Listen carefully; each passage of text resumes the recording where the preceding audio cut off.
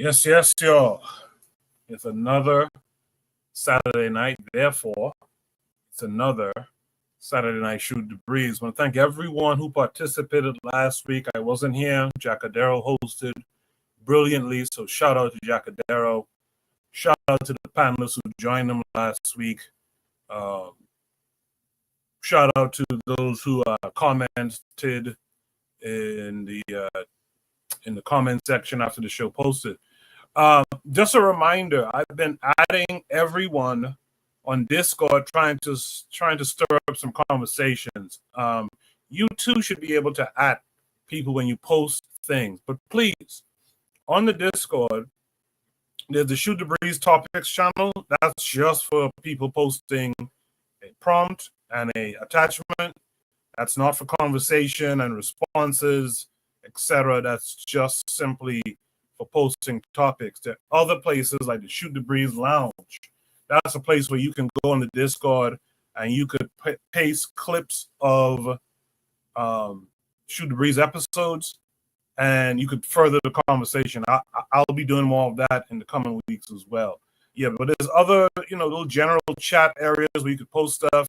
Add everyone. Let's try to drum up more conversation while we're on the Discord. I have to fix some features. I noticed some bots are not working quite the way they're supposed to, but all that will be fixed very soon. If you would like to have your topics discussed on Shoot the Breeze every Saturday night, 8 p.m. Eastern Standard Time, join the Discord. Locate the Shoot the Breeze Topics channel. Post your Shoot the Breeze prompt as well as an attachment to a video, newspaper article, book, etc. But we typically like to have videos because it's more appealing to the audience. With that said, what are we talking about tonight? On tonight's show, we're talking about Black political prisoners. R.I.P. to Asada Shakur. If you've never read her book before, top two books I would say, or top three books I would say you should read. Of course, Garvey, and of course Malcolm X autobiography. So R.I.P. to the sister Asada Shakur. We'll talk more about that during the night, I'm sure. We're also going to talk about it as a Black Christian / Muslim an oxymoron. We're going to talk about Islam being diverse, which implies some semblance of unity. So why is it that we don't talk about African spirituality as a way for unity, right? We're going to talk about how many people did we lose to the rapture. Lastly, we're going to talk about female rap is a psyop. So those are topics that we have tonight. Do join us on the panel. I see the matron is out there saying greetings. Greetings to the matron. Make sure you guys are tuning in to the matron. I think she's reading from Niggas to Gods right now. Tune in to the matron. Support her as best as you can. It'll be much appreciated by everyone involved. We're going to start the show now officially. And on the other side, I'll drop Shoot the Breeze topic number 1, as well as introduce my panelists who shall join me tonight. So you guys do stay tuned.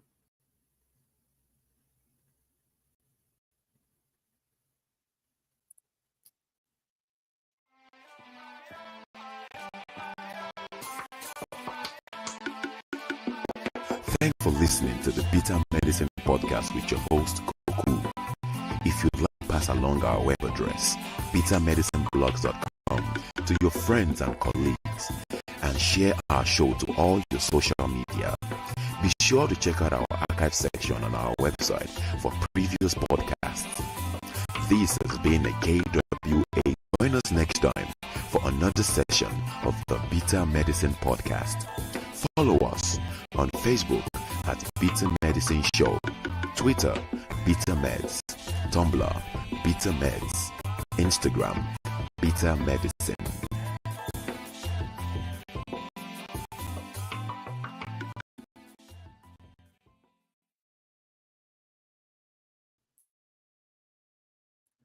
Yeah, obviously that was the outro that played. For some reason, I'm not seeing the intro in my media.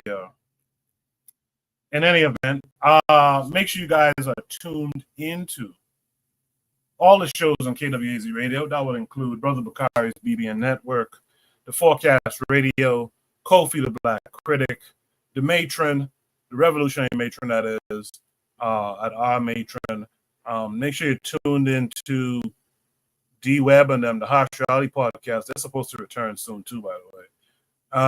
Oni Tassay from the Pro-Black Perspective. And I think that's everyone. And Consider Cheek from Realm in the Bush. Make sure you tune into all those guys' shows on the network. I got to figure out what happened to my intro video, but I'll do that later. In the meantime, man, let me introduce my first panelist to join me tonight. That'll be one Jacadero. Jacadero, how are you this week? I'm still on a high. We just had Bud Crawford's victory parade. Man, oh man. Woo! Got to see Shakur Stevenson. Clarissa Shields was in the building, and then I gotta have a chance to have a personal conversation with Omari Hardwick, Ghost from the show Power. He went to Kenya earlier this year, so I told him who I am, and he said Kenya has my heart, and I told him, I said, hey, any given time, Kenya welcomes you, my guy. So it was awesome. I'm still on a high. Ow! Sounds like good stuff, Jacadero. Yeah, sounds good. With that said, let's welcome in Black Steel. Black Steel, how are you this week? I'm doing great, man. Long week, but I'm glad on the weekend, get a chance to relax and kick it with you guys. Hope everyone's having a good day. Yes, sir. Black Steel, did you meet anyone from the Power Universe this week? No, why would I? Well, Jacadero started us off with meeting Omari Hardwick. Oh, I'm glad. I mean, so he sounded like he's kind of fangirling over there. Did you get him to sign your shirt? Yeah, blushing and shit. Yeah. I know, right? Oh my God, I can't believe it's you. That's how you sound, Jacadero.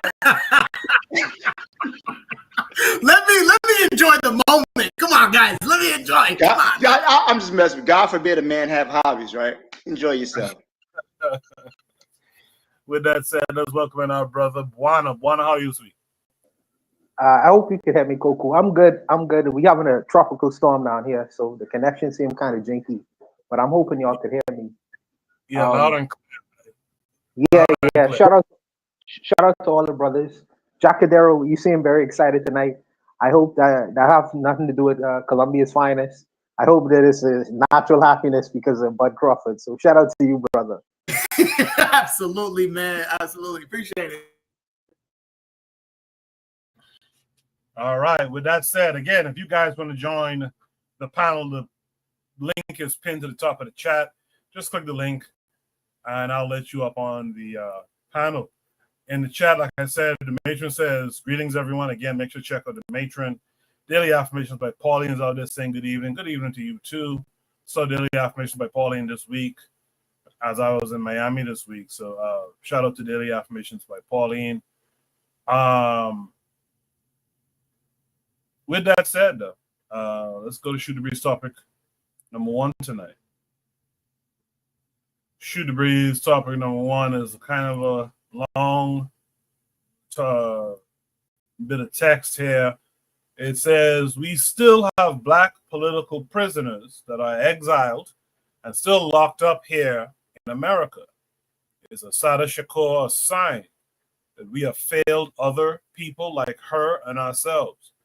Have Black people, let me find the continuation, gotten too comfortable and abandoned the real Black liberation movement? So this is just a gentle reminder. Make the prompts a little bit short. I think it's 100. I think it's 100 characters. You go beyond that, then we have situations like this where we can't fit the whole thing on the screen. Just a general reminder. But this came with a attachment. Let me share that with you guys. Yeah, I think it's this one. Yeah, it should be this one. So let me make sure you guys can see my screen. Looks like you can't yet. Okay, now it looks like you can see my screen. This is a tweet from Woods. He says, "R.I.P. to an icon, Black American freedom fighter, Assata Shakur." So I want to play the video and then we'll discuss it. I was put in a maximum security unit in a cell with 2 guards in front of the cell 24 hours a day, and a cell between 2 gun towers that could train them directly on the cell. I was told that I was in the Yardville unit for women, even though I was the only woman, and they tried to keep me there for the rest of my life. My grandmother came to visit me there to tell me a dream, and she came with all of my family, and everybody was happy, and I'm like, what's happening with y'all? They said, well, she had a dream. I was like, okay. And so my grandmother's dream was that she was dressing me, that she was in an old house that she lived in when she lived in New York still, and she was putting clothes on me. I said, is that the dream? She said, that's the dream. And I said, well, was I little or big? She said, no, you were big. So I said, oh my God, the only time people dress anybody when they're grown is when they're dead. And so she said, no, I know what you're thinking. No. What this dream means is that you are going to leave this prison. I don't know when, but it's going to be much less time.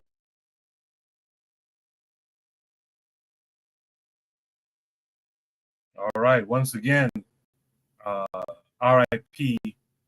Assata Shakur. In the chat, Joe says, good evening. Good evening to Joe. Saw her this week as well. Good seeing all of y'all down there. Just real quick, Assata Shakur was born Joanne Chesimard. She was a Black Liberation Army fighter, Black Panther member, and activist who became a revolutionary and then a fugitive after a 1973 shootout on the New Jersey Turnpike, in which a state trooper was killed.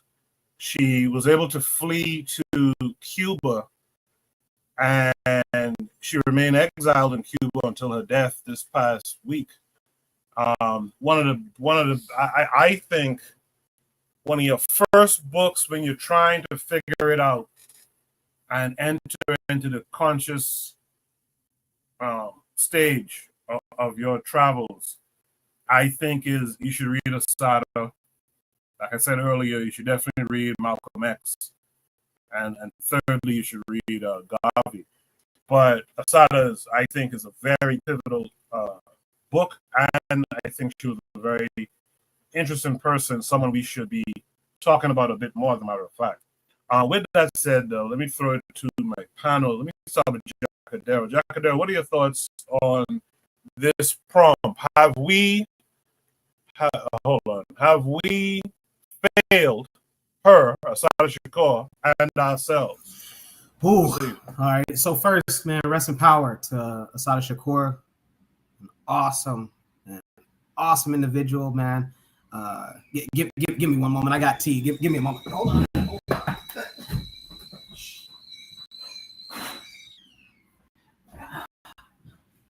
All right. Yeah, an awesome individual. A lot of us couldn't even hold a branch to her. Not only do I have her book, I've read her book, but I think it was my last year in college, 2021, the winter of 2021. I worked for a cleaning company, and the diesel garage that I had been assigned for 2 weeks, in the lounge area of that diesel garage, there was Time magazine issues, and one of them was The Greatest Escapes the greatest prison escapes. Asada made the front cover of that, and it went into detail about her prison escape. I think from the New Jersey institution, I believe. Correct me if I'm wrong, but nonetheless, it went into detail how they did it, who did it, what IDs were left, what equipment was used, etc. The moment that I moved out of my apartment before graduation, I never saw that magazine ever again. So I took it with me from that diesel garage, but I never saw it ever again.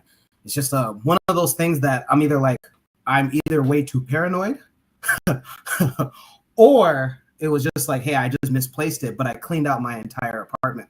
Nonetheless, it was awesome getting to read in-depth detail on how this was done, how the prison escape was done. As far as, have we failed, to the question of Shoot the Breeze, topic number one, have we failed? I don't think we failed. I don't believe so. One, because we're kicking ass, man.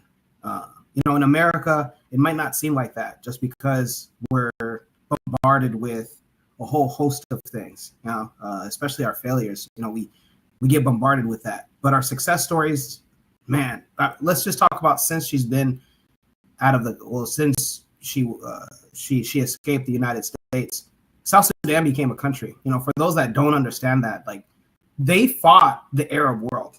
The way that we like to look at Gaddafi and say, like, hey, like NATO, a 14-member political bloc,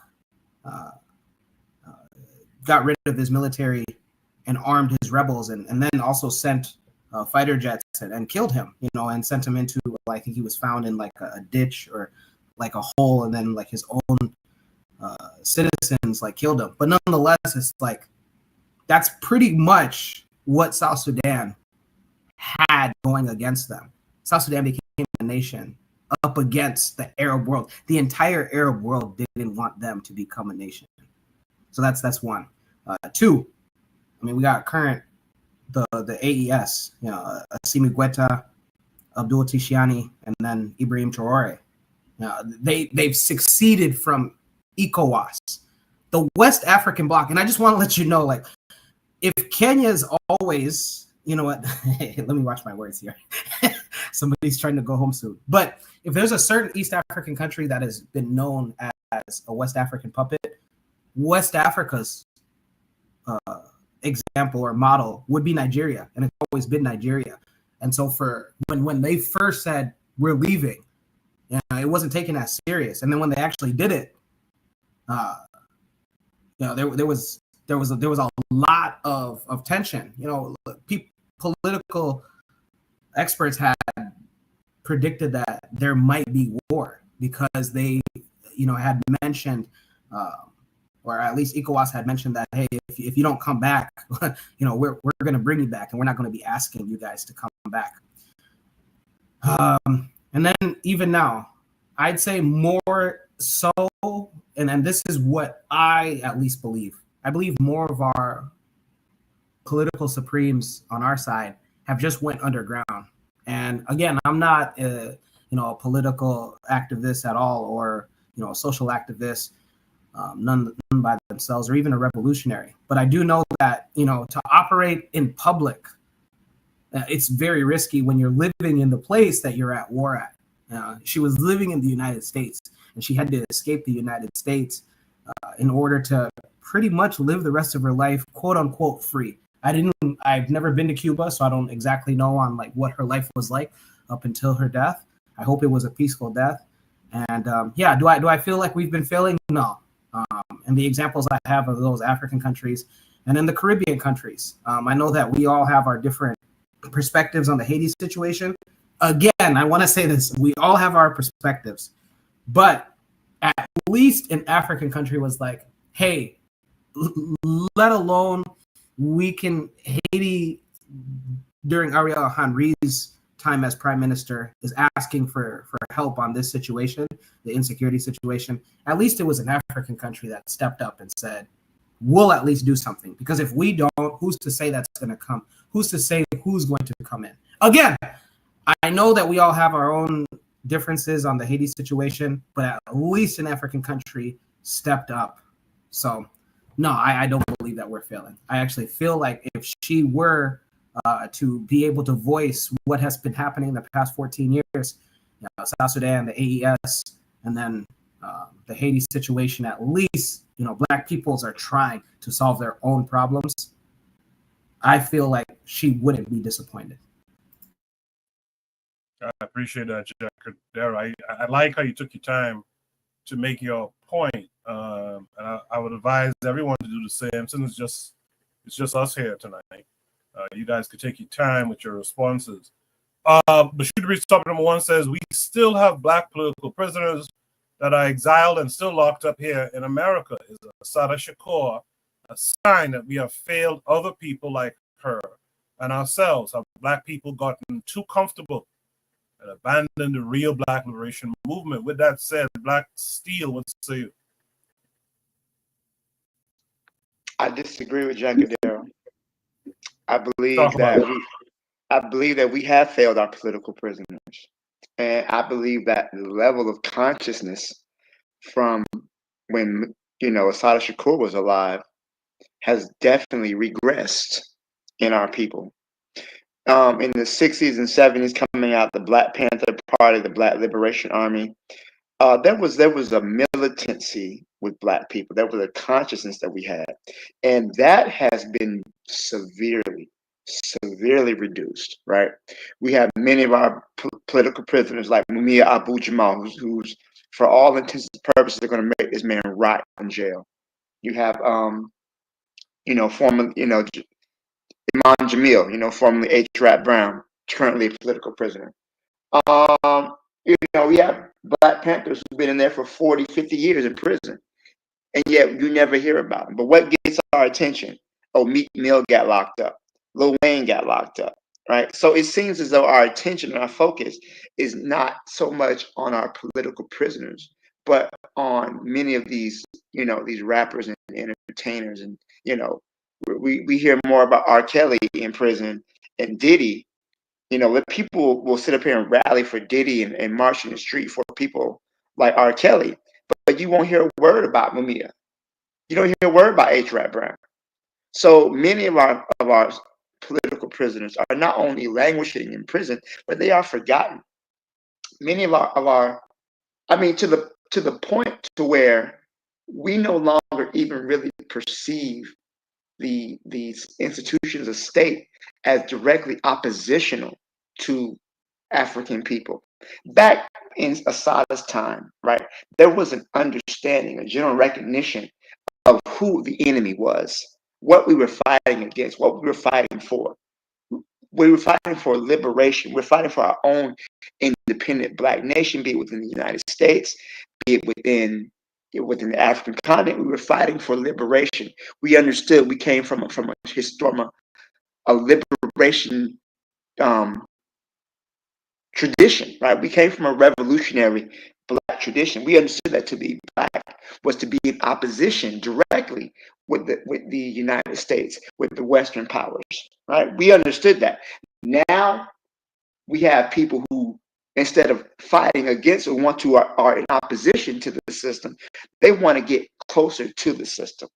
And I'm not saying those people didn't exist in Assata's time, but their voices are amplified to a greater degree because the state has perfected the apparatus of propaganda to such a point, right, to where the militant voices get drowned out behind the nonsense, behind we're really the Hebrews of the Bible, or we need to get closer to America. That's our only salvation.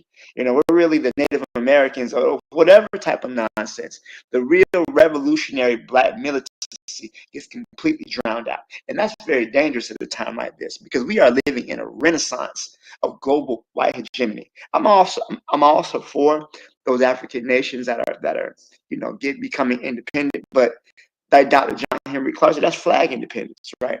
You can wave a flag and say you're free, but at the same time, these European nations still have access to your resources, and they're draining you dry. So how free are they really? Where you have a United Nations that can vote for, something, and one nation can just veto it and cancel it out. How free? How independent are we? The African Union is a joke. I'm glad to see Traore is making moves, but he still has a long way to go. And in the meantime, you have European nations that are funding terrorists in Burkina Faso to help undermine this government. You have a foreign government acting on behalf of terrorists on your nation's soil. You got a lot of work to do, you know? You got a lot of work to do. And I understand that. But I feel like the consciousness from where we were when Assata was and you know the Panthers and everything else has severely become reduced. And not only has our consciousness become reduced, the attacks towards us have become more relentless. There were literally 2 black men who were lynched not even a week ago. So we have black men, but the attacks on us have not stopped. The federal government has increased their attacks on African people, not just globally, but it's within the boundaries of the United States. Our history is to erase our history. Again, I see a serious regression. Serious regression. We're on the back foot. We're on the back foot. Those are just my thoughts on it. I'll let somebody else speak, but thank you. Appreciate that, Black Seal. I'll let Jacadero respond to that after we hear from Buana and the chat. Real quick before I go to Buana, in the chat, Coach Pete is out there saying blessed evening. Blessed evening to you, Coach Pete. Saw him as well this week. Trigger Happy 262 Plus is out there. He says, this is interesting because we can tie this to a recent song made by a female rapper, Monelio, in which she emphasizes Soliwan. The issue is that people don't know about the Republic of New Africa. He goes on to say many of our people do not know about their revolutionary history, so they won't fight for their political prisoners, which makes sense for how America wants to operate. He says it's regressed in the intellectual wing drastically, but it never will grow in the institution of others. Lastly, he says, from Republic of New Africa and the Black Liberation Army to FBA and ADOS. With that said, Juan, you've heard what the chat has to say, Black Steel, Jacadero. What say you to all of it? Yeah, so in listening to Black Steel and Jacadero, they made me reconsider several things. I was gonna say I had to reconsider it because they made such a clear analysis on how they perceive things, what's going on around them. So I had to reconsider a lot of things I was actually gonna say. But let me start here. In terms of, let's start with the slave experience in the United States and in the Caribbean as well, right? The people who tried to get free and be free in those circumstances was always in the minority. It always was a minority group of people who actually was trying to fight to liberate and free themselves. How the story gets told in 2025, it seemed as if it was this groundswell and all the black people was fighting against their plantation masters to really try to be free. And that's not actually true. The people who fought or really escaped or really tried to get into their own enclaves of freedom and live apart and away from, they always represented a minority group of people. Because the truth is, and this is uncomfortable truth, many of us accepted our fate on them plantations. Even into the generations, we accepted our fate. Now, when Martin Luther King was walking around, Martin Luther King wasn't a popular figure among black people. And it would seem as if that black people didn't want civil rights. It would seem as if that because he wasn't a popular figure among many black Christian-minded people in the United States of America. If you look at the history of that, even Malcolm X, it was only after the fact where people was in a different place, they started to recognize, oh, this person was a great person, this person did it. But the majority of people didn't. Many Christian pastors didn't want Martin Luther King nowhere near them. Nowhere near them. So, and then now, and even when the Black Panthers was walking around, you see pictures of them having large representations of black people, but the reality is the majority of black people wasn't with that cause. You know, they see it as very agitative kind of situation, and they didn't want to get involved.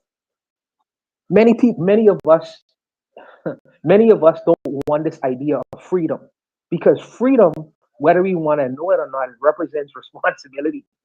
You know, what I mean, you have to be responsibility for every aspect of human behavior and that reality.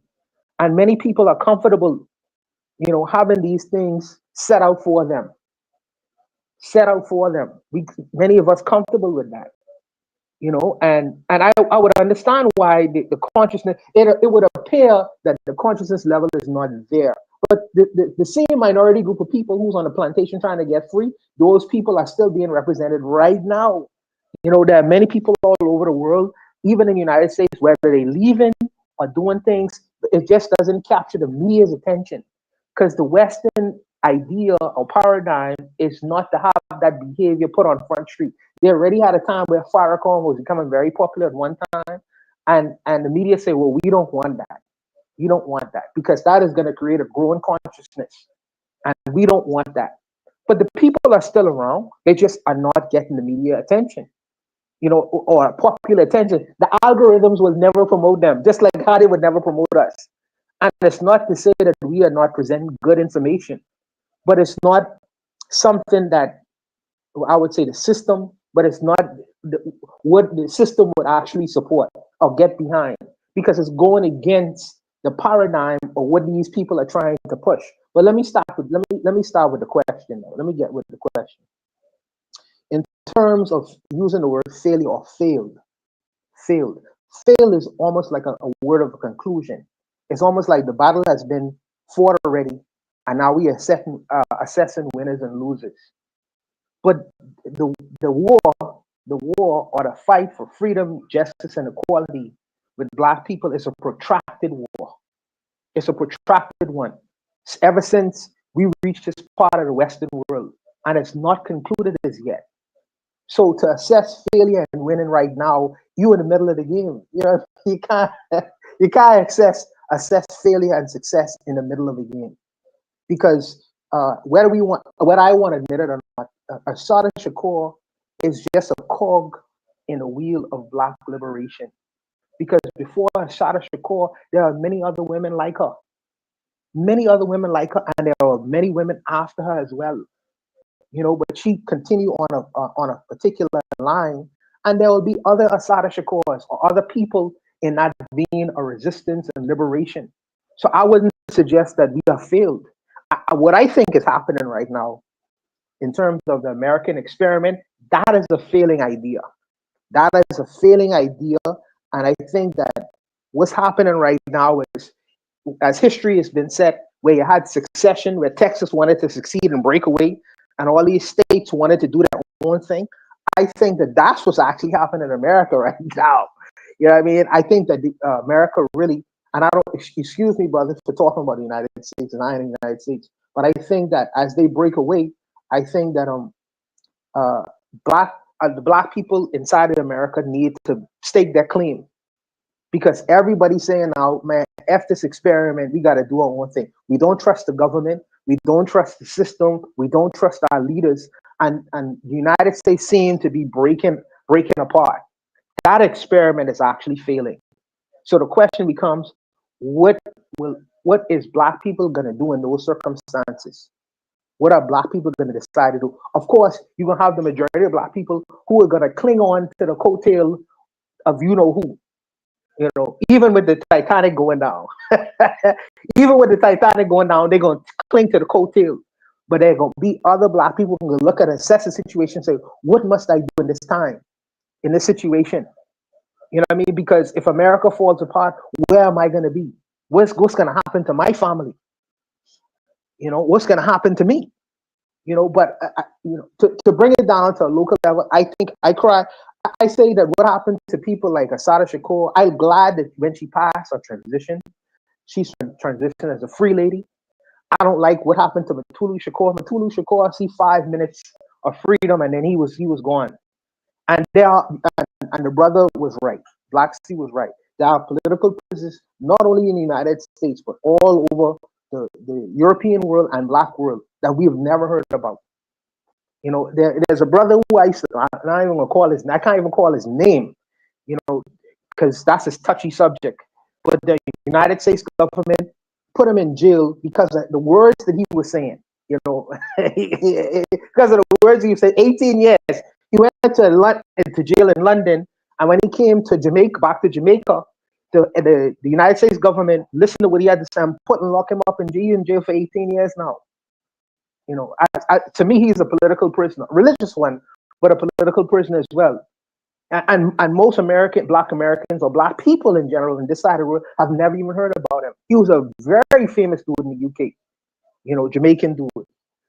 So I don't know. I think that the conflict and the struggle that Black people find themselves in is in a protracted one, and to assess failure and success is really to assess that in the middle of the game. And Black people always have the opportunity to recover. And I think that this struggle have an ebb and flow to it. There are times where you see the consciousness level rise, and there are times you see the consciousness level fall. I think that Kwame Ture talked about that.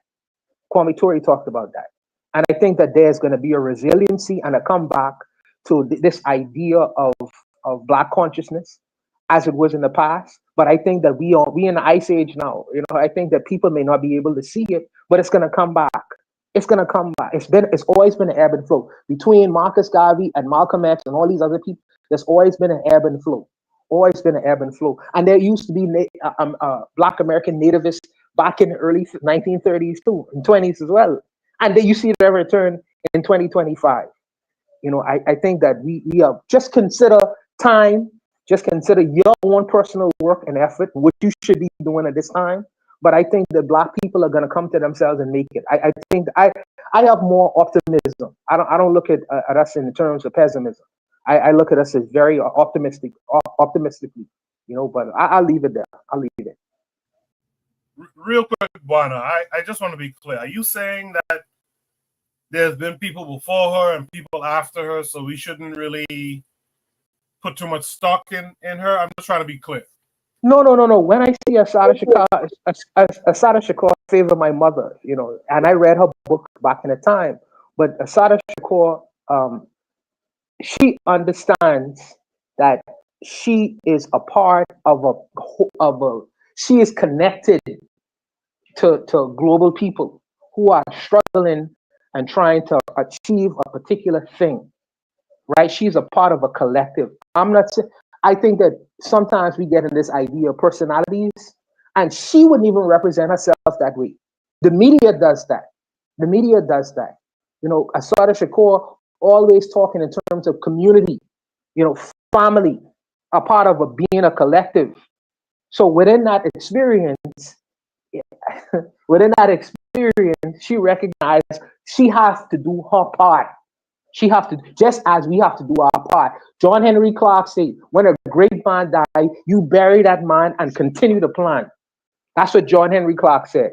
And that's what we should be doing. Her life is a message to everyone else in her community and collective to say, well, yes, we love Asada Shakur, but now that she is gone, we bury her and continue her struggle. We continue what she had in mind in wanting for us, which is freedom, justice, and all these other kind of great-minded things.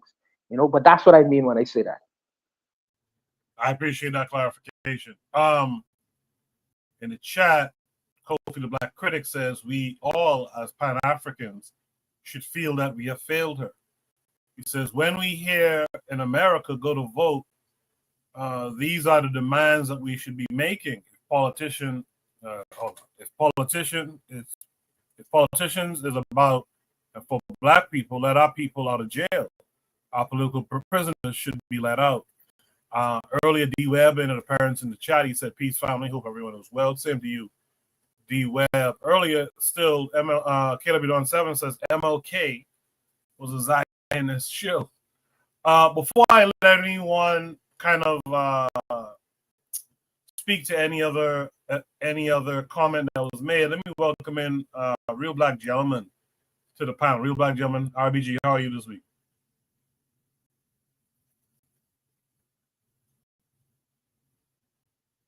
You're muted if you're talking, RBG. All right, look like RBG is in here right in this minute.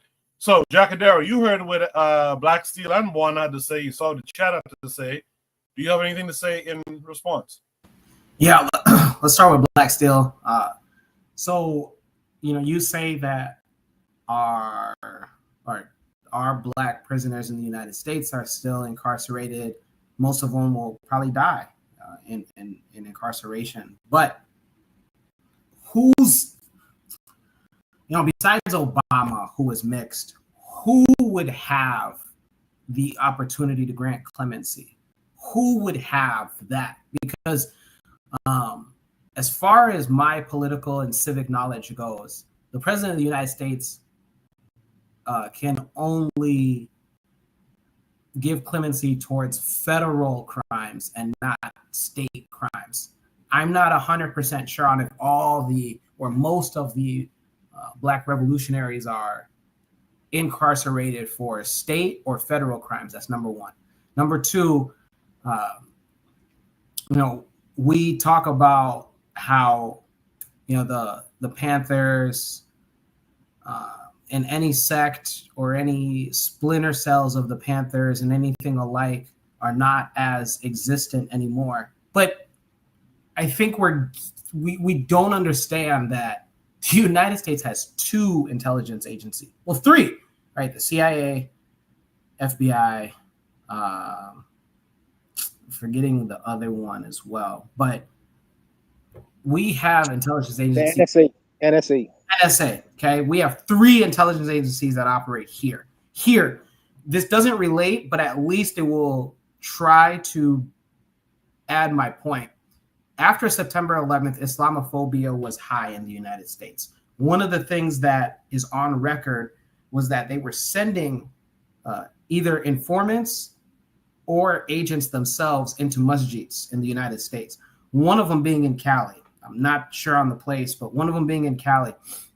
And so this agent and or informant had befriended members of the masjid.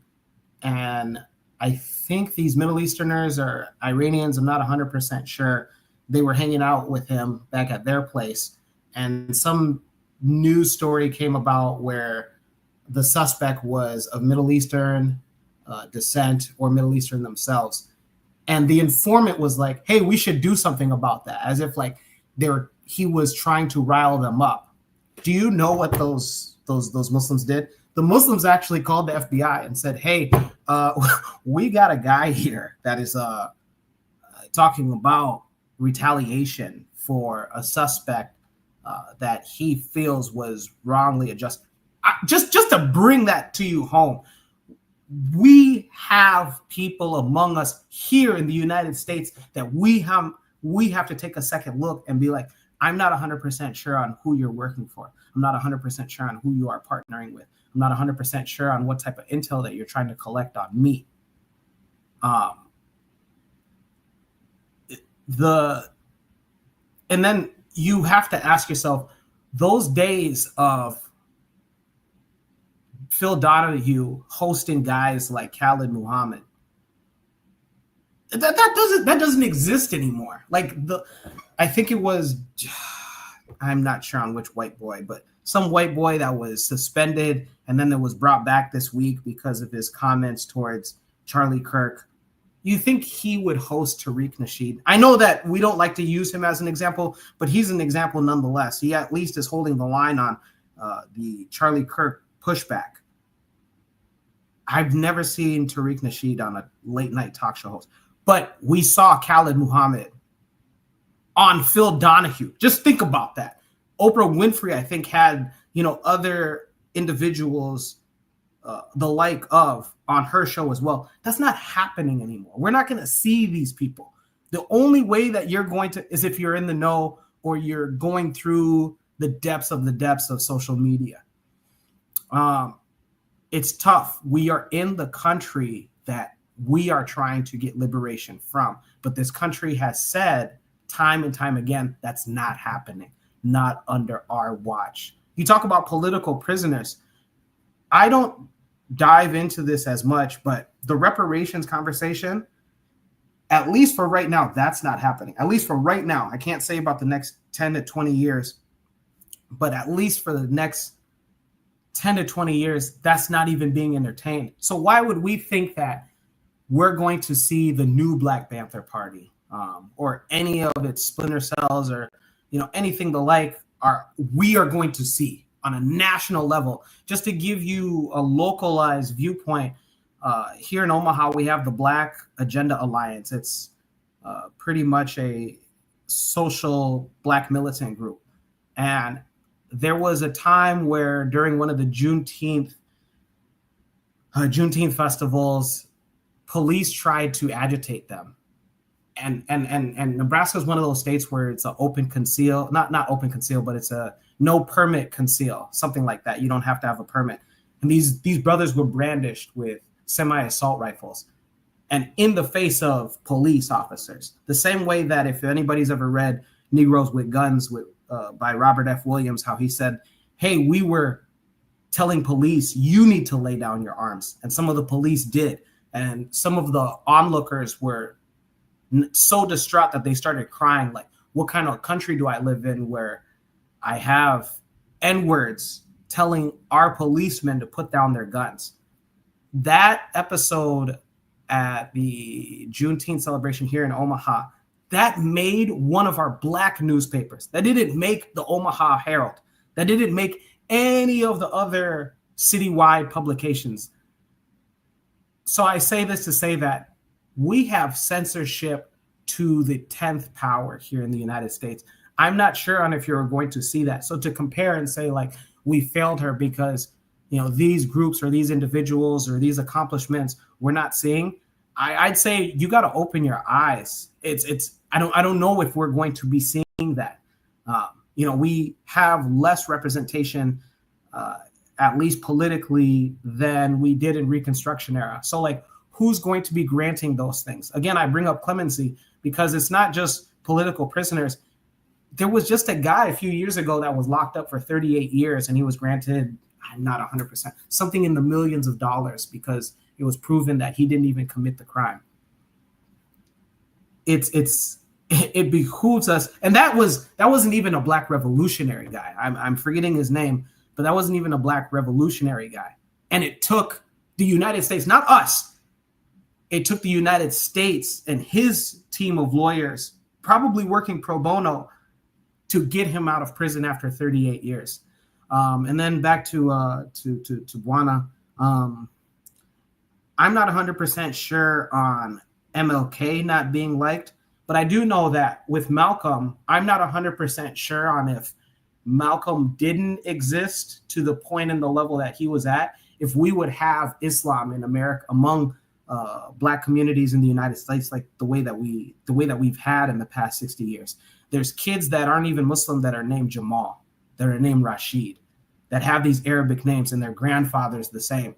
I'm not 100% sure. And if Malcolm wasn't like the way that I think you alluded to, if you're saying his impact wasn't there, and you might say, well, it might have been after the fact. I'm not 100% sure. Malcolm was so influential that in Harlem, there's a story when a case of police brutality broke out.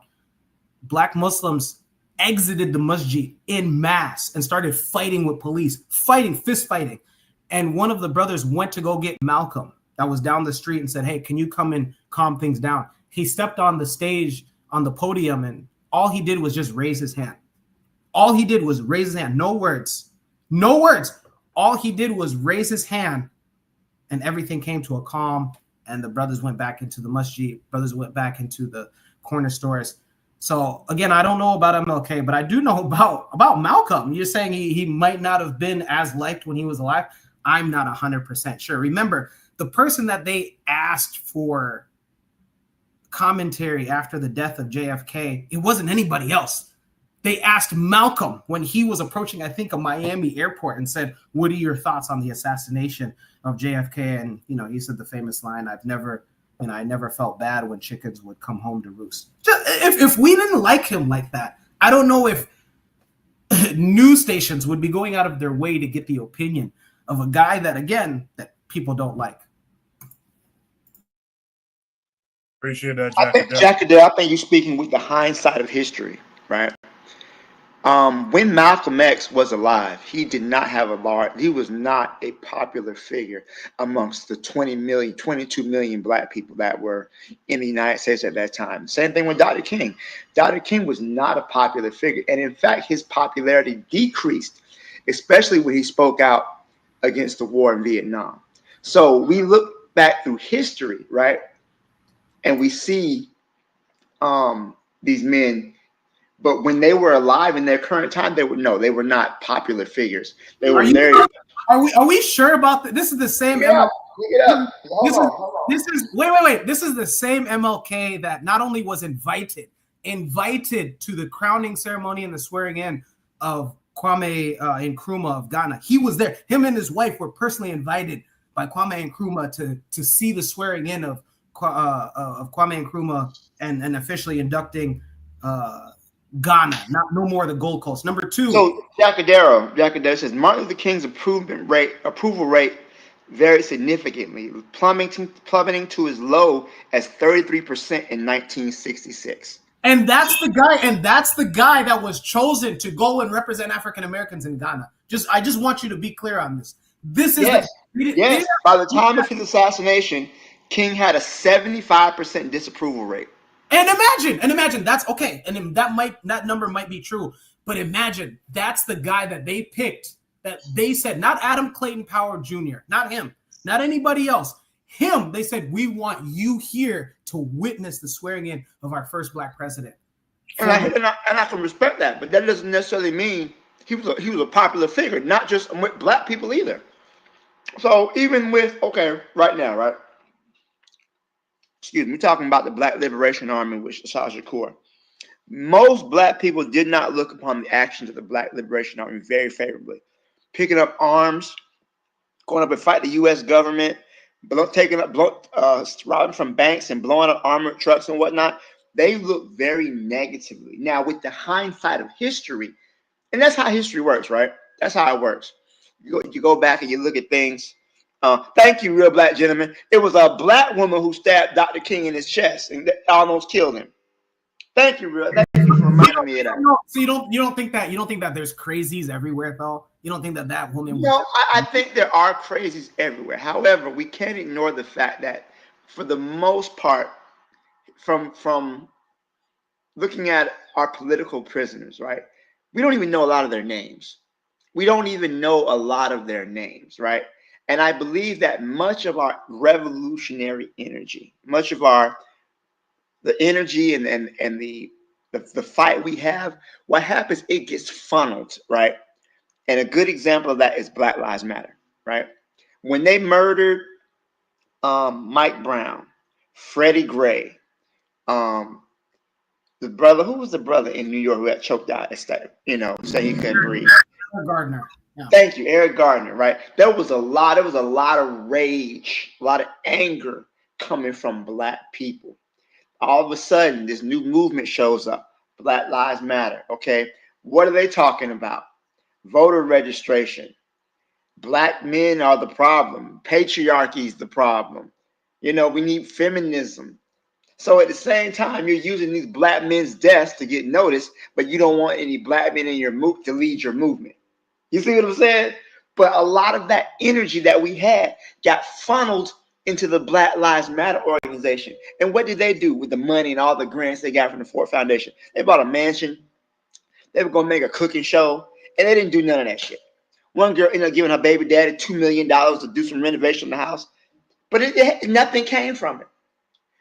And that's what we're faced with when we have when black people are correctly, justifiably angry, right? A lot of that energy that would be funneled into revolutionary organizations and movements gets funneled into then Barack Obama shows up. You guys go vote.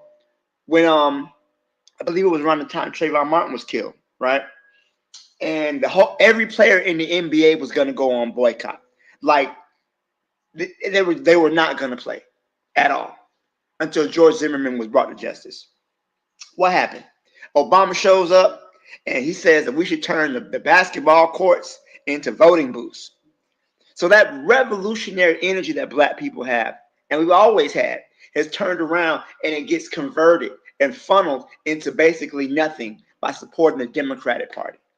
And we get real comfortable.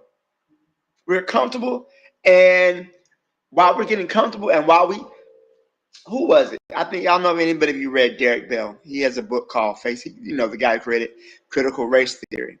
One of the main points of his critical race theory is that he talks about the permanence of racism. Racism is a permanent feature.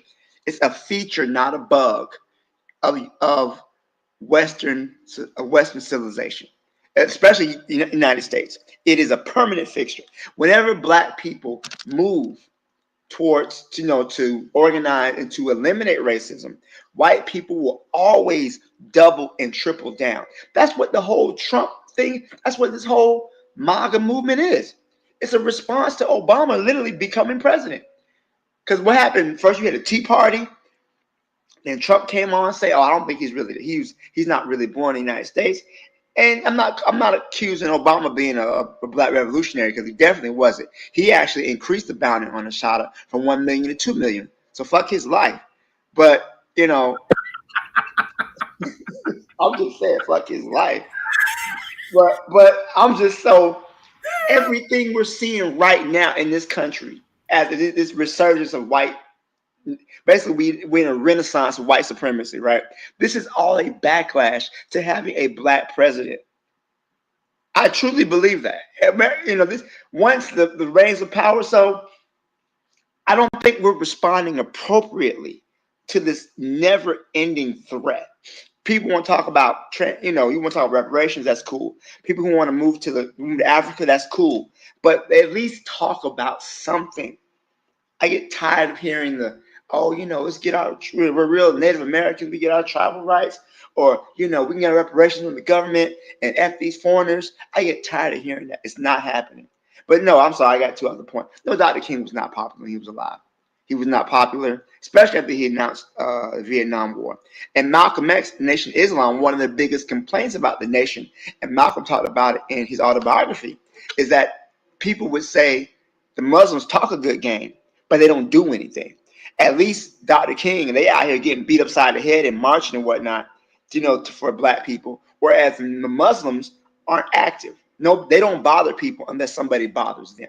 So that was a complaint they had, the everyday rank and file lumping Black person had back then in the 60s. We've sanitized Malcolm's image, but back in when he was alive, that was a real complaint. What are you doing?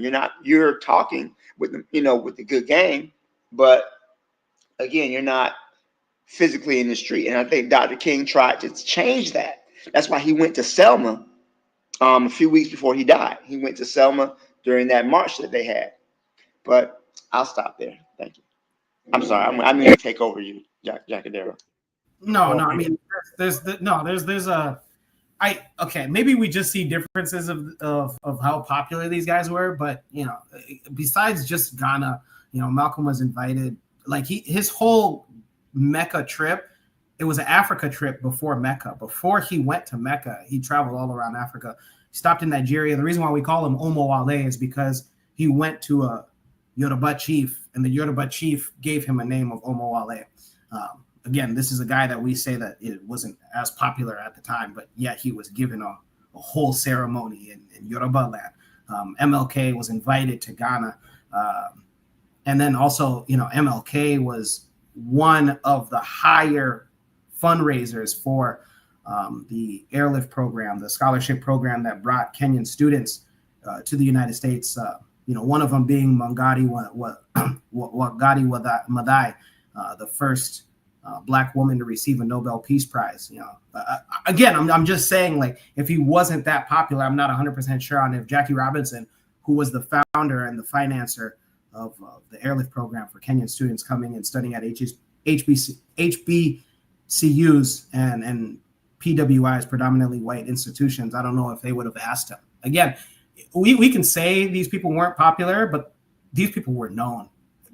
Popular? I don't know. Maybe they weren't popular, but were they well known? Were they giants? You'd have to be kidding yourself to say that they weren't. But again, we might just be on two different sides of it, Blackstone. with that said, man, Buana, I guess that bad weather caught up to him. But in the meantime, Real Black Gentleman is here. Real Black Gentleman, how are you this week? I'm good. I'm good.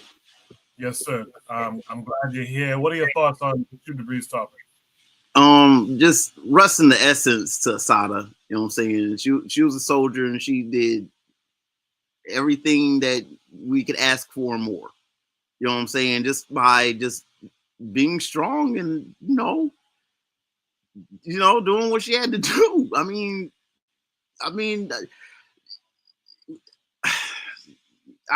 trying to having the fact that she couldn't come back to America. You know what I'm saying? Like, there's something to be said about that. I mean, like,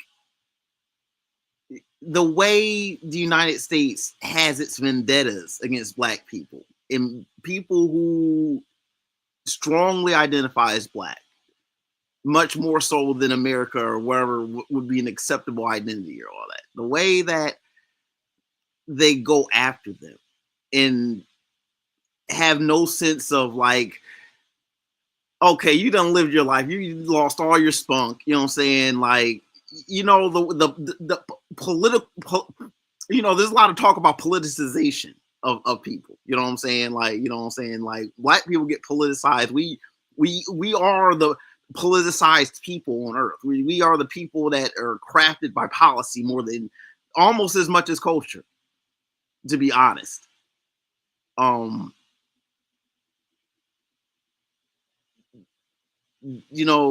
Exile.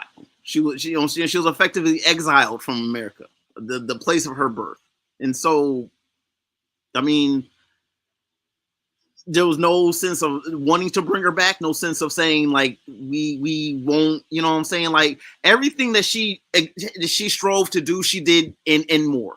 No one, when she left the country, I don't think in her wildest dreams she would imagine that she would have the pull up until her, and it's still going. Because I mean, people are going to talk about Asada forever. Understand? She has made herself into a legend. It's not just and this is where it goes to the idea of trying to, like, you have people who are willing to act on their ideals, good, bad, ugly, or indifferent, and you know what I'm saying. Black people getting away. There was a story about a dude named Richard Wright. He had he took over a plane, right? And he found himself in Europe or whatnot, and he was in Portugal. He made it in Portugal. And you know what I'm saying? It's like, Black people, you can agree, disagree with their motives and all that.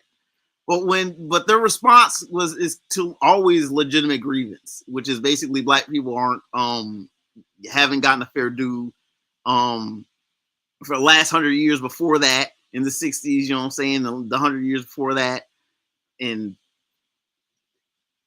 you gotta tip her your hat to her. I mean, it doesn't matter who it is. Like, you gotta recognize the strength of a strong Black woman. And what she is saying is that you can follow through with whatever you need to do, all of your work that you need to do. You can always follow through. There's no reason to fall short. You know what I'm saying? There's no reason to quit. There's no reason to quit. That's all I'm gonna say. I'm gonna say Black Power to Asada Shakur. You know what I'm saying? Rest in the essence. You know what I'm saying? Like, may the ancestors receive her in glory. And that's all I got to say, man. That's all I got to say. Good stuff, RBG. Real quick in the chat, Trigger Happy said the power of money. When Black Steel was speaking, Kobe said facts, Black Steel. He said the NOI spoke a good game. King was in the fire in the South, while the NOI was in Harlem. Shout out to the To Be Fair show. Brother says, what's up, fellas? Daily Affirmations by Pauline says, after all that time, she should have been brought back to the U.S. Funny enough, recently they was trying again to get Asada detained, sent back from Cuba and detained just recently too. Buana is back. Buana, I'll give you the last word, but keep it a little bit brief for me. I will. I will. I enjoy when I have an opportunity to speak to my brothers, in particular the millennials. You know, the young bulls. The young bulls, they're exuberant. You know, they're exuberant because you see these people now, and you see them being very respected in 2025. So they get very happy about the achievements of these people. But I learn from the millennials, especially in trying to gauge the temperature of where they are, you know, in their minds. But the only thing I would say is we live in a day, chat GPT, that's what they call it, chat, and DeepSeek, where I just ask the question to chat GPT or DeepSeek in terms of the popularity of Martin Luther King or Malcolm X during the time, especially among Black leadership in America, and see what it says. See what it says. But I'll just leave it there, just to be brief. Just to be brief, man. Appreciate that, Juan. That was a real good discussion centered around Assata Shakur's passing, but to the wider conversation of Black political prisoners, I think I wrote a note about it. I think I might do something where I highlight as many of them as I could find, and maybe I'll do a live on that. So look out for that, because it's true. We don't know a lot of the Black political prisoners until they die, apparently. So look out for that. In the meantime, though, let's go to Shoot the Breeze topic number 2. Shoot the Breeze topic number 2, I'm sure, is going to cause a bit of a stir because of what we've been discussing so far. Shoot the Breeze topic number 2 says, is a Black Christian / Muslim an oxymoron? This came with a link that looks like it's taking us. Wait, hold on a second. Might be a problem. Damn it. This is taking us to The Guardian, but it's not. Let's see. Let me try and see if I can get it to work. Just give me one quick second here. It's behind one of those paywalls, it seems. Oh no, I'm tripping. There was 2 links, by the way. Let me just go over it quickly. There was 2 links for that first topic. Let me share it with you guys from The Guardian. My apologies to the poster. I didn't show the second link, but it talks about the 19 Black radicals who are still in prison after 4 decades. So this might be the basis of the live I'll do. Just to go through it real quick, Mumia is mentioned. Delbert Orr, Africa, from the MOVE organization, is still incarcerated. Eddie Goodman, Africa, is still incarcerated. Janet Holloway, Africa, is still incarcerated. A lot of MOVE organization people are still incarcerated. Janine Phillips, Africa. Jaleel Montequim, a.k.a. Anthony Bottom, former Black Panther, is still incarcerated. His face seems familiar to me, too. Mutulu Shakur. I think Mutulu died, right? Yeah, he died after they let him out for like the last, I think, several months of his life. Right. Russell Maroon Schultz, still incarcerated. Sundiata Akoli, aka Clark Squire. Chuck Sims, Africa. Michael Davis, Africa. Joseph Bowen, former Black Liberation Army member. These guys are, you can see the ages here. These guys are in the 70s, incarcerated since the 70s, and now in their 70s. So they were young men when they went up. Veronza Bowers Jr., Fred Muhammad Burton, Romaine Chip Fitzgerald, Rochelle Sink McGee, Ed Poindexter, Kojo Bomani Sababu, Kamar Siddiqui. These are the people who are still incarcerated. Like I said, I'll do a live where we could discuss this sometime during the week. With that said, though, like I said, Shoot the Breeze topic number 2 says, is Black Christian / Muslim an oxymoron? This will take us to YouTube. You see the person on the thumbnail. That's Joshua Wapongo. Let's hear what Joshua has to say. Let me make sure the volume is up. and Islam by nature, they are bullies of African culture. It is expressed in their intolerance of other people who believe differently from who they are. So here's a simple example. If a Muslim walks into this village, the first object is to build a mosque and make everyone in that village a Muslim. It changes your timetable of waking up. Wake up at 5, changes your fashion, changes the way you bury your loved ones. Now you must do everything according to Islamic law. The same thing is true with Christianity. Christianity walks into a space, facing the one to do. As a Zulu, as a Xhosa, you take off your shirt and put on your beautiful bits, and you walk up to church. Christianity will look at you, because apparently you must become European first before you can become Christian. In order for God to accept you, He cannot accept you in your authenticity. He needs first to take you through the culture of the dominant culture, which is the colonial culture, before you can actually become an acceptable Christian. Christianity and Islam by nature, they are bullies of African culture. It is expressed in their intolerance of other people who believe differently from who they are. So here's a simple example. If a Muslim walks into this village, the first object is to build a mosque and make everyone in that village a Muslim. It changes your timetable of waking up. Wake up at 5, changes your fashion, changes the way you bury your loved ones. Now you must do everything according to Islamic law. The same thing is true with Christianity. Christianity walks into a space, facing the one to do. As a Zulu, as a Xhosa, you take off your shirt and put on your beautiful bits, and you walk up to church. Christianity will look at you, because apparently you must become European first before you can become Christian. In order for God to accept you, He cannot accept you in your authenticity. He needs first to take you through the culture of the dominant culture, which is the colonial culture, before you can actually become an acceptable Christian.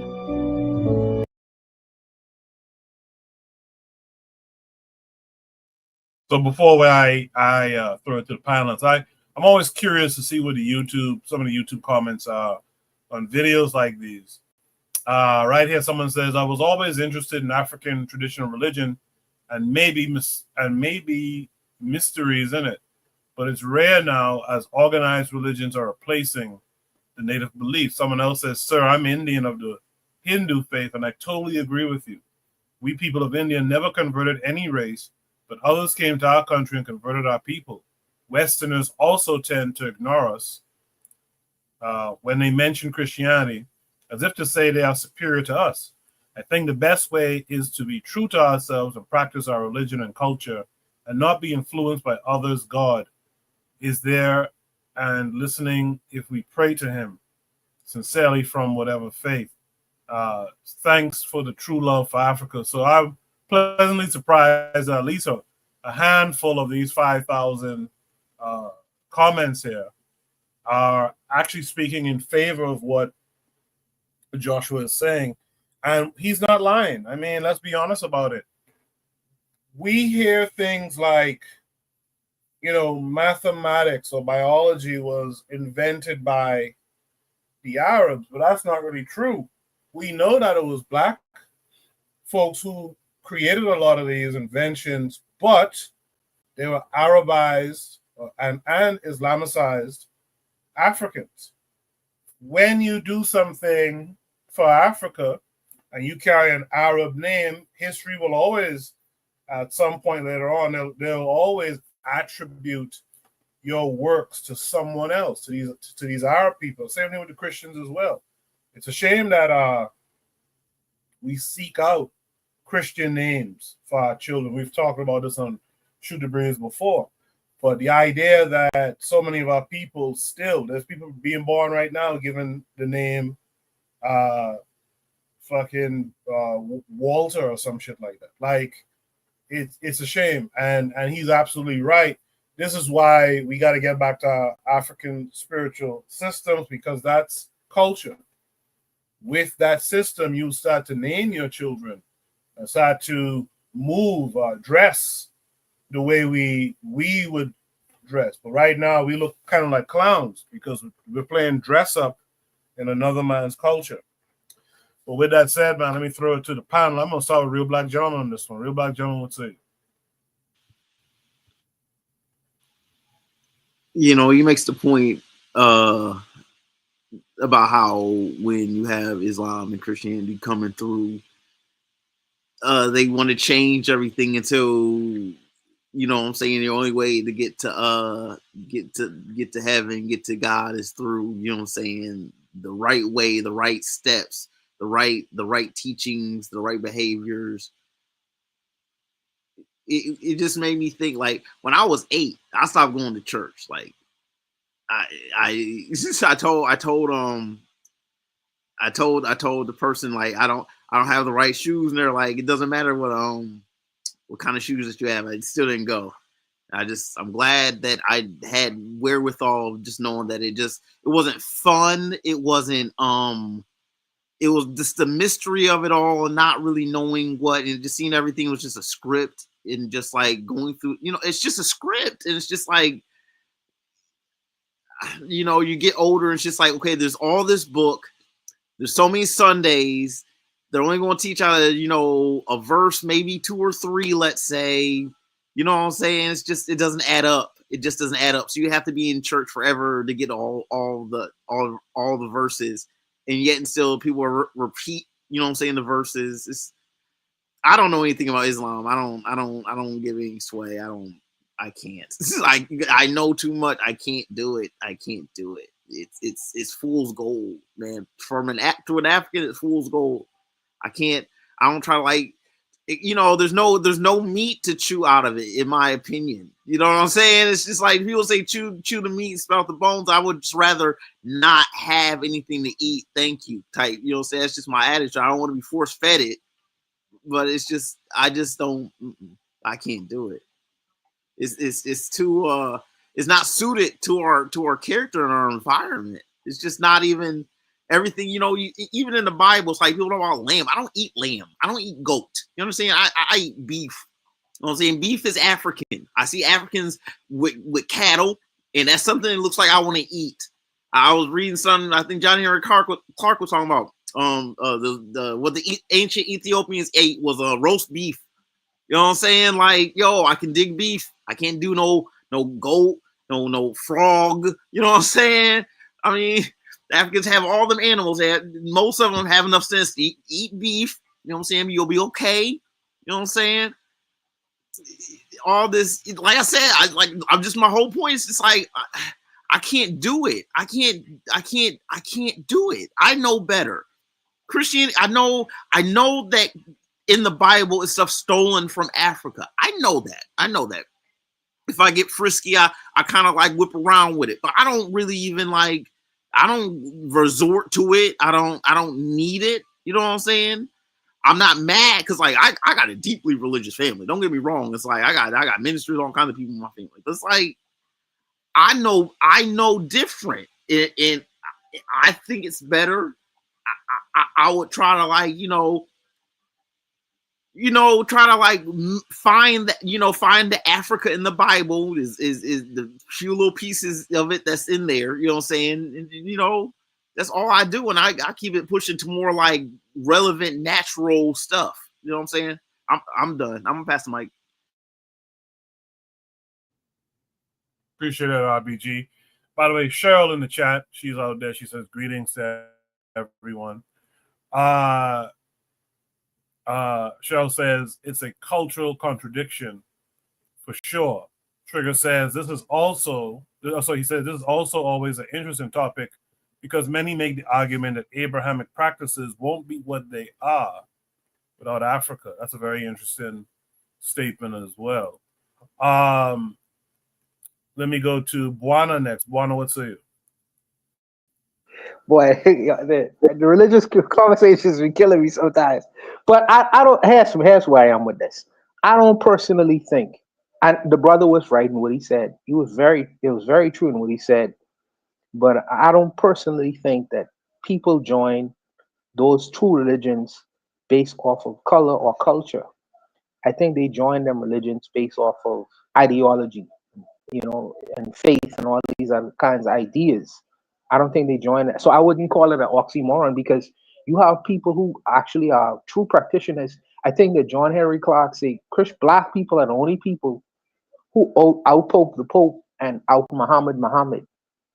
And I think that when you look at these particular faiths and ideas, it's how it's being used. And I think that that is where the contradictions or the differences lie. I think that the Christianity, by the people who control Christianity, especially in Rome, they use the religion they use religion as a political thing in terms of gaining power, and the same as the Muslims too. But I think that adherents, the followers of the faith, they practice the faith itself or the ideas behind the faith. They don't necessarily look at the politics behind it. So I wouldn't consider a black Christian to be an oxymoron. And also, you have to consider, there are some people in the West whose cultures have been interfered with. So when you're confused about a culture, there'll be someone to fill that void in terms of giving you a cultural perspective of Christianity or Islam, especially when you aren't really 100% sure what your culture actually is. So I think that I don't consider that to be an oxymoron. I think that some people in terms of continental Africa latch on to religion based off of the culture that they came from. But what about people who might not be sure about what their cultural perspectives are? Something has to fill in those blanks. And I think that this is where Christianity, especially certain denominations within Christianity itself, comes in to fill those voids and blanks, and Islam as well. Because there is a culture that comes with Islam and Christianity. And where black people may be confused or may have lost or their culture may have been interfered with, they fill that void. In Africa, it's the same thing because colonialism happened there as well. But they still, the Christians I have found in Africa, they still latch on to cultural practices and infuse that into the Christianity.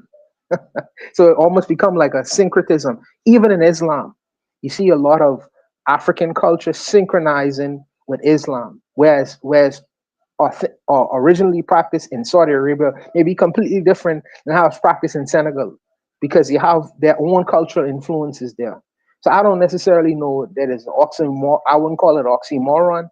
I just say that to this particular gentleman's point who's talking in this video, the Christians and the Islamists are bullies because Africa has many different religions. We didn't never have a problem with religion.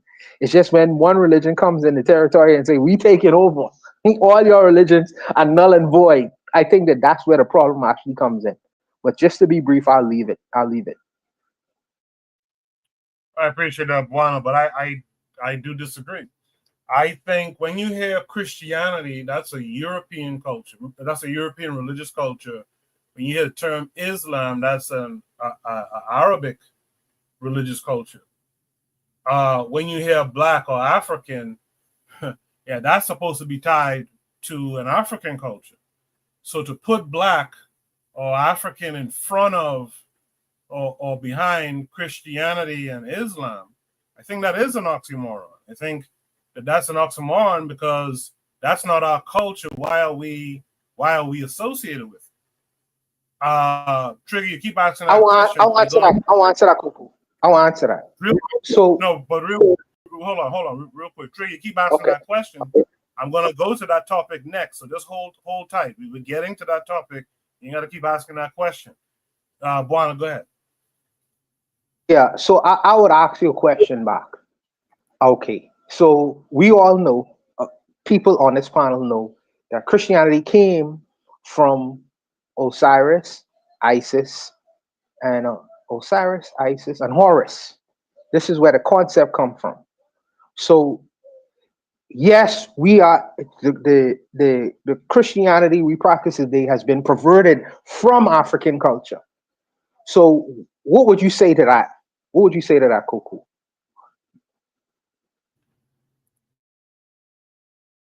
I don't know what Koku would say to that, but I would say that's a lot of cope, if you ask me. What you say, Black Steel? Say it again. So Black Steel, say it again. Black Steel. It's a coping mechanism. Coping. Okay. Explain it a little bit for me, please, so I can understand. All right, let me tell you what I mean by that, right? sometimes, man, we to be able to cope with certain things, we have to lie to ourselves, right?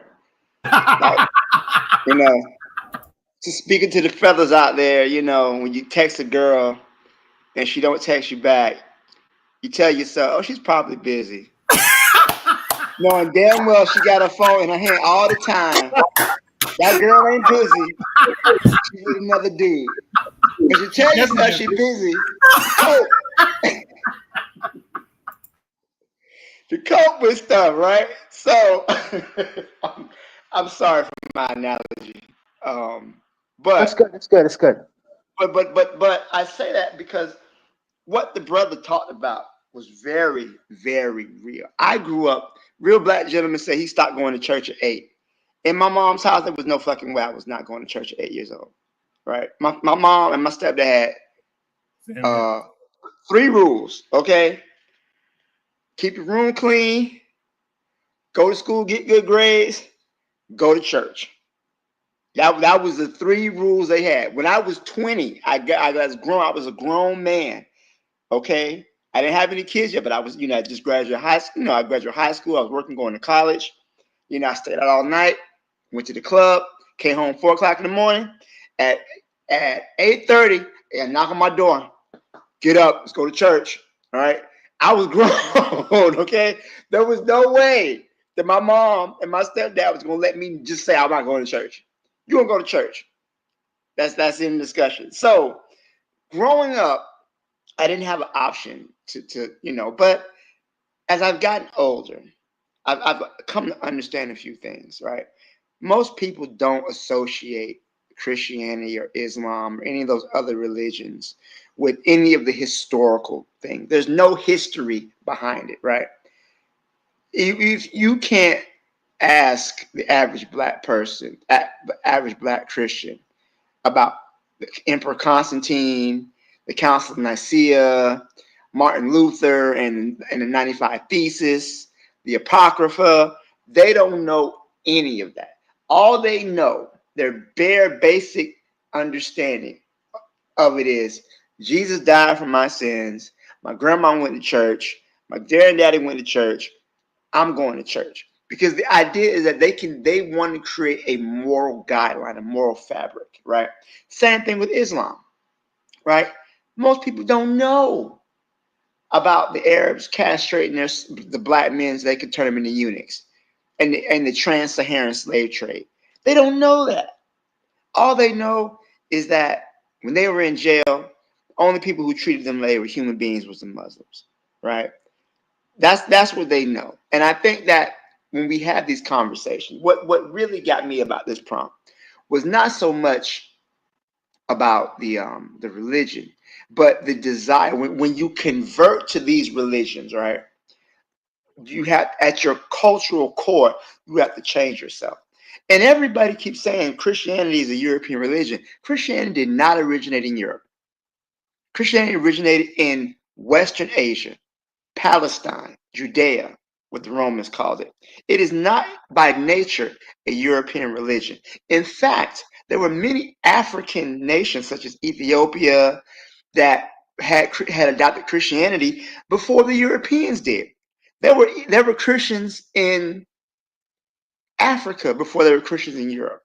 But African Christianity did not force people to change who they are.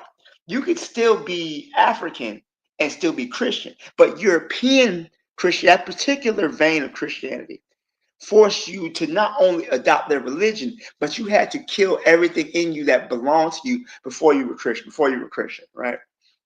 So we talks about, first thing they want to do is build a mosque, right? You can't wear your beads anymore. You can't wear your hair, right? No, that is not saying. That's funny. And people were not white people. They were not European back then. They're not European now, but not white people. Sorry. Overall, the way that Christianity has been shaped to fit the European worldview when it was in Africa first. This is not me saying you should be Christian because it was in Africa first. That's not what I'm trying to say. But I'm simply saying that there's something about the way the European perceives the world.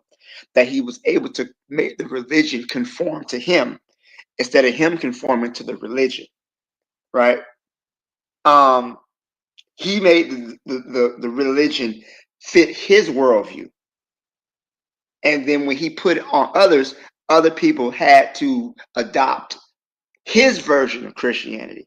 It wasn't enough. Because there's nothing in the religion that says you got to you can't be Zulu, or you have to, get rid of your culture to accept Christianity.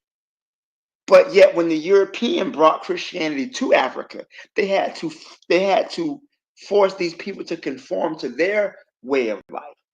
Even whenever the European goes to other places, like we came to North America, when he converted those Native Americans, they couldn't be Christian and still wear their traditional Native clothes. They couldn't wear their breech. They had to, wear the white man's clothing. They had to farm like the Europeans farmed. They had to build their houses in a European style just to accept the religion. So I guess to me, it just goes to me more so the European mindset, how it shaped the religion to become a weapon almost. Everything they do weaponizes. It turns into a weapon against other people, be it Christianity, Islam, medicine, economics, everything within their hands is a weapon. So I'll stop there. Thank you. Yeah. What I'm saying though on Black Steel is the white man has done that. The white man has done that with Christianity. But the white man, you see, the thing is, the white man is, I don't think some European man is smart sometimes. I don't think he is smart, and unknowingly, what he is, the white man is the king of the rebrand. He's the king of the rebrand, not understanding what he's doing and why he's doing it. And he's doing it for a useful purpose because it has been effective. The white man has effectively made the savior of the world himself. And that's fine. But what I am saying is, underneath the concept and ideas of Christianity is what? African spirituality.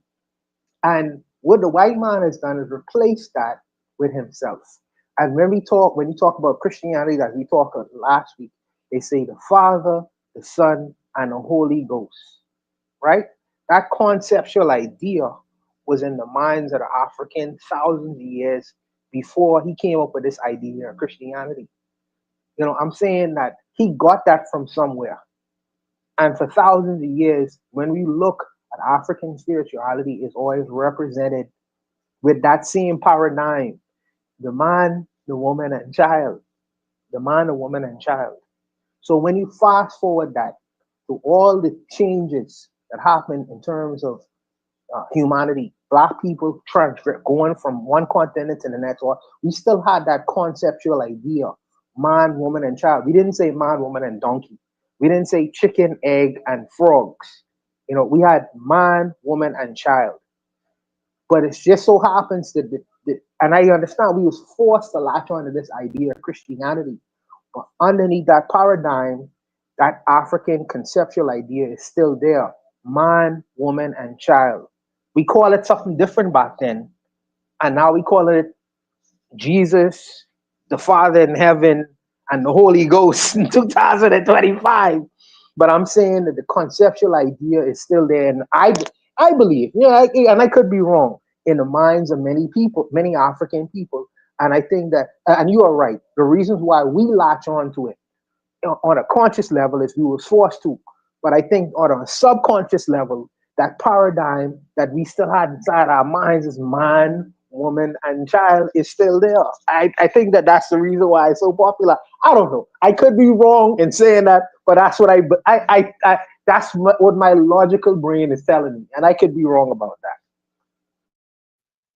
Yeah, boy, and I think you're wrong, because let me ask you: do you think the European Christian, it's either consciously or subconsciously thinks that their religion and religious culture has an African undertone? No, I don't think that. What I think is they latch on do you to a think? conceptual like what I think is they latch on to a conceptual idea they did not understand. They didn't understand that where the people who where the Rome push was pushing, they got that from somewhere. They just didn't make that up, but they got that from somewhere, and they hold it on to themselves because at the center of their belief system, they control and run the universe. You see this nice European face picture of Jesus Christ, yeah, and the Father with the white beard and stuff like that. They put him at the center himself, not understanding that they got that from somewhere, but it's been advantageous to themselves, and I can't fault them for that either. You know, because if I created the world, the world would look like me. I mean, duh, the world would look like me. So I think that they latch on to a conceptual idea that they did not understand. They just didn't understand it. But it was advantageous to them to carry that idea. Look how beneficial it has been. Look how beneficial. Yeah, so I'm going to move on to the next panelist, but quickly I'll say, yeah, look how beneficial it's been for them, and look how detrimental it's been for us. Why would we follow something that takes us nowhere? Like John Henry, you guys mentioned Dr. John Henry Clark a couple times tonight.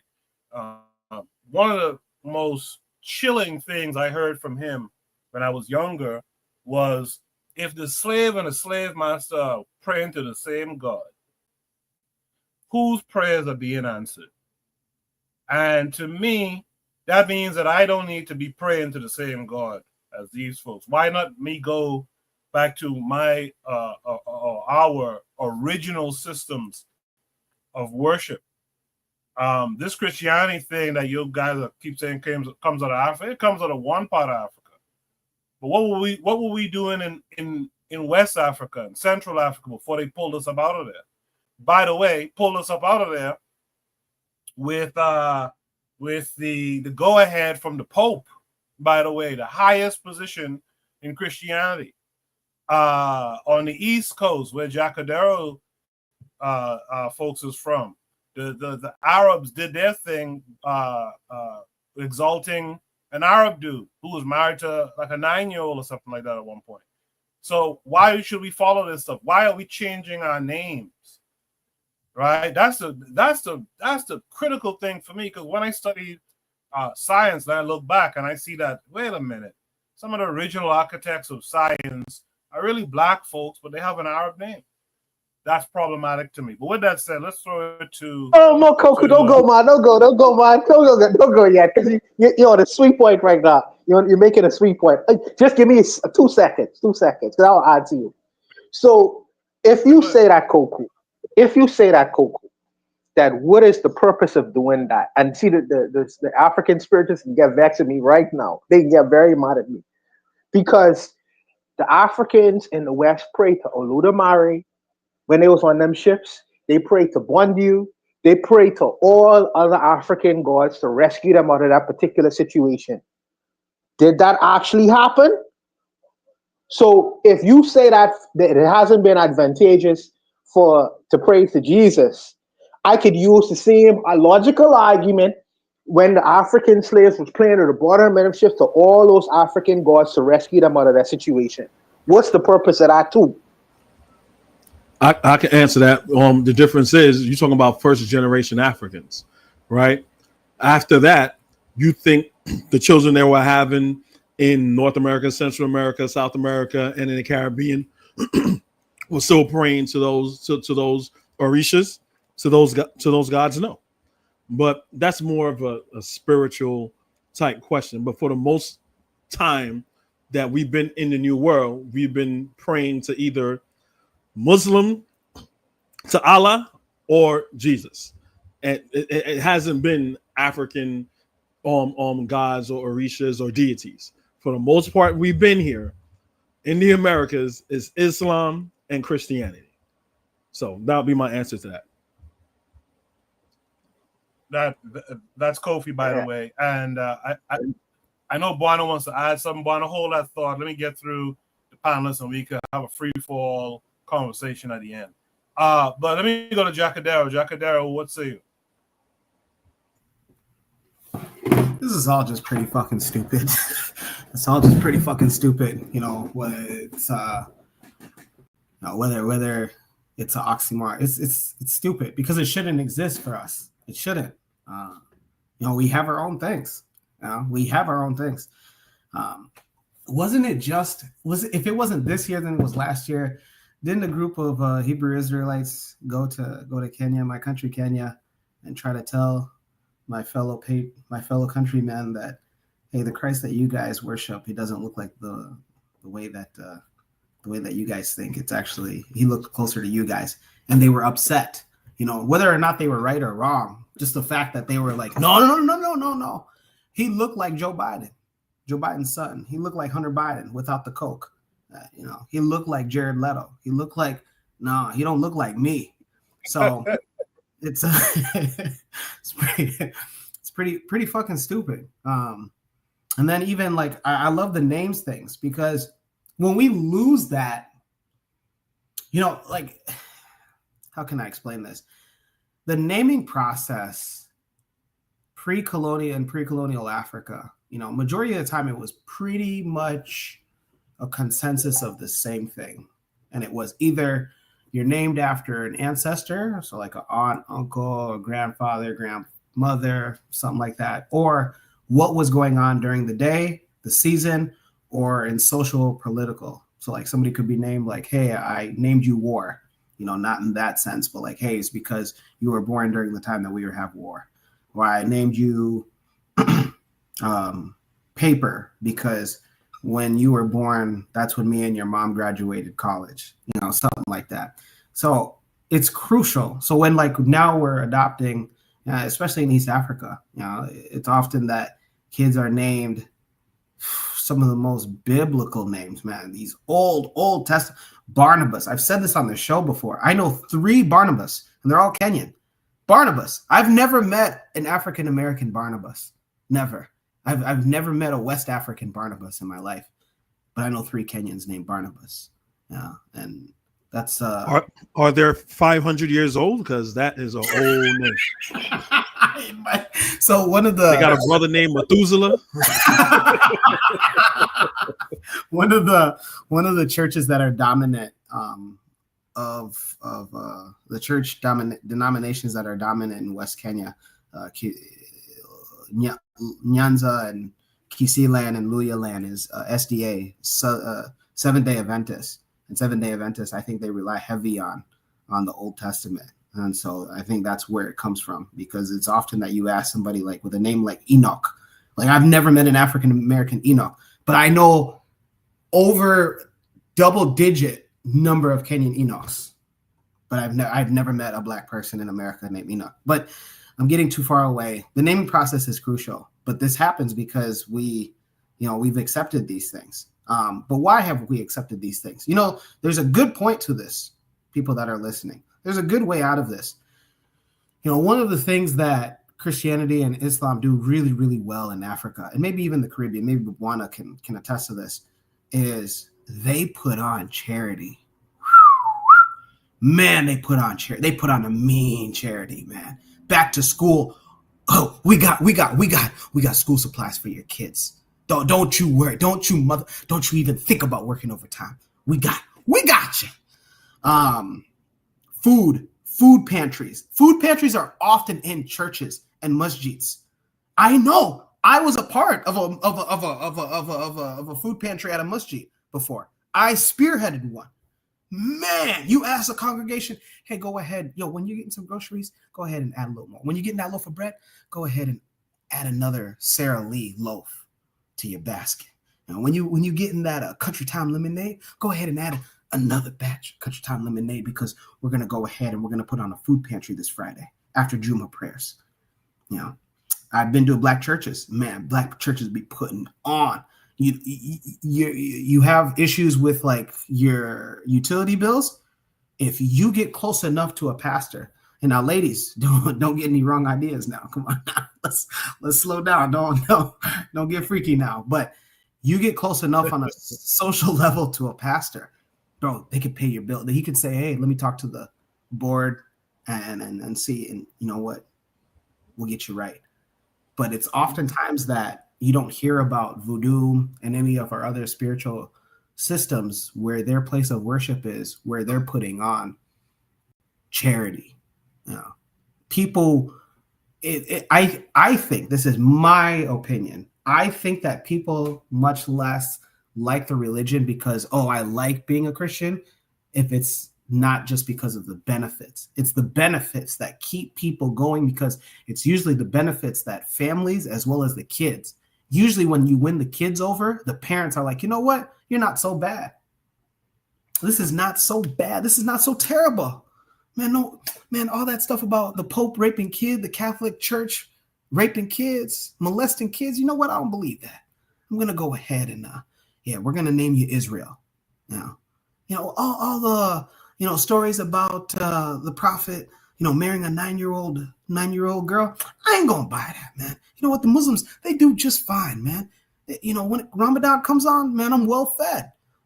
Once it comes time to break my fast, shit. You know what I'm saying? I'm well fed, and plus I got this all white robe that I get to wear with no underwear, and I just let my balls hang. I know I'm getting off topic here, but charity is one thing that our African spiritual systems need to take heed of. And I know that that's something that we can do. There's at least 2 different African satellite settlements here in the United States. One of them in South Carolina. I think it's called the Oyuntunji Empire, Oyuntunji Village in South Carolina, somewhere in South Carolina. And then there's like a Igbo village, I think in Virginia. And I would assume that no churches and masjids exist in those places. Just what I've seen off of YouTube and other social media platforms. So, if you can just convince and put out the message, like, you know what, hey, not only can you convert, and Afro Nation says Oyo Tunji. Shout out to Afro Nation. What's up, man? If you can go ahead and get out the message that we are also providing charity, it's one step closer. The other thing, man, get our individuals in political power. Onitase, one time on this show, said, as much as you see white boys on National Geographic or YouTube travel channels, and they'll go to Thailand, Malaysia, Vietnam, the Philippines, and they'll become Buddhists. Now I pray to the Buddha. If those white boys get in political power, all of a sudden, hey, they're kissing that they're tongue kissing that Western Wall in Israel, right? They're bathing in the Jordan River to get baptized, right? They go ahead and giving their tithes because they know better, because they know better. So it behooves us to think that, okay, people are just going to drop these religions. Sure, they could, but it's what is the benefit? And these things can be tangible things. Again, the charity thing. And then when you get political power, shit, you make moves, man. One of the political power examples that we have here, I talked about the Black Agenda Alliance here in Omaha, our Black militant group that puts on a summer camp to teach young little black boys and little black girls how to shoot guns out in the target range. One of the chairmen for the Black Agenda Alliance is our senator, Terrell McKinney. So we putting the foot up the ass of our enemies. And these are the things that you can slowly implement. Again, I don't want to go too much on a tangent, but it's not as bleak as what we like to think. These things can change. But again, it has to start. Again, when you start providing charity and then you have political power, then people will be inclined to say, you know what? Hey, instead of naming my kid, like Koku said, Walter, we're going to go ahead and name him Wale. Oluwale, man. Shout out to the great ancestor, Malcolm X. Good suggestions there, Jack. I didn't get to introduce him properly earlier, so let me throw it to him now. Kofi, the Black critic, Kofi the Heathen, has joined us tonight. Kofi, how are you? I'm doing good this week. How are you guys doing? Glad to hear everyone's doing good. Good. What Jacadero said is absolutely right. I'm pretty sure at one time or another we all seen Dr. Umar or whatever. And the first time I saw Dr. Umar or whatever, we were talking about something like this. And he pretty much said what Jacadero said. Yeah, all that stuff that, it's a tool of colonialism this, that, and the other about Christianity. But guess what? When you hungry, where you going? You going to a food pantry. You know what I'm saying? You need a place to lay your head. They probably got a cot for you some way over there. They're doing work in the community that Pan-Africans are not doing. So it is something that it has a utility that is needed in that regard. And again, it's pretty much doing the work according to what the doctrine says, whatever version you believe in it of. But it is doing the work that the doctrine is saying. But at the same time, they are there to pretty much be at the head of your spiritual wheel. What happens? So, two things I'm going to answer. So is Black Christianity and Islam an oxymoron? Yes, it is. The reason why I'm saying yes, it is you look at the history of it. For those who don't know, Christianity is older than Islam, right? And what are the fundamental differences? So the fundamental differences is that it's not to do with the Old Testament. They believe in Moses, Adam, Abraham, all the monarchs. They believe in the Old Testament. What you guys have to understand is that the New Testament to the Hebrew Bible for Christians will just be the New Testament. The New Testament for Muslims will just be the Quran, right? And what's the fundamental difference? Oh, Jesus is a prophet of God. Well, Christians say, no, he is the Son of God. So those are the two things. I mean, come on. That's why they're fighting. That's why Christians and Muslims fight, even in this country. Why they demonize Muslims. That's the only fundamental thing that they disagree. So when you point a finger at Muslims, oh, look, they're so misogynistic. Oh, there's things in the Bible that's very misogynistic, because you see a Muslim woman, she's wearing a burqa and a hijab, right? But what's a nun? A nun has to do the same thing, more or less. Have to dress a certain way and cover yourself, and you have to mind your chastity, right? So those are the fundamentals. So a Christian and a Muslim aren't the same thing, obviously, because one is called a Christian, one is called a Muslim. The fact that they have two different names means that they are different, but their faith is oxymoronic in a way, but they agree on some of the things. But that's the cornerstone of the things that they disagree. I also want to address the fact that people keep saying that Christianity is a Black religion. It's just fucking not. It's not. And as someone who grew up in the church, was very religious, always tell me, my mother used to tell me, oh, read the Lord's Prayer. Oh, read this in Psalms. Read this, read that. The Bible is supposed to be your rock. It's supposed to be, you're in trouble, you're feeling on pressures of the world or whatever. Read your Bible.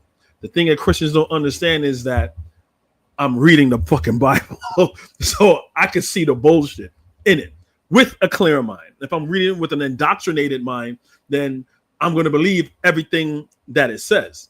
And I tell people this thing. So if the problem with us being being indoctrinated from birth, when we're like a year old, we're getting Christian, which is an African thing. It's not a Christian thing. It's not a Hebrew thing. They were doing that in Kemet. Thousands of years before there was a Hebrew. So you getting, even though Christianity, the Hebrew faith and Islam call those things pagans and heathens, right? They're pagans and heathens, right? Bad, they're bad.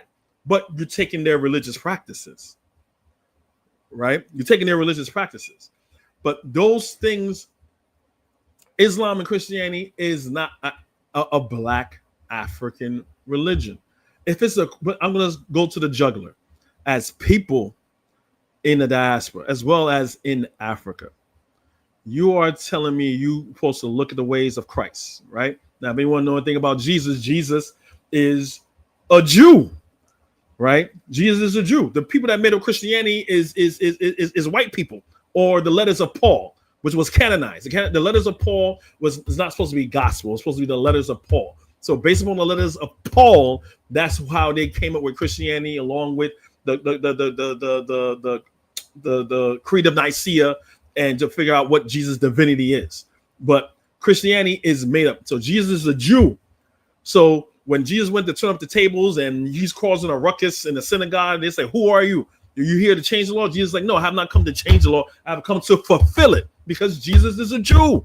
Christians are supposed to be following Jewish law. So we're following Jewish law, right? Still going for the juggler here. Where in the Bible, black people, my continental Africans, my diasporan Africans that went through the transatlantic slave trade, show me where in the Bible where it speaks against slavery. I can show you places in the Bible where it says how to treat a slave. I can show you in Corinthians it says obey your earthly masters as you do obey Jesus. What the fuck are we talking about? It's a black fucking religion. Are you fucking out your mind? Like, if you know the scriptures. I'm not trying to berate anybody, but it kind of gets me upset because we don't read our Bible. You know what I'm saying? If you're a Christian or not. If you're just there for information. I'm not a Christian. I used to be a Christian. If someone gives me about, hey man, it says this in the Bible, and it may give me some new information, I'm going to read it anyway. Right? What are we talking about? So wait, the Bible. So Black Steel said, well, there was Christianity in Ethiopia. Before that, during that time in Ethiopia, it was a part of the Roman Empire. It was a part of the Roman Empire. The Roman Empire was the first European empire to establish a religion, and that religion was Christianity. Right? So if we're saying that Christianity, we're going to forget about Islam, because Islam, we all know Islam is freaking worse than Christianity. A Muslim is worse than a Christian. Look at North Africa. There's still slavery going on there. At least I said this many times. At least the white man had enough decency to get the fuck up out of Africa. He may have his little strings, you know what I'm saying, East Africa and West Africa, but at least he's, you know what, let me at least give these Negroes some sovereignty. Fucking Arab is still there. They are still there. So if the Bible, the Torah, the Pentateuch, whatever version you want to go to, is an African religion, what African people is going to talk about slavery in Egypt when there's no slavery in Egypt? But according to the Bible, there's slavery in Egypt. Right? There's slavery in Egypt, and we're gonna and since you're following Jesus and you want to be Jesus-like, so you're gonna celebrate Passover. You're gonna celebrate Passover, the death of black people. That's a holiday you want to celebrate. But hey, Christianity is a black holiday. It's a black religion. That doesn't make any sense to me. That doesn't make any sense to me once you read once you read the Bible. The Gentiles, you have Gentiles and you got God's chosen people. If you read all of the people in the Bible, if you know the names, when we need the names, all the black people are cursed people. Ham, Canaan, right? People from Mizraim, which is also Egypt. All the classification of groups of people that are black, Ethiopia people, they are the cursed people. They are not the chosen people. What are we talking about, people, that the Christianity in the Bible is a black religion? What are we talking about? What are we talking about? One other thing. Two other things. When I forgot I have to find that chapter again. There's a chapter in I forgot what book it's in. And it's talking about getting blessings from God. And it says a person, I'm obviously not doing, it's talking about you cannot get a blessing if you're Maine or have a flat nose.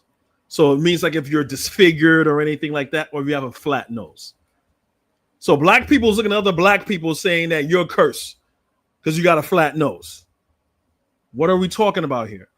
I read it. I did it on my channel one time where it talked about because King Solomon is this wise man and yada, yada, yada. And, you know, the woman wanted the baby. So Solomon said, cut the baby and have all this dumb shit. Read the Psalms of Solomon. And Negroes like to talk about, yeah, Solomon's black. Yeah, he a black man. You know how he black because, you know, he's good with all the ladies and everything. And he's wise. Read the Psalms of Solomon. It's about a woman wanted to be Solomon's wife, and she had to apologize for being black, because she worked in her father's vineyards, because she couldn't or maintain her own, and says she's dark like the tents of Kedar. The tents of Kedar is a very dark maroon burgundy type thing. This whole thing, she's apologizing for being fucking black. What are we talking about, people? The Bible is not a black religion. And I think if Christians were to actually do what the pastor said, is read the Bible with clarity, you would kick that shit like a fucking field goal, like I've done many a time. And I end it right there. I don't mean to keep preaching, but I just had to get this off my chest. Appreciate that, Kofi. Real quick in the chat, Real Black Gentleman says he knows an Enoch. So this is to Jacadero. Trigger Happy says, I know some Ghana Enochs, LOL. Trigger says to Jacadero, I got an article about Christianity versus Messiah too that speaks on this. Europeans manipulates and creates conditions of poverty, then come in as saviors. That's Christianity for you. He says Christianity and Islam implies some type of economic and political benefit. Evangelicals and Mormons are scoring hat tricks in Nigeria with their performance because of their economic backing. Trigger says we need our own business class backing the reconstruction and unification of African spiritual practices. It will be a game changer when African culture returns to a state position. I think this is the last one from Trigger. He says a lot of the times Arab and Indo-European languages took dominance through administrative means, which implies political and economic power. To Kofi's point, Afro-Native World says a lot of former Christians become non-Christians by reading the Bible. Cheryl says she knows an Enoch too. With that said, man, let me throw it to Sister Cheryl this week. Cheryl, how are you this week? Hey, I'm doing good. Can I be heard? Yes, ma'am. Thank you for coming. Yeah, not a problem. So the question about a black Christian or a black Muslim being what was it? An oxymoron. So not that I disagree, because I understand how it's being used, because an oxymoron means a contradiction. But an oxymoron, I was just like kind of having this discussion with my husband. But an oxymoron, from like what we were just discussing, is like, for example, like a large shrimp or a big shrimp. That's an oxymoron. It's a type of contradiction, but I think a black Christianity is a type, or being a black Muslim is a type of contradiction, but it's not an oxymoron per se. But I do agree that it is a contradiction. And also, with that being said, is like we as a people, we can't. Like black people always have for a long time. Any black Christian that you talk to, it doesn't matter what type of Christian they are, they always make the argument that, oh, well, Christianity is black because, oh, look at Ethiopia and look at the East and look at that. But just because a religion has been in a country for a long time does not make it a black religion. It's just that it's been there. The word, it tells you where it's from. If you look at the word Christ, it tells you. No words in any African languages, in any of the African countries, have words like Christ. Christ is what is it, a Greek word? Yeah, it's a Greek word. It has other variations. You'll get It's different. Latin. Is it Latin? Latin. I looked it up. The It said word Greek. Bible, They're all Bible related. is Greek. Bible is Yeah. Greek. They are related. They have sandcrackers, whatever, wherever they are, whatever. They're all related. Palestine, they're all peoples that are related. Has nothing to do with Africa. And you can even see it. And I think, yeah, you know what I think the problem is when you get to, because people in Africa have the problem too, but I think more when your proximity to when you have such a proximity to white people, particularly in the U.S., and you start taking on names like John and Paul and Adonis and Kevin and all of these names, like, we don't see generally names as cultural, and we don't understand religion as being cultural. We just think it's this thing that we just do, and all people do it because we're all humans. That's how Westerners see, particularly very much so Black people see religion. When you ask a white person about religion and stuff, they understand it's their culture. It's part of, it's part of who they are. There's Indo-European. Doesn't matter what kind of European you are. They're all Europeans of some sort. Some darker than to others, but they're all the same. So I mean, we don't see names, and I know this because most white people you talk to, you ask them, "Oh, well, why'd your mother name you that?" Like, when my parents gave me the name Cheryl Lynn, they weren't thinking, "Oh, we gave her this name because it means this." They just gave me the name because it sounded nice, and that's what a lot of Black people do, even in the Caribbean. Like, they just give them names, these European names, because they sound nice. They don't even think of them as European names. We can't even get into that. I think that's the difference between the people, like the way we've been colonized versus the way other people have been colonized. Because, like, even on the continent, they'll have their indigenous names, but they'll hold in higher regard the Christian name, but they can't differentiate culture, that your name is a part of someone's culture. We don't see names as cultural generally. So I think that's a huge part of our confusion in the whole Christian Muslim world. We're in this humanity mindset, so we don't see names as actually being cultural, but the names tell you. You get the names from the Bible, and even if you have a Judah, even Ezekiel, any names with L on the end, Yah, from Judah, whatever, you see a lot of Black people with those names. None of that is. It tells you. I mean, but Black people don't connect culture to in language to religion. We just think religion is religion. So that's what it is. I also want Thank to you, add brother. that Islam means peace. One of the most destructive, wickedest religion in the world. Islam means peace in Arabic. Just want to say that. So I know Black Seal did speak earlier, but I'm going to check in with Black Seal. Black Seal, is there any last thoughts you want to give here? The only thing I really could say, because everybody said so much that I agree with, right? Um, the only thing is, and everybody's absolutely correct about the nature of Christianity, right?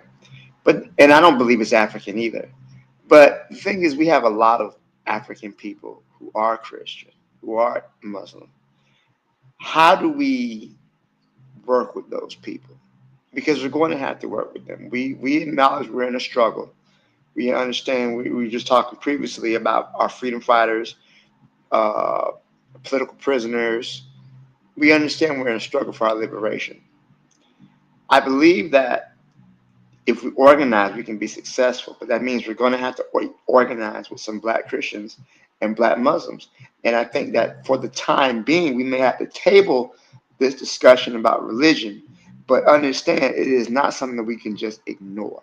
We can see the reaction just talking about this thing with the dude who got assassinated not too long ago, right? Charlie Kirk, right? We see how a lot of those Black Christians responded to his assassination. And it's not a good sign. If your religion brings you closer to the oppressor, you had people eulogizing this man as a powerful, warrior for Christ or whatever the fuck, right? But he was a racist.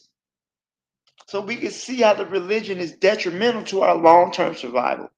But in the meantime, we do have to work with Black Christians. But how is it that we have to interact with these people in a way that's constructive?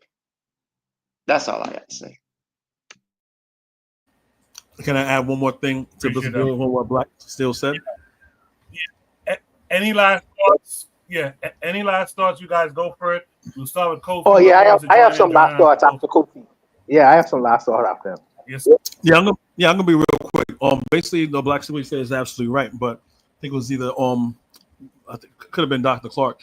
He says two things. He says leave your religion at the door. Could have been Garvey. He said leave religion at the door. Blackness should be number one, and that should be our commonality and what brings us together, and nothing should encroach on that. But certain people, they're Black, they're Muslim, they're Christian first before anything. And again, Dr. Clark says if you can't use your religion as a tool of power, throw it away in the ash can of history. I just had one thing to say, and I know everybody knows this, but like, not all. I mean, if it's a question of working with people who are Christian, I mean, we have to do that every day. But also, I don't think everyone who's Christian was on the Charlie Kirk train. I think that's an algorithm. That's a propaganda thing. Because yeah, there are Black people that do that, but those aren't generally the people we have to work with. And even if we do, we just don't bring that stuff up. And we're not really engaging with those type of people anyway. We just engage with the people who are not doing that. And so yeah, that's all I have to say about that. All right, Buana, yeah. So so I usually don't like to get drawn into these religious discussions because most people know my perspective on it. But what I would say is this: to Kofi's point, no, Christianity is not a African religion, but you cannot deny that Christianity took spiritual concepts from Africa. Cannot deny that. In fact, there are many, even the scriptures you quote, there are some scriptures in the Bible that's quoted almost verbatim from African spiritual texts. That is just not just a fact of life. But let me also say this too, and I want to challenge the African spiritualists and traditionalists, because Kofi made another point. He said that the majority of religions that we practice in the Western world has been Christianity. But I would say this: Brazil is the largest represented amount of African people brought from Africa into these Western countries, into Brazil. And many of the cultural practices are African spirit. It's African candomblé, Santeria, you name it, from Cuba to voodoo is heavily practiced in Haiti. So if we ask the question in terms of it being of benefit, or how much of benefit is made in terms of the progress of Black people in looking at Christianity, I would challenge the brothers to put the mirror up to ourselves as well. You must do that.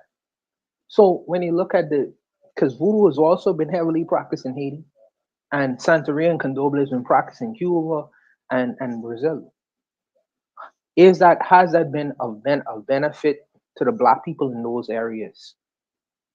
And I ain't trying to be dismissive, but I am challenging the thinking when we talk about this religiosity. No, Christianity has not been of benefit, but when we put the mirror to ourselves and challenge ourselves with that same question, that same exact question, it is a result of that question where you see it's been a great benefit and improvement into the lives of African people in these places, practicing the religion, African spirituality that's been practiced in the West.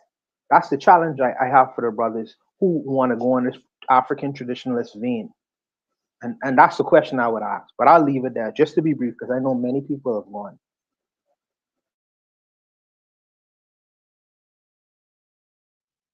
Appreciate that, Buana. Shout out to Brother Bakari, who's in the chat, by the way. If there's no last thoughts here, let's go to Shooter Breeze topic number 3. We can always continue this conversation as we tend to do, because this religious conversation in particular comes up quite a bit, but for good reason. We're going to continue on this religious vein in Shooter Breeze topic number 3. Again, guys, please cut down these topics so that they could fit in one. They can fit in one screen. Shooter Breeze topic number 3 says Islam is diverse, but Islam being an entity implies some semblance of unity.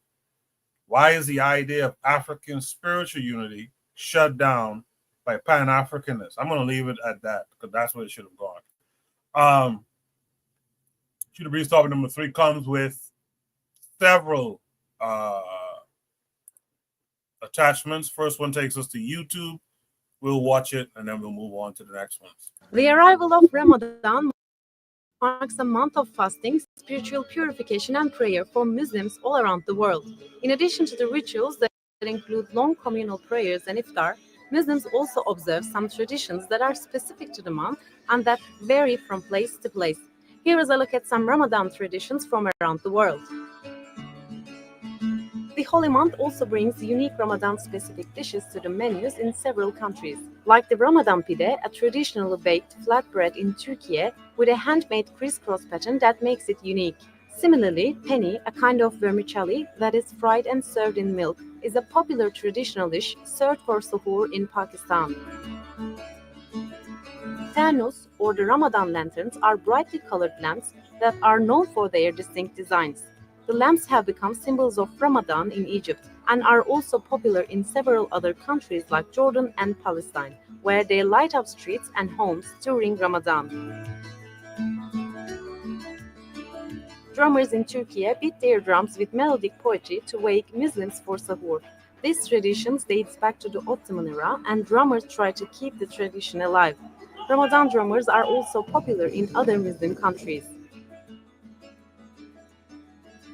The Hajj al-Layla tradition is observed in the UAE 15 days prior to the start of Ramadan. Children dressed in traditional clothing venture out onto the streets and roam their neighborhoods collecting sweets and singing songs. The sighting of the new moon of Shawwal marks the end of Ramadan and the arrival of Eid al-Fitr. The last eve of Ramadan, also known as Chand Raat or Night of the Moon, is celebrated with festivities on the streets of India, Pakistan, and Bangladesh. After the final iftar, women and girls flock to the local markets to buy colorful bangles and to paint their hands and feet with henna designs.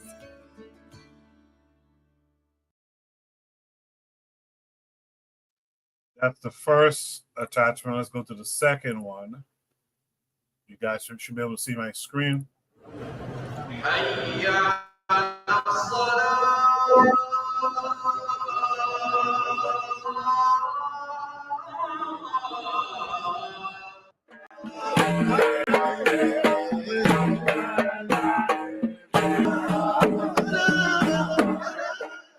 اعتقد الاطفال هسه تشوفونهم ان شاء الله بعد شوي راح تشوفونهم لابسين دشداشه، طماق، قطره، عقال، بناتنا لابسات هذا الزري، الثوب الهاشمي.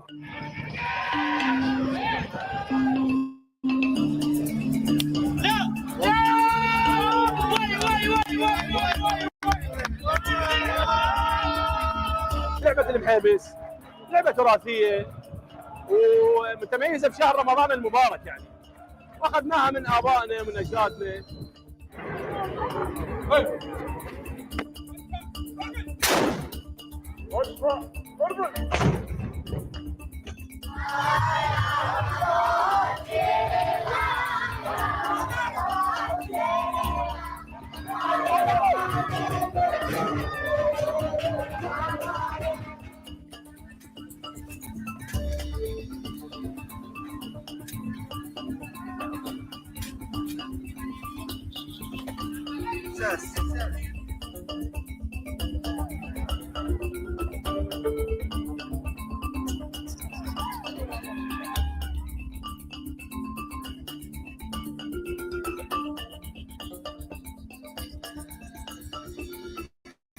ما شاء الله خيرات، ما شاء الله منور الشارع واجواء رمضانيه والناس مبشره والخير ما شاء الله، وغادي الوشقه والدنيا، وهذا رمضان نعرفه.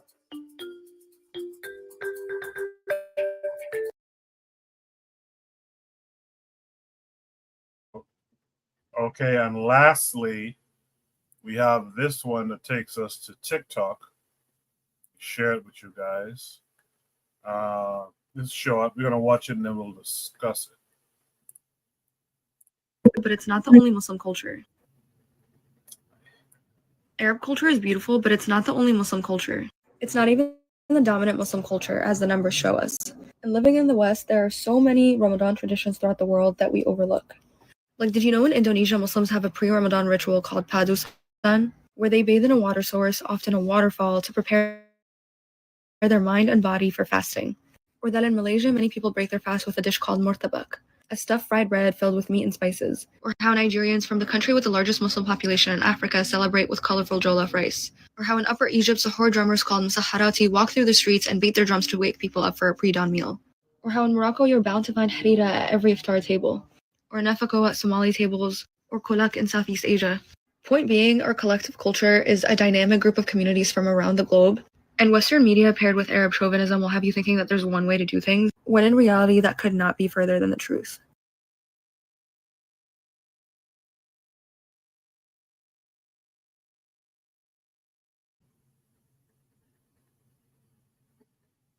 Sorry, my computer's slowing down a little bit. I think that last video in particular, I think, kind of sums it up. That they have these communities all over the world. They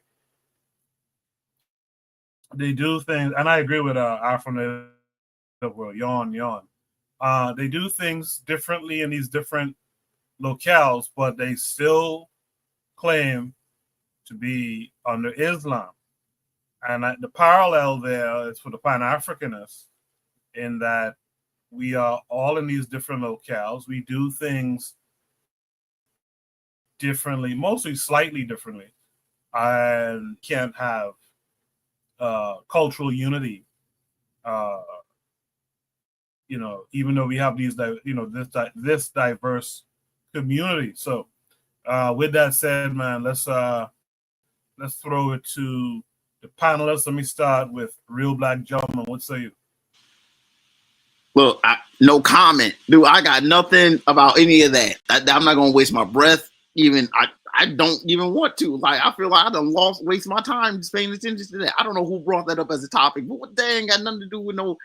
Well, look, well, they can do it. Why? I don't care. I wasn't paying attention no ways. Like, I'm done.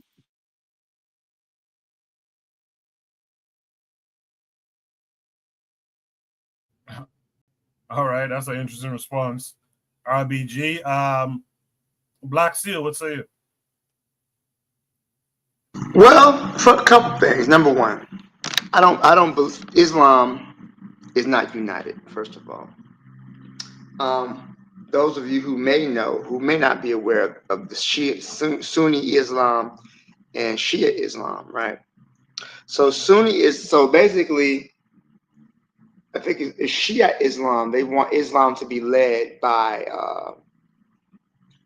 someone who's a descendant of Muhammad, whereas Sunni Islam they're not as centralized. But Sunni and Shia have been fighting since the beginning, right? Those who they're concerned that Islam should be controlled by a descendant of Muhammad, by a descendant of Ali. So yeah, there's not a lot of unity. They may have, even now, right? The Ummah, or what the Muslims call the Brotherhood of Believers, is not united. Muslims fight Muslims all the time. Muslims kill Muslims all the time. They may have some ideological similarities, but there's a lot of dissension within the ranks when it comes to Islam, and I think you'll find some discrepancy. The most populous Muslim nation is Indonesia. I'm sure Islam practices in Indonesia is going to be different than what is practiced in Senegal, or Saudi Arabia, or Russia, because they have a large Muslim community in Russia and India and whatnot. So I do believe there is some, but I do believe there are some things they can all agree on, understandably. But I think that for Pan-African, right, Africa being the second largest continent, being a very diverse continent, right? I don't believe that spiritually we're all gonna be on the same page. We're not. Well, we're all not going to see things eye to eye. But I do believe, and this is kind of what my thing has always been, we gotta agree on the big stuff, right? Some stuff we can disagree on, right?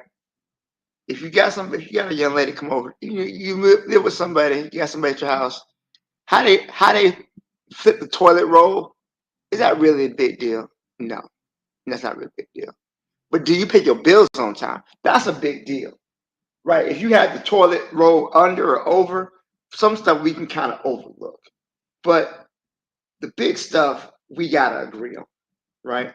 So I believe that we should have enough flexibility to where we can have differing views, but at the same time we understand the big issues. What we have to do, we have to come to an understanding that we are a people who are oppressed, who are under attack, and we have to organize for our very survival, right? Then I think that then once we do that, we can then get to a point where we can organize and talk about some of the other things. But we have some cultural similarities. But again, as long as we understand the big things and we can agree on the most important things, I believe there's some wiggle room for different cultural practices. Black African people have always been, to our detriment, tolerant of others, right? And it's been to our detriment, but we can't deny and say that we haven't. Speaking about Islam, when Muhammad first practiced his religion, when the Muslims were being persecuted, many of them fled to Ethiopia, right, to get away from their persecution. So Africans have always been understanding, and I think that's to our detriment, but at the same time, we can understand that our goal as a Pan-Africanist, right? Pan-Africanism means all Africans, be they on the continent, be it within the North and South America, the Caribbean, so on and so forth, right? That's over a billion people, right? We're gonna find some things to disagree about, but I think that if we understand the larger plight, our larger issues, we can come to an understanding. I'll leave it there. Appreciate that, Black Steel. Let me hear from Kofi the Heathen next.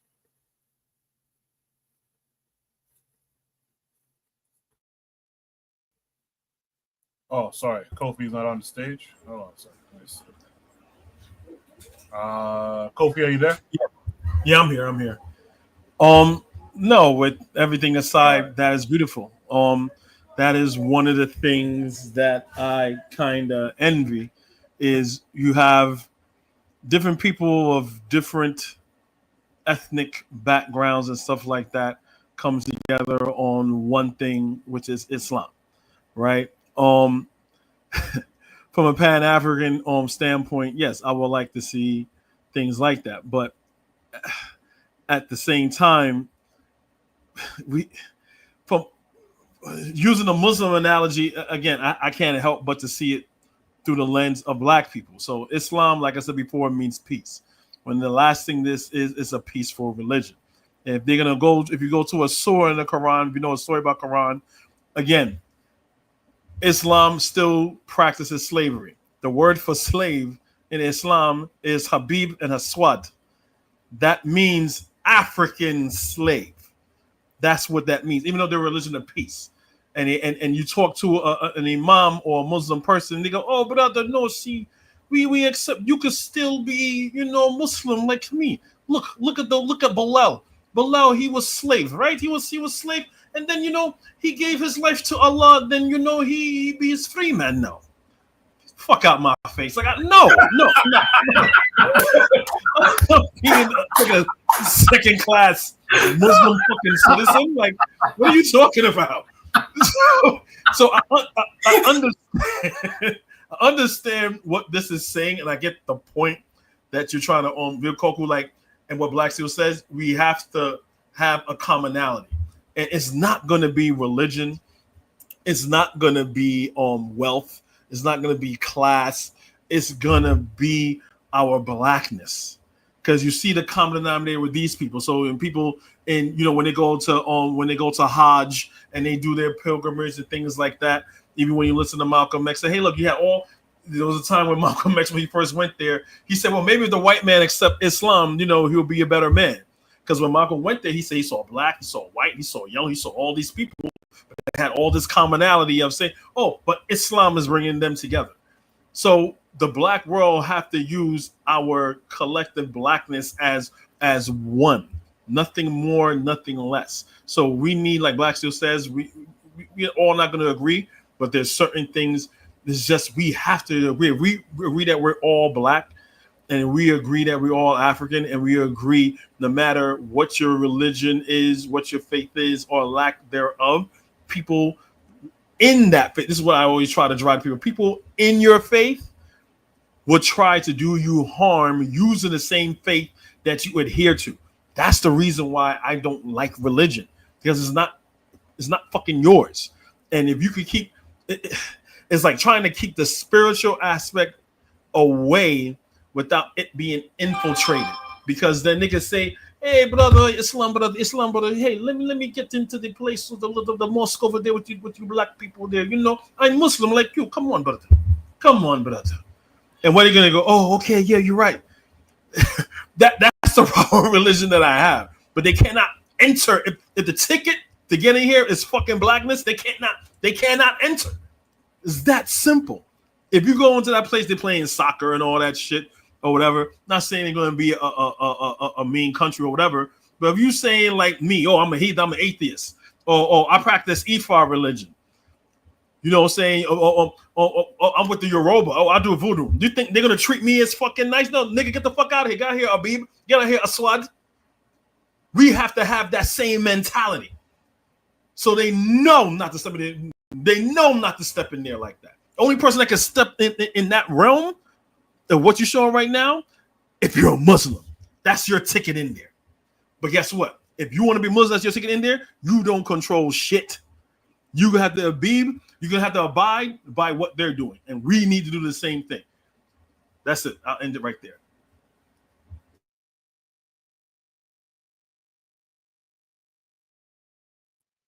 Appreciate that, Kofi. I do think, just want to reiterate, I do think this idea that, we black folks tend to like to talk about not being a monolith, right?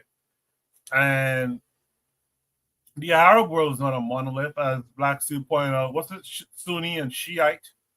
They go back and forth, but here's the thing: put a Sunni and a Shiite in a room, they might tussle, sure. Bring in a black man, and let's see what happens. They get on accord based around their both being Muslim. Even if a black Muslim man walks in there, they get on accord of being what they would consider the authentic article, right? And I think that's what the prompt is trying to get at, is as Pan-Africanists, we should be pushing for the thing that you can see in other groups that keeps them together. That, skirmishes aside within the community, what is that thing? And I don't see an issue with an African spiritual system, even though it might not be the same African spiritual system that you choose. You might decide to be Yoruba versus, whatever else. But at least you would connect as African spiritualists. You see what I'm saying? You might not agree with the Yoruba, but you're an African spiritual. And I think that's what's trying to be discussed here. And I find that we kind of are easy, even as Pan-Africanists, it's kind of easy for us to say, well, we just can't, we all can't. And it seems to me then that, do we have a disgust ourselves for African spirituality? African spiritual culture. And I think that's something to keep in mind as we continue to have this conversation. I'm going to throw it to Jacadero. Jacadero, what's it? Once again, man, good job on the accent. That was pretty funny. Islam is diverse, but but Islam being an entity implies some semblance. Why is the idea of African spiritual unity shut down by Pan-Africanists? Yeah, it's because like we're not all there. That's why. Like right now, as Pan-African nationalists, students of Pan-African nationalists, we're not there yet.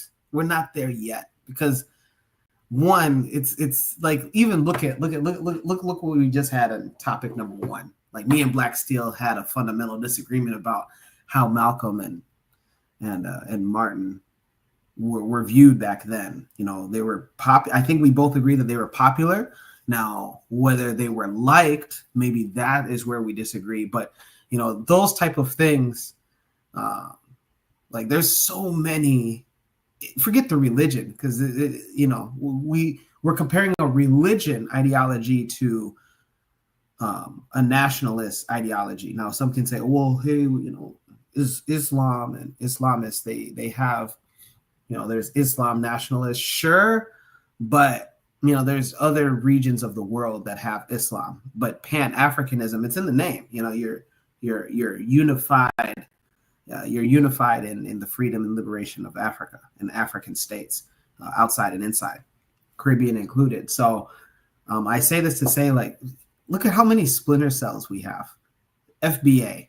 And then between the FBA, then there's the ADOS, and they don't get along. And then I just found out literally maybe a month ago that besides the FBA ADOS flag, there's an African American flag that's, I've seen it before, but I didn't know it was the African American flag. It's black, and then it has the red on the side, and then with a gold sword, right? And so there's so many splinter groups. So like we're not there yet. We can get there, but we're not there yet. Islam is not just it's an institution. You know, like you have scholars, you have places of worship, you have whole directives of a code of conduct to follow. You know, the 5 pillars of Islam are, if I can remember right, you know, giving charity, fasting during Ramadan. I'm going to forget these, but nonetheless, it's like these are written and enforced 5 pillars of a code of conduct. Where is the code of conduct for Pan-Africanists? What is it? I got to attend 2 Dr. Umar speeches. A year at least. You understand? You understand? Like what is the code of conduct? We don't have that. So we're comparing something that isn't comparable to something that is a state. It's almost a state in itself. You know, if a country wants to speak with the heads of Islam, there's a high chance that those individuals will be brought forth. Who is the head of Pan-Africanism right now?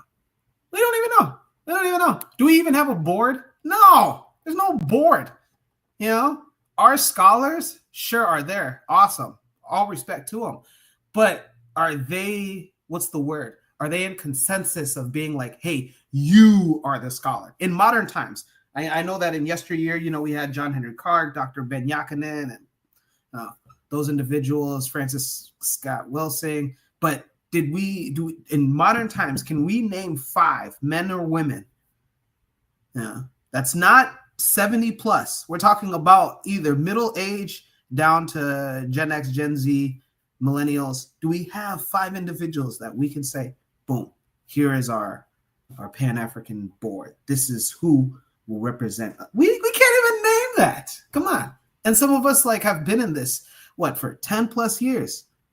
So, you know, why yet Islam can be existing. But Jacadero, yeah. Pan-Africanism is an idea, right? That's like asking who's the leader of communism, right? Who's the leader of socialism? We don't have, it's an ideology. Or Islam. Islam doesn't have a leader. Yeah, it doesn't have a leader. Yeah, so, sure, it doesn't have a leader, but you know where you can find a scholar, you know where you can find the authority, and it's usually Saudi Arabia. You know, the whole, if it's not there, then it's literally the place that Jews are trying to wipe people out. The Dome of the Rock, right? Isn't that like their second holiest place? If it's not Mecca, it's the Dome of the Rock in Palestine or Israel. Or hey, you know, I'm not here to say which or war, but it's the Middle East. You just point it there. Where is the the authority for Pan-Africanism? It's very simple. That's simple. Oh, go ahead, Black. Still, go ahead. Go ahead. It's simple. Who were the Pan-Africans? You have Garvey, you got Dr. Ben, you got Dr. Clark, you have a plethora of scholars, John G. Jackson, Chancellor Williams, Arthur Schoenberg. The list keeps going on. Living. I'm talking about living authority. Living. Saudi Arabia has living authorities. Islam has living authorities. I can't name besides. There is no living authority of Islam. Muhammad's dead. Sure. But there's no caliphate. There's no organized unite. The thing is, what we said before: bury the man and continue to play. Our leader should be our ideology. Should be the organization, the Union of African People. That's our leader, which we have to go by the ideology. Because if you have a leader, you can eliminate that leader. Then once you eliminate the leader, then the movement is left in disarray. We have to move beyond looking toward a one central figure, because then that can leave the movement decapitated. All right. We should, once we adopt the ideology, is much harder to eliminate. Why do you think they eliminated communism yet? Because there's no center, there's no communist leader. You kill him and you take all the communists out. It's the ideology. Or capitalism. There's no leader of capitalism. You can destroy their institutions, though. But the idea is still alive, though, is what we're trying to say. Listen, I'm just trying to be an antagonist just for the conversation and make us realize when whoever put this prompt here, it's comparing apples and mangoes, right? It's not necessarily the same thing. I'm with you guys. I'm actually with you guys, but I'm also trying to create an argument to say that's why the creation of taking an ideology and turning it into an institution, it's not a simple thing. It takes think tanks to come up with these things, to put people's in position, to come up with resources, to blah, blah, blah, blah, blah, blah, blah, blah. So I'm saying maybe, just maybe, these are some things that we can get started on, right? Hey, what can we create a code of conduct for Pan-Africanism? Because you guys are saying, hey, it's an ideology. So then this has been an ideology since what? Before Garvey, because Garvey learned this from is it Dule or whatever that Muhammad character guy name is, right? He learned that from him, and that guy learned that from something else. So I'm saying, isn't it about time that we can point not a 5-year-old, but a 10-year-old kid, just like he can point to the 10 commandments, and that 10-year-old kid can say, this is what makes me or her a Pan-Africanist or a student of Pan-Africanism. I get what you're saying. It is still an ideology. I understand you're probably trying to say what's the vehicle that we will put that ideology in for an example for everyone to look at, pretty much. Saying what governing body does Pan-African has, but at the same time, Pan-African is different things. It could be from a philosophical standpoint. It could be from an economical standpoint. There's a lot of ways we could, look at it and facilitate that need for what Pan-Africanism is.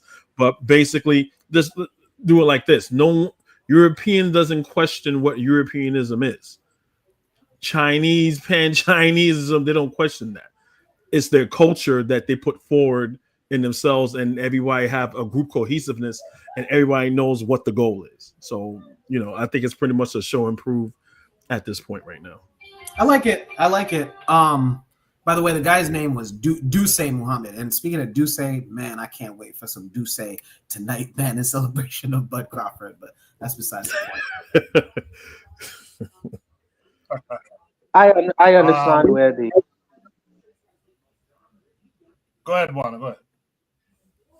Yeah, I didn't want to get in front of Shirley's if you was going to her cuckoo. I didn't want to get. Cheryl. Cheryl, what say you to the idea that Islam is diverse in comparison to Pan-Africanism? Yeah, you know, that was a silly video, but did I hear the girl say something about, oh, being Muslim is diverse. Some people celebrate by eating jollof rice. I'm sorry. I'm so sorry. I'm so sorry. Is that what I heard, or was that just me? Like, Yep, you heard it. I think just to give, I don't know why, but I am gonna just for the sake of argument, I will give her a grace. I think she's just trying to point out we don't all eat the same things. Yeah. I understand. It's just the way it just. I know she was trying to highlight how Islam has maneuvered itself through different cultures. I get that. It just kind of sounded funny. It's just it sounded stupid. I'm sorry, but yeah. But shoot, what I was gonna say that took me all the way out. What was I going to say? Yeah, like someone said, it's like comparing apples to oranges. I would say it's like comparing apples to broccoli. Like it's like Islam. It's older than Pan-Africanism. It's not even a fair comparison. You got some. Is it a stretch to say that you still have some Pan-Africanists that are Christian? I mean, you can't leave your religion at the door because, like I said, religion is culture, it is language. You cannot leave it at the door. If there are some people that are willing to see what it's about, see what Pan-African is about, some Black people who are willing to get back to their roots, that's great. But majority of Christians is not letting, like, for example, they're not letting go of Christmas. If we as Pan-Africanists say, oh, we're not practicing Christmas, we're not doing any of the holidays, the vast majority of them will lose their goddamn minds. They're like, oh, something wrong with you. We see it in our families all the time. Like, these are things that are connected to Christianity in the West and all around the world. People who don't even they have their own practices. They still do Easter and Christmas and all this foolishness. You can't leave it at the door. What you can do is you can leave the door open for people, and if they want to walk through that door with you, then that's great. But I mean, I'm not sticking my neck out. Like if they want to see what it's about, if they want to know who they are and who what their culture is and what their true languages are, then it's there on a platter for them. But if they don't want to really do that, I mean, we don't have to engage with those people. So Cheryl, you don't feel like you could have worked with Brother Malcolm? No, okay. So he is he's just an example of that's not everyone though. He's different. Like if they have a inclination, like I said, towards Pan-Africanism, then yeah, but that's majority of people is not thinking like him. He's like 1 in a million. If there are some people that's like that, that's fine. That's fine. But the majority of I don't know about Muslim people, but a majority of Christians are extremely arrogant. The onus isn't on us, it's on them, because they're the arrogant ones. They're the ones that's always throwing out, nasty things about Africa. They always saying little slick shit, they always saying something crazy. So why would I go out of my way? Like I'm not doing it. I'm not trying to evangelize them. Like we're not Christianity. That's not what we do. So if they want to come, they come. If they don't, then see ya. There's the door.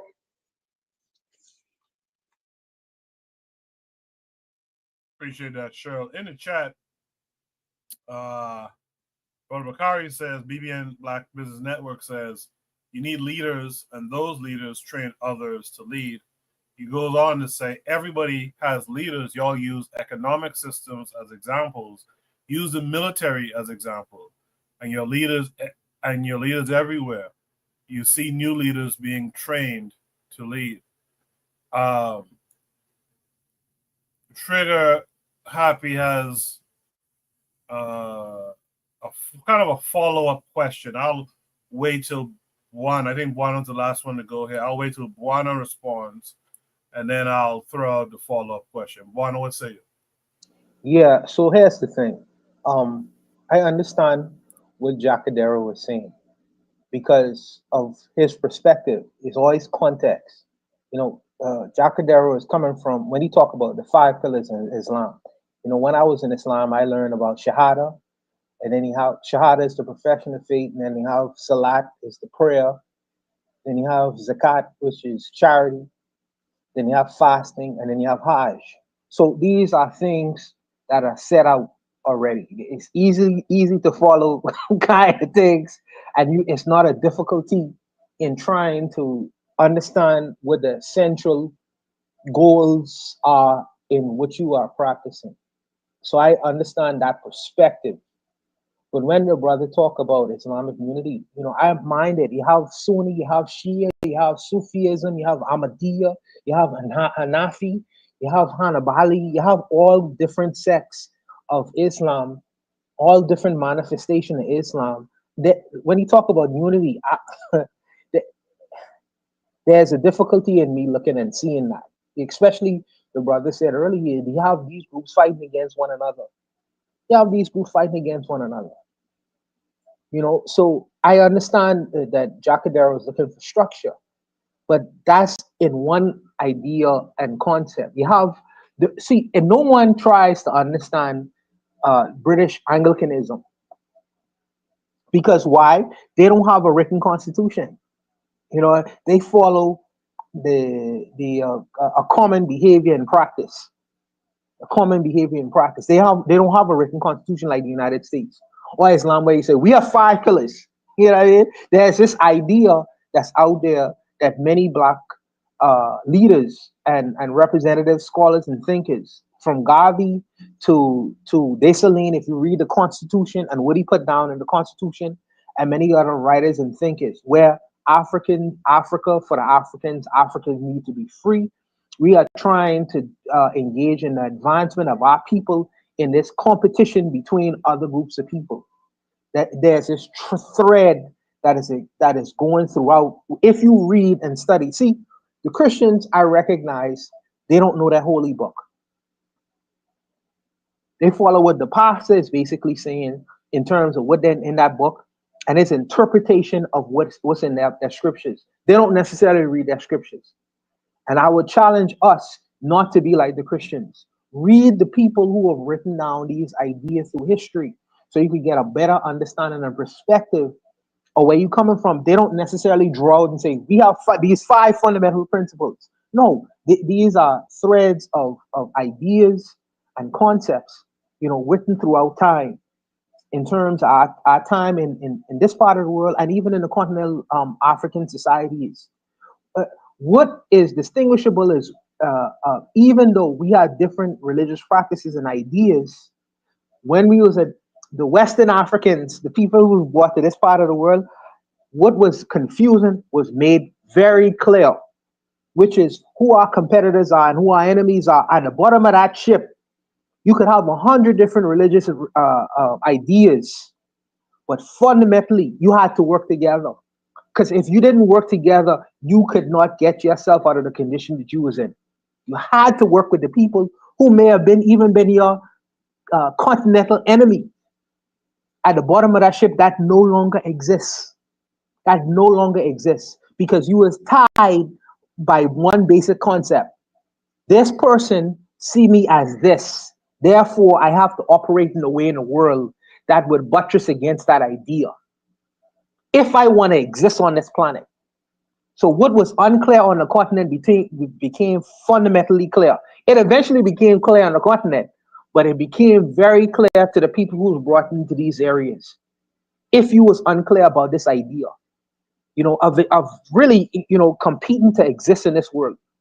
And there are people who are trying to fundamentally take you out because they don't even see you as a human being on this planet. So this is what I would say in terms of looking at the ideas and comparing and contrasting it against Islam. And like I say, Islam is not united. It is not united at all. I don't know where they get that from. Even in moving through the Islamic world, I haven't seen it. So, maybe I'm not clear about that, but I haven't seen it. But I'm saying that if you are confused about Pan-Africanism, All of these callers are basically saying the same thing under the same rubric. And if you study these people as the Christians study their holy book and as the Islamicists study their holy book, you will see a common thread. You know, our existence, our advancement, our improvement on this, and our level of competition in this world to defeat our enemies. To defeat our enemies. That's what I would say to this prompt, but I'll leave it there. One, I agree with that last part, especially that you said there is a common thread, and I think that's the point that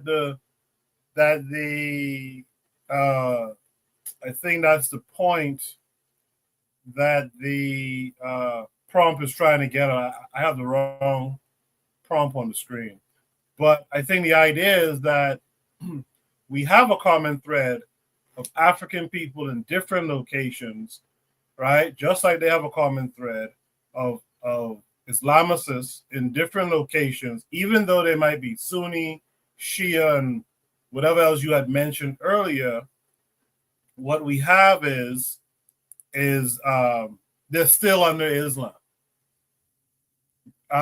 They might have their infighting about who should lead and blah, blah, blah, still under Islam. They don't call themselves something different, like ADOS and FBA, for example. And I think that's really the idea. Yes, yes, sir. Yes, sir. And you know what? Tony Blair and the French president and the American president, all of them have different ways of looking at the world. You know, France practices socialism to an extent. The Canadians practice a level of socialism. The American president practicing capitalism.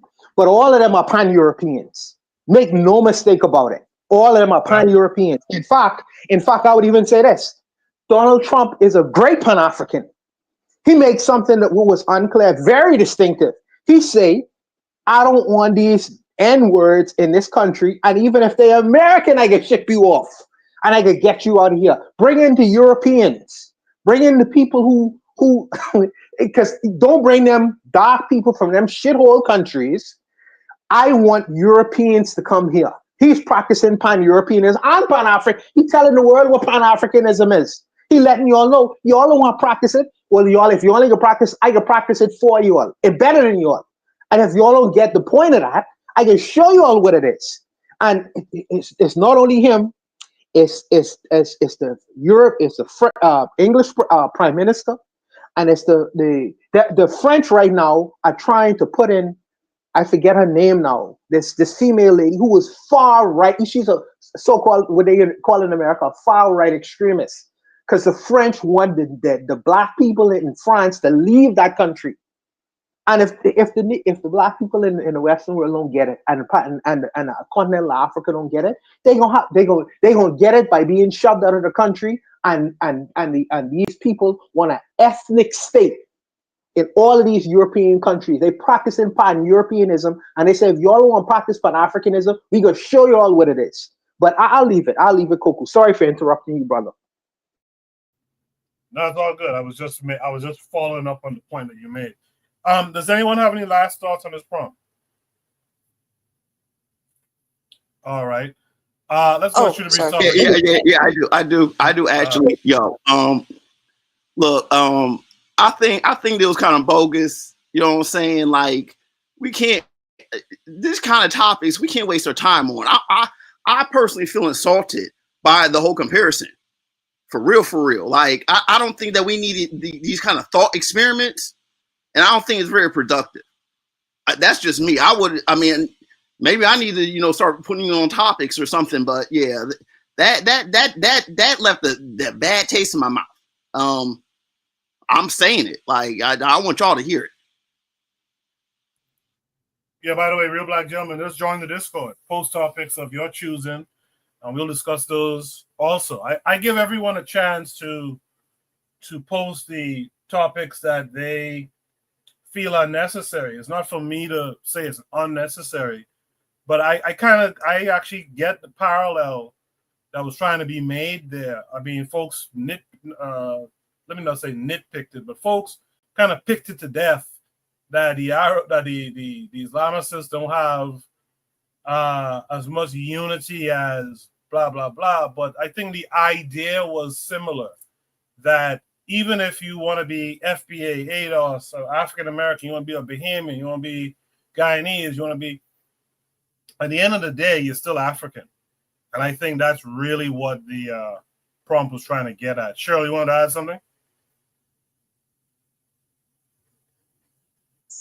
Oh, I was just gonna say, like, when you're dealing with people, like most people can't have a conversation past 5 minutes. Like you can't even, you gotta find people who are, I guess, people who are willing to even have a conversation with you. That, I mean, you, if you can't even get to that, like, it's, unfortunately, a lot of people are just like so social media crazed, like they just don't want to hear nothing. Like they, if you can't get to the point in 5 seconds, you can't get to the bottom line up front. Most people don't want to hear what you got to say. Like, or if it don't got, if it don't start with Jesus is Lord or whatever, you cannot get to them. I'm sorry, you just can't. You don't even waste your time, and it doesn't mean you're giving up on people. It just means, shoot, you just gotta leave them alone. They just gone. They gone. But if at least, like, cause you get a lot of college students, I mean, they got short attention spans too. But if you can, with in terms of Pan-Africanism, getting people to get into it, you gotta start with people who are curious to begin with. Like you gotta really like get to that point first. And I'll say that. That's all. Appreciate that, Shirley. Before we go to Should Read's topic number 4, I'll take the last word on this. This wasn't a topic of mine or anything, but again, like I said, I get it. I just want people to understand that, you know, we were forced into these religions. They don't serve us. They don't connect us to our roots, our heritage, our land. They don't. We're not reciting the stories of our ancestors. We're not even calling on the names of our ancestors. That's pretty bad. In these videos that we looked at, one of the guys in one of those videos says, yeah, we get this from our ancestors. And the question becomes, and it's not one that we're going to finish answering tonight, but the question becomes, what are we getting from our ancestors? What are we continuing fully, not syncretism? What are we continuing originally from our ancestors? The things that we can go back and get. And I think that's important, especially if you're talking about being in a position of power one day. Shoot the Breeze topic number 4 says, how many people did we lose to the rapture? How many people did we lose to the rapture? This comes with a prompt. I believe this takes us to TikTok. Let me see. I think so. Let me share my screen with you guys. Yeah, so you guys should be able to see my screen. Let me just double check. It's not up yet. My computer's run a little bit slow, so forgive me for the delay. I don't know why it's not coming up. Okay, it looks like it's coming up now. Let me move you guys out of the way. Okay, great. So again, should be topic number 4 says, how many people did we lose to the rapture? Let's watch the video and then we'll discuss it.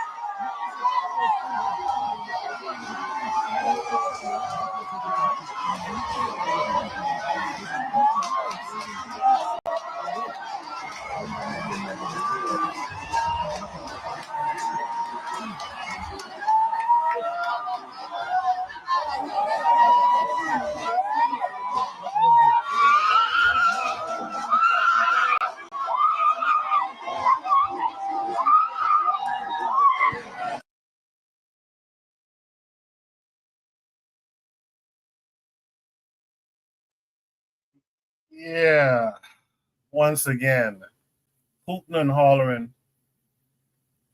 in some bush, looking up at the sky, waiting on a rapture. I think we had a old proverb about that, right? While we close our eyes to pray, these people took the land and gave us the Bible, right? Look, here we are, standing up in a forest somewhere, looking up at the sky, talking about a rapture. Meanwhile, these Europeans are in Africa, stealing the land, fucking up whatever cultural unity there ought to be.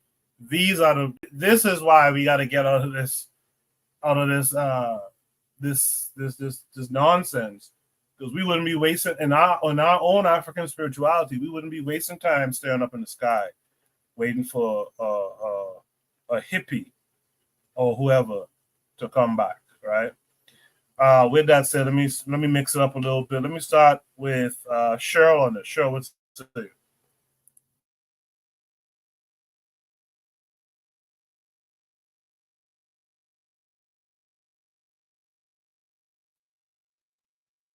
Maybe Cheryl's not there. Let me. Cheryl got caught up in the rapture. We lost Cheryl. That's one.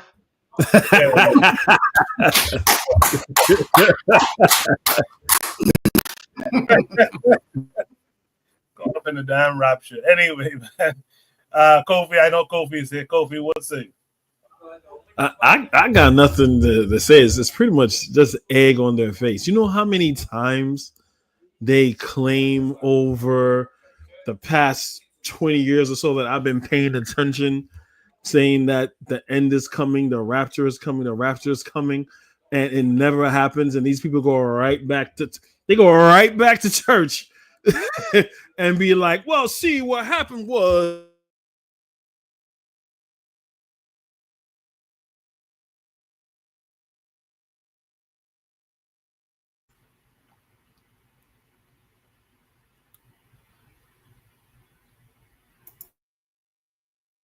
Did we lose Kofi? To the rapture? Yes, we did. Oh my goodness. Yeah, looks like the rapture was a couple days late. Cheryl's back. Cheryl, what say you about how many people did we lose to the rapture? I don't know. I'm confused. So I mean, you know, hold on for a second. Okay, so like I don't know. I feel like every year it's like it gets worse with social media, because like it's always something like people focused on, like in space. They're just like, oh yeah, three eye Atlas is coming, and everybody's like, oh yeah, that's Jesus, that's God coming back. And I'm just like, oh, okay. Like it's always every year there's something in the news that hits the news, and it's like it's something to do with space, and it's something to, and they try to connect it to religion, and I don't know, it's just a mess. I don't know. We lose people every year though. I'm sorry. Cheryl said, niggas die every day, B. Every day. You know what I'm saying? You know what I'm saying? The white niggas die every day. You talk right. You talk right. Yo, I'm weak, man. Yo, like this rapture thing, most people like they don't even realize they just gonna be like they're gonna be in the grave. Like it should be like this a meme of a skeleton, because that's what they're gonna be waiting for the rapture. Like Appreciate that, Cheryl. So for those who don't know, I didn't really set it up, but maybe you guys, maybe folks listening didn't hear the news, but a South African man named Joshua Malakeli, I think, predicted the rapture would happen either the 23rd or 24th of September 2025. So these are Africans in a forest, probably in South Africa or wherever they are, looking up in the sky, waiting for this rapture to occur. This would not have happened had they not been these diehard believers in Abrahamic religion, by the way. And so this ties in so well with some of the other topics we had tonight, because we are defeated and have embraced this Abrahamic religion, this is the kind of thing we're doing. By the way, I didn't see a white folk in that crowd at all, right? But had we been in mind our business, practicing our own beliefs, we wouldn't be out here staring at the sun. So I just wanted to add that for context as well. But Bakari in the chat said his mom, how do you put it? He says his mom died 12 years ago. She was caught up in the rapture. He later said that his dad was caught up in the rapture in 1986. So some tongue-in-cheek type stuff. But I guess Kofi dropped off. Let me go to Real Black Gentleman. Real Black Gentleman, do you have something to say for this prompt? Yes, I do. Not much though. I mean, I think it was goofy. Like I barely heard about it. Like kind of as an afterthought. Like this goes back to why I, fell out with the church. It's a lot of this like spurious, like religious revelation stuff that just people like fake prophets and people saying shit like this gonna happen. Like from everyone. I mean, it's just like with the Kenyans, then they have a preacher trying to say if you would starve yourself, you know what I'm saying? Like it's the book. It's just it's a hellified book, right? It got these passages and it just describes all kinds of stuff in the most obscure but pointed ways. You know what I'm saying? It can mean anything at any time. That's why I know it's like it's bogus. But again, our people who, again, it's like that's wild. It's just like it's almost like people gave up and were just like, whatever happens, happens. We're gonna fall for some shit like this. Oh my goodness, this is why, you know what I'm saying? Like, I mean, we almost have to out church the church. Like we say, like when Clark said we out Christ, like like there's has to be something in this to get this energy going. If you can get people to come together for some nonsense, imagine if you could actually get them together for something like tangible and actually like productive. And I mean, you don't get everyone, but I swear it's like, this is why I know there's potential in black people. Cause I mean, there's just too many black people. Even when you see the odd stuff, you know that there's still something there. And I mean, it's like, there's something there. I know it sounds crazy, but there's still something there because it's not everyone. And people come back from some of this stuff and they think, oh my goodness, this is some of the craziest stuff I've done. People get caught up in religion sometimes when they just know better and they get caught up in it. Like you hear stuff and it is crazy. Like it's crazy. But especially someone said with social media, you see stuff, you start putting two together, you start seeing signs that really aren't there. And you decide that, okay, this is it. I mean, I was just looking at the verses. A verse, Thessalonians 4, chapter 4, verse 17. After that, we who are still alive and are left will be caught up together with them in the clouds to meet the Lord in the air. And so we will be with the Lord forever. You know how like pedantic and like simple that statement is? It's like that's supposed to mean people are supposed to just up in the air. And you know what I'm saying? That's where, you know what I'm saying? When you start like just projecting stuff out there in space and the randomness of the atmosphere, that's where, you know what I'm saying? You're not thinking about any kind of like physical phenomena whatsoever. And like, I mean, I wish, people were more scientifically inclined. And I mean, the thing is, like, we were all taught this stuff in school. I mean, what it is like, I mean, for me, it's just like, I used to just read books. You got a library at the school? Okay, go to the next library and read all those books. And then go to the next library and read and you learn more. But if all you want is one book, and it's like someone says, it's, like Bob Marley says, it tickles me. We've got to fulfill the book. Like, we have got to fulfill that shit. Like, It tickles me. But once you know better, and it's it's just life. People live their lives, and people they get mindful of stuff, and sometimes they don't when you get older. But I mean, sometimes when you get older, you learn stuff too. So it's never like nothing's for certain. Although you do have tendencies, but you still gotta believe in our people, despite this looniness. That's all I got to say. I'm gonna pass. Appreciate that, RBG. I think Kofi has returned. Kofi, can you hear me? Yeah, Jesus tried to come get me, and I slapped the fire out of him, so I'm back.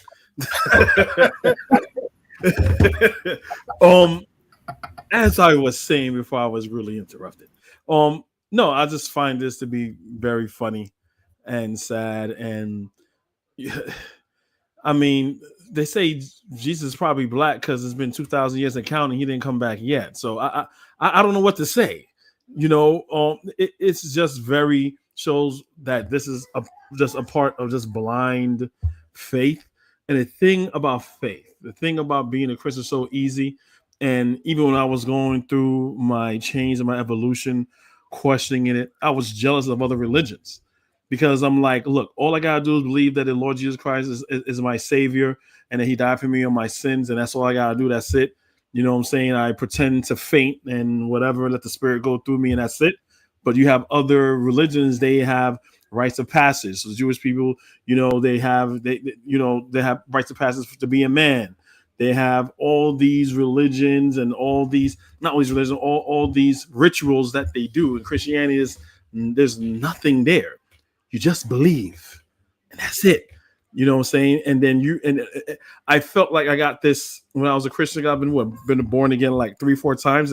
I mean, I could kill a murderer person and I could still come to God and be a born again Christian, right? So, I've been born, not that I murder anybody. I'm just saying to say that you can be a born again Christian 3-4 times and that's it. And all you gotta do is believe. There was nothing there to test my faith. Right, there's nothing there. You just believe and that's it. And you're on par with John the Baptist and all the other disciples. And it's to me, when I think about it, it's a fulfilling feeling, but it's also an empty feeling because the joy they say I'm supposed to have, I probably felt like a little bit more than half of that joy when when the pastor was going around, when everyone's in a circle and laying hands on you, and you pass out because you're gonna feel the spirit go through you. And I remember I'm like 14, 15. I'm like, yeah, it's going to happen. And everyone is just fainting all from the left of me, on the right of me, in the front of me. Here he goes. He touches me and nothing happens. And I think maybe that happened to me 4 times. He laid hands on me. And one time I was like, all right, let me just do it just for looks, just for theater. But I never felt anything, what I'm saying? So I'm saying that to say is like these people, I kind of see, well, I don't know if I went that far, but I kind of see a little bit of them in me, in my old self, or how I used to be. It's pretty much blind faith. There's no litmus test that you could give them because it's faith. Faith. When I talk to religious people, when I have these conversations, I say we have to understand that faith is something that you don't and can't prove. You can't believe. Like, look, I'm agnostic, right? I believe there is a higher power as far as all my African spirituality is concerned and what my ancestors said it to be true. But I'm not going to sit here and argue down that there's an afterlife. I don't know. I hope there is.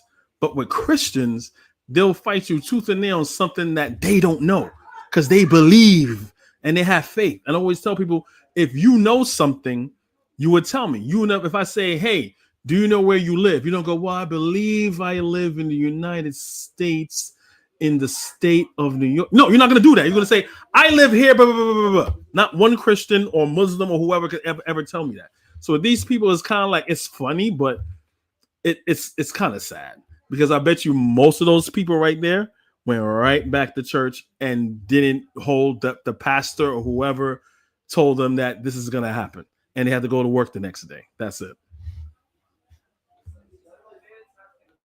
Appreciate that. Kofi. Make sure you guys are tuned in and subscribe to Kofi's channel, by the way. Buana, what say you to how many people did we lose to the rapture? I don't know. I see Koku. See me on this panel, I get called a capitalist pig, right? But see, I don't mind the people who believe in a rapture. In fact, here's the thing. For the true believers, I try to convince them more of it because I am gonna go around to all these people who believe that they're gonna be raptured. See, I'm gonna convince them I'm gonna be left behind. So I'm gonna ask them, say, can you please sign your house deed over to me? Because since I'm gonna be here, I'm gonna need your deed to your house and your car. Really and truly, just sign. No, because they're gonna be going. I'm trying to get Bud Crawford to convince him to be a rapturist. So when he leaves, I could take over his home because he won't need that anyway. Give me the deed to your house and car and all these other things, since I'm gonna be the only one left here by myself, and you all go off and to live wherever you're gonna live. But see, you go to these people, you'll find. I tell the brothers on this panel all the time, it's not what people profess with their mouths, it's what they do. Are you such a believer in rapture? Are you willing to sign off on a deed to your house and your car? Because you won't need those things. These are tangible things. You're going off into the spiritual realm. So sign the deed over to me, so I could, because I'm going to be left behind. I'm not a believer. So since I'm going to be left, I'm going to need those things.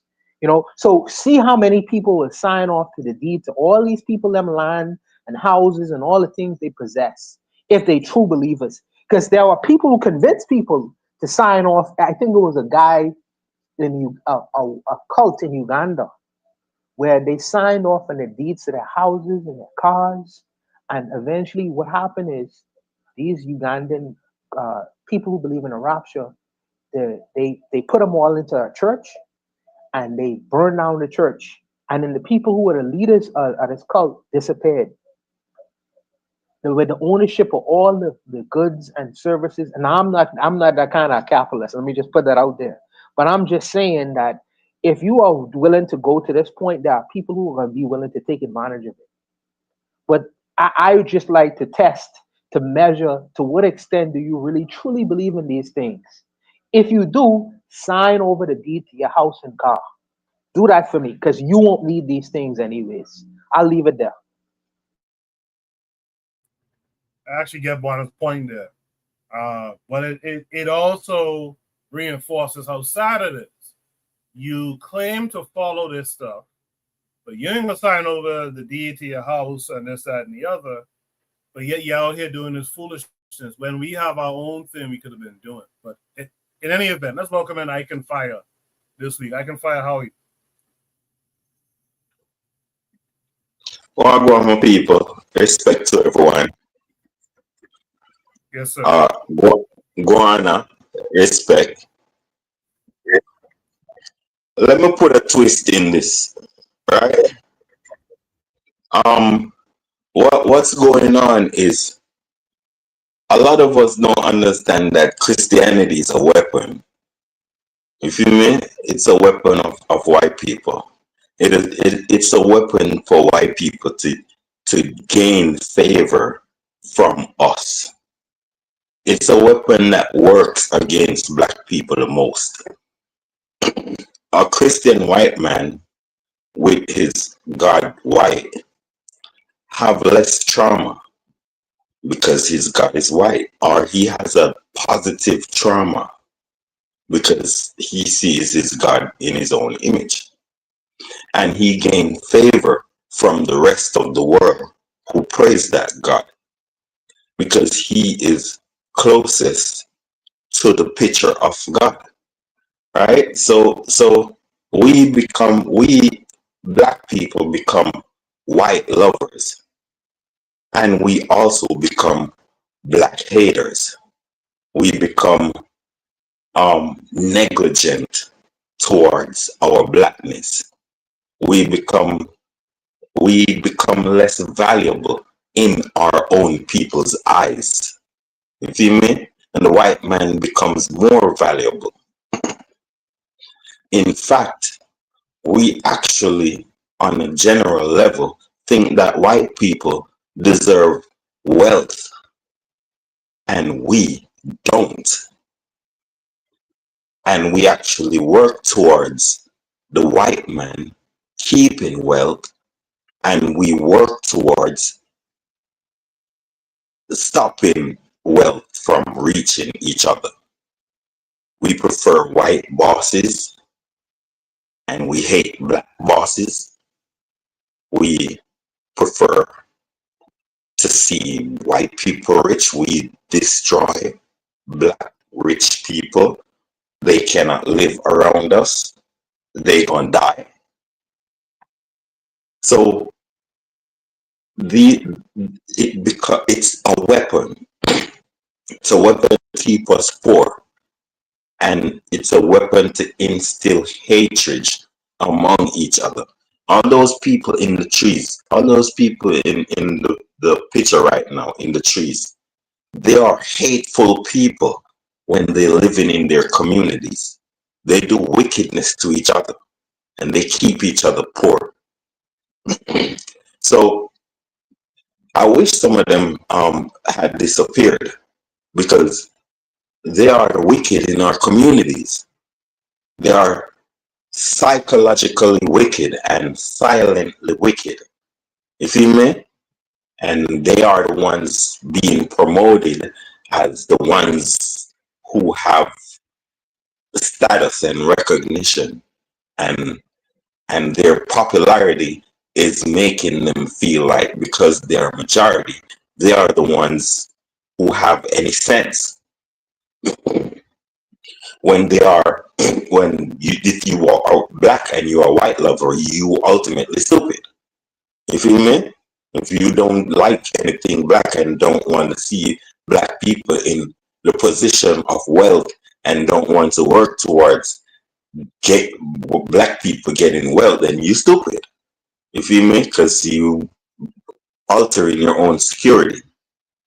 So that's what's going on with how I see things and seeing Christianity as a weapon. So we are losing. We have been always losing people. Thank you.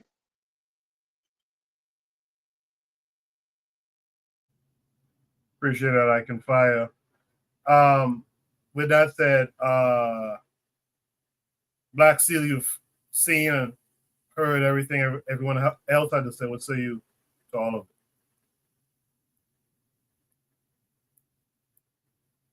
it? The rapture didn't get me, guys. It almost got me, but I was able to claw my way back. But but no, I say this kind of tongue in cheek to be funny, but at the same time, you got to laugh to keep from crying, right? Because this is ultimately it's a tragedy. So, like Wanda said, there were some people who sold their homes. There were some people who quit their jobs because they expected to be raptured on Tuesday. We talked earlier about how religious people don't even read their own holy books, because it says in the Bible, the day of the Lord is as a thief in the night, and no man should know the day or the hour. But yet all of a sudden, they know it's Tuesday. So here you are, you don't even read the scriptures you claim to believe in. You're selling all your worldly goods and your prosperity. I mean, your house, quitting your job, selling your car, and then nothing happened. So this has happened before, where people expected the world to end. Most famously, it's an event in 1844 called the Great Disappointment, where this man named Joseph Miller predicted the world would end October 23rd of 1844. And he sat on a mountain, and people sold all their worldly goods, and they expect things to happen, and nothing happened. It happened in the 80s. There was a South Korean church. I think they called themselves the Moonies after Reverend Moon, and they expect to be caught to heaven. That didn't happen. So, but one thing I think has in common these end of the world events is that I think it comes on the heels of desperation, right? People cling to religion when times are hard, and they can't see any other way out of their problems. And to quote Marx's famous quote, Religion is the opiate of the masses, right? It relieves the pain of that is caused by life. And when we see these people who get caught up in this stuff, we have a tendency to laugh at them and mock them. But at the same time, there should be a profound sadness, because these people have in many ways given up, right? And they don't believe that there's any type of solution to be found in our world. So they have to look towards the next world for relief. And I think it kind of shows to our original prompt how we let our freedom fighters down, because at least back then, you know, you had groups like the Panthers providing food and helping people with medical care. Now we don't even have that. So times are increasingly hard. We're again in the middle of a white supremacist renaissance that wants to inflict as much damage on us as possible. And many people don't see a way out. So I think this is a call for us to maybe organize and do what we can to help our people more, because I feel that in the coming days we're going to realize that all we really have is each other. There's nobody coming to save us. There's no government institution that's going to relieve our issues. All we have is each other. Mutual aid, common self-defense is what we're going to need very soon. So I'll leave it there. Thank you. Appreciate that. I think I skipped over Jackadale. Jackadale, what are your thoughts on how many people did we lose to the rapture? Definition of a cult. Noun. Definition number 1, a relatively small group of people having beliefs or practices, especially relating to religion, that are regarded by others as strange or sinister, or as imposing excessive control over members. Synonyms would be faith, belief, persuasion, affiliation, movement. I look at these things and it just screams cult culture. And why is that? Well, it's because usually how you get people into cults, according to research, is you get people that are desperate. I know this video where these people are looking up into the sky and hoping for something to happen, waiting for Christ to come back if he was ever really around. You know, our people in Africa, not all of them, but a significant amount of them feel like they're living in an actual hell, a real life hell, economically, physically, but nonetheless, they feel like this isn't their heaven. They feel like their heaven is waiting for them. And so they'll do anything possible to try to make that happen. And so if somebody comes along like Pastor Joshua, as Koku pointed out, from South Africa, you know, this whole thing was brought upon one guy on a podcast saying, hey, I believe that this date in September will be the day that the rapture comes. And people believed him. But I'm not looking to take accountability away from Pastor Joshua. Now, pastor is just like, you know, there's always a parallel I see with Black churches in America and Black churches in Africa. And it's that pastors pretty much have a tight grip on society at large, man. Oh my gosh, it's almost like they can do no wrong. You know, they can show up. I think I've told this story before. You know, one of the girlfriends that I had dated, you know, she took me to her church, a Black church. And the pastor opened up a sermon talking about, hey, you know, me and my wife, me and the lady, we went to a private island that some of you guys will never be able to afford to go to. And nobody moved. Nobody got up and threw a shoe at him like the way that Iraqi threw the shoe at George Bush. You know, nobody did anything. I don't even think people like breathed. It was almost as business as usual. And I say this to say, like, you know, I'm not 100% sure on when this will stop, but, you know, we have a dire situation. You know, we can say this is just Africa, but Wasn't it another pastor here in America that was like, close the doors, close the doors, close the doors. We're not leaving until we get, what was it, like 1,000 out of each member to end up with like $47,000. This is cult-like culture. It's pretty sad, whether somebody's telling you that Christ is going to come back or that you're being held ransom until you come up with some money. It's the same thing. You're belonging to a cult. Some of my family members, I know that they belong to a cult, and I say cult in the terms of like, if you try to leave your church, I'm not 100% sure on like if life is going to be that well for you, because you'll get societally shunned. You feel like you won't have a community. A lot of people feel like their friends are made from the church, the people that they entrust with their lives. The girlfriend that I had, like, she would often go to church sometimes three nights a week.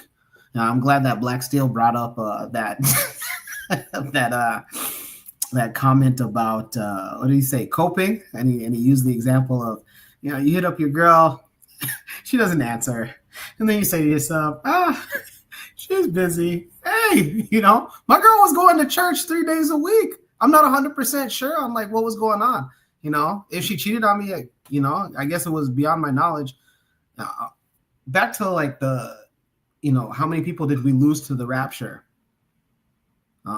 We're losing people every day, not necessarily to the end of the world, but we're losing, some of our family members, friends, girlfriends, to things that is very, very preventable.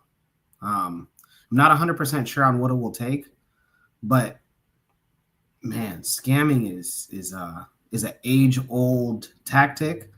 But come on, we're in the age of information. I'm not 100% sure. I'm open to ideas, but this is sad. And by the way, again, this was in Kenya. This video was in Kenya. I know exactly what tribe this is because some of the background talking, I know what tongue that is. And again, if it's not people hoping that the end of the world is going to come, which is really interesting. Juana said like he knew people that were selling their homes with the money that they got from selling their homes. Do they think that there's going to be vending machines in heaven? I'm not 100%. How does that make any sense? Just keep the home, because what are you going to do with the money? But nonetheless, this is a cult. Let's get out of cults, man. Save our family members and friends. And if they don't want to be saved, girlfriend. Well, I'm sorry. No. Bye. Just check the back. Check it. Bye. Bye for. Yes, sir. All right, we welcome Buana back. Buana, I think I heard from you on this already, right? Yeah, my electricity gone. It's thunder and lightning out there. My bad, Coco. Yeah, you heard from me. Yeah. Okay. No problem. If there's no last thoughts, so let's just finish up the 5 topics. I have one last topic. That's a palate cleanser, of course. So we've been talking about Abrahamics a lot tonight. Should have read topic number 5. Says female rap is a psyop. This takes us to YouTube. We're going to watch about 5 minutes of this video, and then we'll discuss it. I want to know, do your kids listen to your music? Yeah. They do? Yeah. Female rap has got to go. We are literally witnessing a complete degradation of Black women. And quite frankly, it is spilling over into other communities as well. And they're all doing it willingly, proudly, which is disgusting. The image of a Black woman used to come with pride, with power, with dignity. Now the image have been hijacked and traded in for prostitution music, stripper culture, and social media stupidity. What we're watching isn't just embarrassing. It is spiritual decay dressed up as empowerment. And I'm sorry to say this. Actually, I'm not sorry. These women need to be stopped. And to be clear, this isn't just about music. This is about identity. This is about influence. This is about the children coming up being programmed to think that this is okay, that this is cool because their mothers and aunties and grandmothers have already been programmed by the system to see wisdom as weakness and whoredom as strength. The behavior coming from these female rappers, these people that are encouraging it, it is all disgusting. And this is not to say that male rap isn't disgusting too, but let's be real. The men aren't the ones that's raising these children. And I'm saying, if Black women will embrace someone like Sexy Red into the community, celebrating her, a girl that sells gonorrhea lip glosses, raps about hoochie coochie, and just glorifies dysfunction like it's some type of cultural currency, then the culture has no hope. We are in full cultural collapse, and everyone should be alarmed. Let's stop calling it female rap and call it what it really is. Prostitution music. These women aren't just rapping, they're marketing dysfunction, they're branding disease, yellow discharge lip gloss, gonorrhea lip gloss, literally STDs turned into brand identities and sold back to little girls as empowerment. And Sexy Red is the main perpetrator of this. She's the face of it. She's the one that's pushing it. She's the one they allow to sell the dysfunction to them and their children. And the problem is they don't see nothing wrong with it. They don't boycott her, but they want to boycott Target. It is completely disgusting. Even Jennifer Hudson brought her on her show, The Jennifer Hudson Show, a grown woman with a platform and an EGOT, an Emmy, a Grammy, Oscar, and a Tony, sitting across from a girl who glorifies STDs and prostitution and embracing her like she's a role model. Let's go ahead and take a look at that exchange. You did. She met my son. He's so sweet and handsome. Thank you. You got a good. He was like, "Can you make him a video?" Because I have my son and like 7 of his cousins. In this past summer, I want to say they wanted to come see Sexy Red. Was it at the Chicago Festival? Yeah. They're music kids. So thank you for making my son's day. They would never forget it. I want to know, do your kids listen to your music? Yeah. They do. Yeah. The fact that Jennifer Hudson lets her child listen to Sexy Red is all you need to know. They are trying to sell you the idea that this is normal, that this is okay. This is how the elite work. They do not sell dysfunction directly. They use familiar faces to do it. So when you see someone like Jennifer Hudson co-signing it, you think it's okay. You think, well, if she approves, it must be fine. It is not okay. It is not fine. And I'm going to be honest. I think Jennifer Hudson is going right along with the elite's agenda. You don't just get an EGOT like that. That is not a small achievement. It is actually extremely rare. Yes, she has a beautiful voice. I'll give her that. But let's really think about, like, have we seen enough of a body of work to justify all of that? Because something kind of feels off to me. I could be wrong. But just in her life, when she was obese, before she was skinny. If you didn't kill Jennifer Hudson's family, who did? I don't know. I mean, I could sit here and speculate to many names and just throw them out there to you. It still won't solve it. Period. Now all of a sudden she's skinny, she has an EGOT, and she's sitting across on a talk show, her own talk show, praising Sexy Red. Interesting. Really interesting.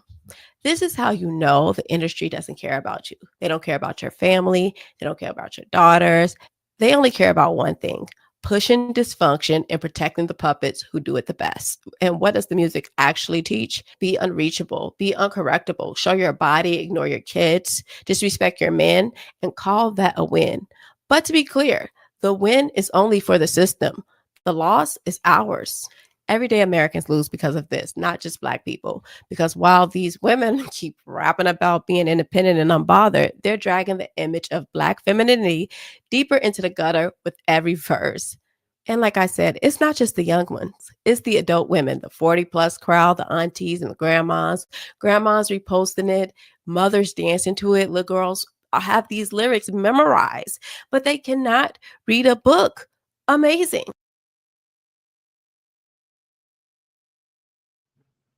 Amazing. Isn't that what Jesse Lee Peterson likes to say? Amazing. Female rap is a psyop. That should be his topic number 5 tonight. Let me mix it up again. Let me start with Kofi. If Kofi is there, Kofi, what are your thoughts? I did not. Wow. The bottom of the barrel is not the bottom of the barrel. She let her kids listen to her own.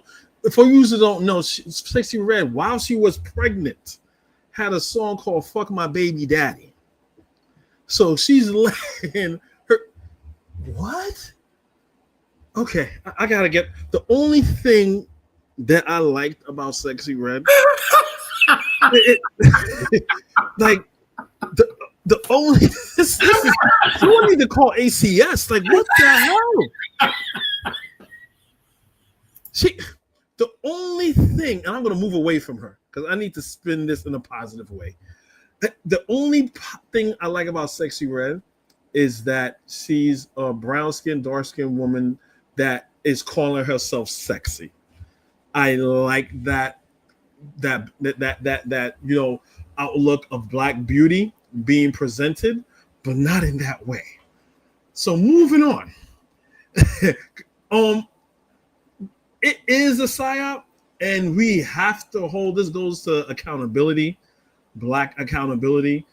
And I've said this before, we are the only people on this planet where you could take our name, our image, and who we are and drag it through the mud.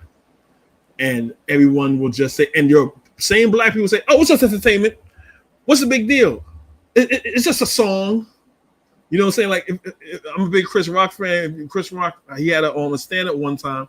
He was like talking about, how rap is, and he said the biggest critics. He said, look, he doesn't like how rap is, but he says when it's the most misogynistic genre of music. But he said, who's the biggest champions of listening to rap music besides white people is Black women. He said you see a Black woman and the lyric be slap it with a dick, slap it with a dick, slap it with a dick, slap it with a dick, and you be like, what the hell? What are you doing? Oh my God! And she'd be like, what you mean? The beat sounds good, and what? He ain't talking about me. Slap it with a dick, slap it with a dick, and they don't care. You know what I'm saying? So I get there's a space. It should be a very small space for ratchetness, because they say Black people shouldn't be sexual or exhume their sexuality. That's stupid. But it going running rampant like this is insane. Now, look, I'm a part of the problem too. Going up, I like Little Kim growing up. I had the album with her squatting, and you saw I had that. I get that. You know what I'm saying?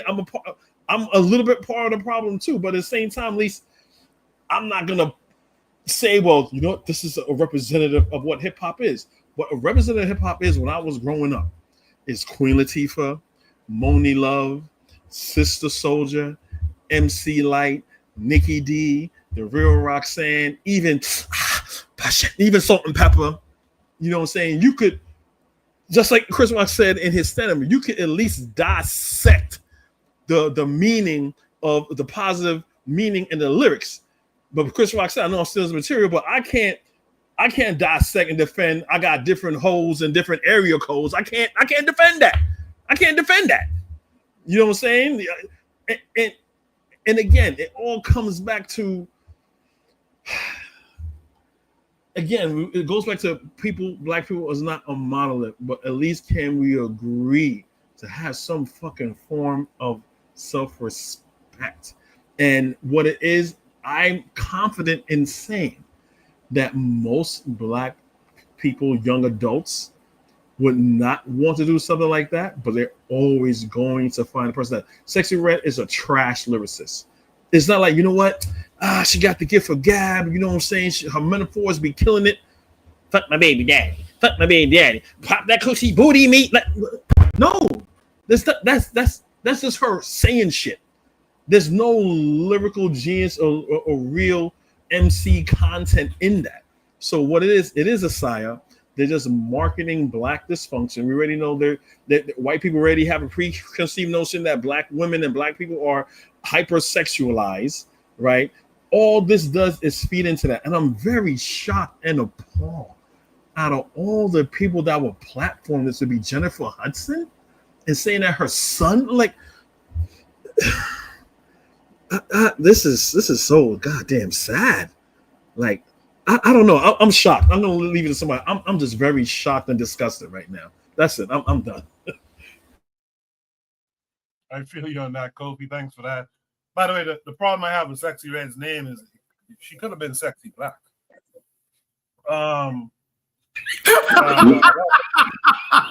Repeat that. I didn't hear that. Repeat that. She's sexy. What?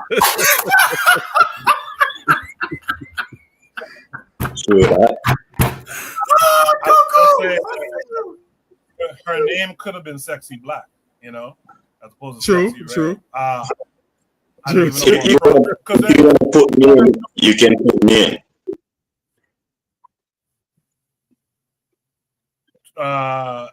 I couldn't hear what I can say, but we're gonna go to I Can Fly in a second. I'll just say a lot of times when female rappers even put black in their name, is attached to some other type of shit, you know, Black China and all this kind of stuff. But I Can Fly, what say you? Female rappers a psyop, what say you? Hey man, thank you for gracing me like that, man. Hey, listen, man. As I told you, man, we have to take the red pill. We have to. It's like this. If this type of war, the war that we in, are if we want any victory or whatever, right? Is the females gonna play a part? That's all that's what I want to know. Is the females going to play a part? Are we going to win without the females? And if not, shouldn't we really address these females? Our females, I want to say this now. Our females think the white man is stronger than us. Our females think the white man look better than us. Our females think the white man is better than us. Our female, since they conquered her in slavery, she has been working with the white man. You feel me? And she is doing everything to disgrace the black man and to make the black man less than her and the white man. You feel me? That's what's going on in the black female's mind psychologically, that she's not telling us, and she is teaching it. She is promoting it. She is teaching it to the boy child, and she's teaching it to the girl child. She is making she's the one making all these Negroes go to prison. You feel me? She's the one who is raising all these careless Negroes that be shooting each other. She's the one who who making GYs or YGs or what the hell ever. You feel me? She the one who going to prison for them. She become a warden to go deal with them. You feel me? And what I'm trying to say to you is she's trying to work with the white man in order to make the black man fail. You feel me? She don't want the black man. Her God is white. You feel me? She don't want the black man. This is the same thing. She don't want the black man to be lord over her and to be the ruler over her, over the white man. You feel me? That's why she's dishonoring us in her words and her behavior. The same one who is talking right now, that same one, she's part of the problem also. It's because it's getting shameful and she has a little shame, but she don't have no shame about her hair. Well, she's ashamed of her hair. You feel me? So how is she better? You feel me? When she's willing to make her children, to raise her children and show her children that she don't love her own hair. And these wig wearing women that be raising sons and then be blaming the sons for going to white men when the sons never see their real hair before. You feel me? And then expect black loyalty. You feel me? That's why a lot of Negroes don't want no black woman, because his mama don't represent black women. His mama is a colorist. You feel me? She's easy to red niggas, and she have manners only to white people and all that type of stuff. If you see her the way she talk to the Negroes, and it's unbelievable. And they have a lot of respect to white people. You feel me? Black women have a lot of respect to white people. They even try to be better in relationship. Really, white people can tell a white man in relationship with a black woman can tell her shut up. You feel me? And we get who you talking to? You feel me? That's what we get from our black women. But black women have respect and manners to white people. So we need to understand as men. You feel me? We need to understand as men. We need to organize, have our men's organization, and formulate ways to put our women in certain discipline, and also to acquire our own wealth. But as far as I see it, if you something has to happen on a drastic level, just like how they grabbed us in slavery, you feel me? And then they punish us, and then they break us, and then they ravage the black woman and transform her. They deal with her like a horse, like a mule. They whip the horse, and then they ride the horse. And if she's jumping and railing, they ride her until she stops jumping and railing. And that's how she can get that's how the horse become tame, and that's how they can make the wild pony come and eat, which is the sun. You feel me? The black sun come and eat out of the dude who conquered her mother. You feel me? Come and eat out of her hand, out of the owner's hands. So that's what happened to us as people over here in the West, where the mother tamed us, the men, to eat from the white people. We need to understand that how important the black woman is, how she can turn us into a nobody or turn us into a real, genuine man. And if we don't get a hold of how who is teaching these black women and how they raise, we as men are done for, because they are more powerful than us, because they have us on titties. We see them as gods when we are kids, when we are boys. And 5-year-old, 2-year-old, we see them as gods. Anything they say goes. And even now, men, they raise a whole army of idiot men that will dispose of you if you go up against a black woman. You feel me? Not caring about what she stands for. It don't matter. If you say anything opposition of the black woman right now, you have Negroes that will finish you off. You feel me? So okay, so the black woman is very important, and you see all the disgrace that she's working with the white man. Anything the white man tell her, the white man told her to do all this. You feel me? The white man told her to do Booty Brown and all that type of stuff. They're using money and all that stuff they finish us off. This is the last part. It's like what can get worse than this? Well, go ahead, my people. Thanks for indulging me. Thank you, Kevin Samuels. You'll be in some trouble, but hey, I'm gonna actually not disagree with I Can Fire. I think Trigger Happy 262 Plus puts it best, and I think I Can kind of gets around to it eventually. Trigger in the chat says it's most likely a feedback loop. I think one thing leads to the other, and that other thing leads back to the one thing. So I think, if you really parse what I Can is saying, you realize that, if you have bad women, you're going to get bad men. Bad men are going to help create bad women as well. I think that's a part of the thing. And usually around here, there's folks who would just say, well, just leave the bad women alone or the bad. But the problem with that is that they're influencing, and that's the hard part about it. Yes, and it only takes. Yes, one more thing. It only takes 17 years. It only takes 17 years for a woman to unleash another set of hooligans on the society. You hear?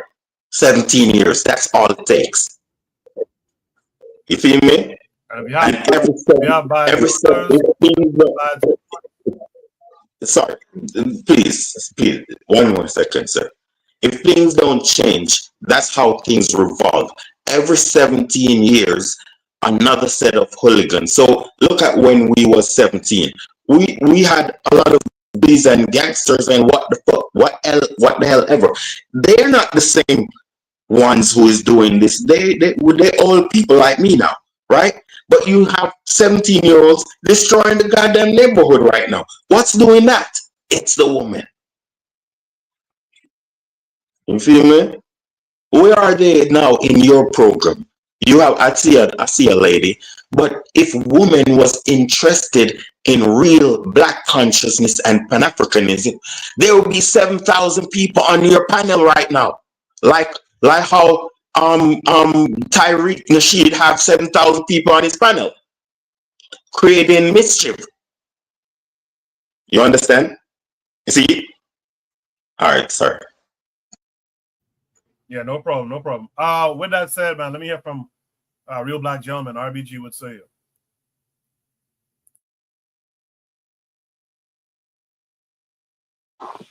Oh, my bad.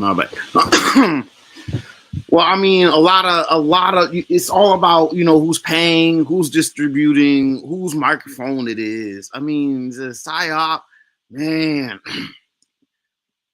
it's definitely definitely a psychological thriller. I will say that it is definitely, you know, I had said at one point they're gonna bring out someone, and it's just you know, it's like if you know anything about comic books, you had just you had all the weapons, you know what I'm saying, and then you had weapon 11, you know what I'm saying. They're going to try to bring out a weapon 11 of these female. This on here is not of the Lord, man. It's like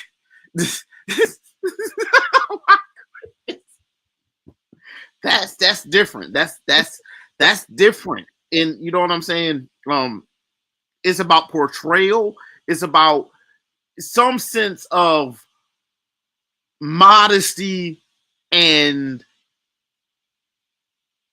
I guess just like an upholding, a standing on something. You can't have, first of all, it's all about, you know what I'm saying, naturally. It's just like, is it I mean, damn, is it a psyop?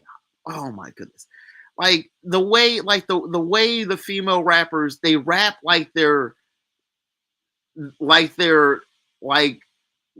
you know, female men. I mean, the rap, it doesn't have a sense of femininity to a lot of it. It's just women saying more or less everything that a man would say, and something about baby daddy and pay these bills. Men talk about, you know, getting money because they, you know, you're gonna mess up my money, yeah, but it don't hit the same. It's never. I mean, you do want to rarely talk about I gotta get this money from my big, but it's not even close. It's about the way the music tends to lead. You know what I'm saying? It's what do I say? It's life imitating art. It's not so much of like, you know, like you said, the feedback loop. It's kind of like you have living people, right? And they create art, right? That's what happened first. But then you have people who see the art and try to imitate the art, right? They don't try to make the art. They try to imitate the art. The life that they live tries to imitate in art form, which is, you know what I'm saying, this doesn't happen in a vacuum. Like you said, you don't say little kid. It's like it kind of stacks one on top of the other.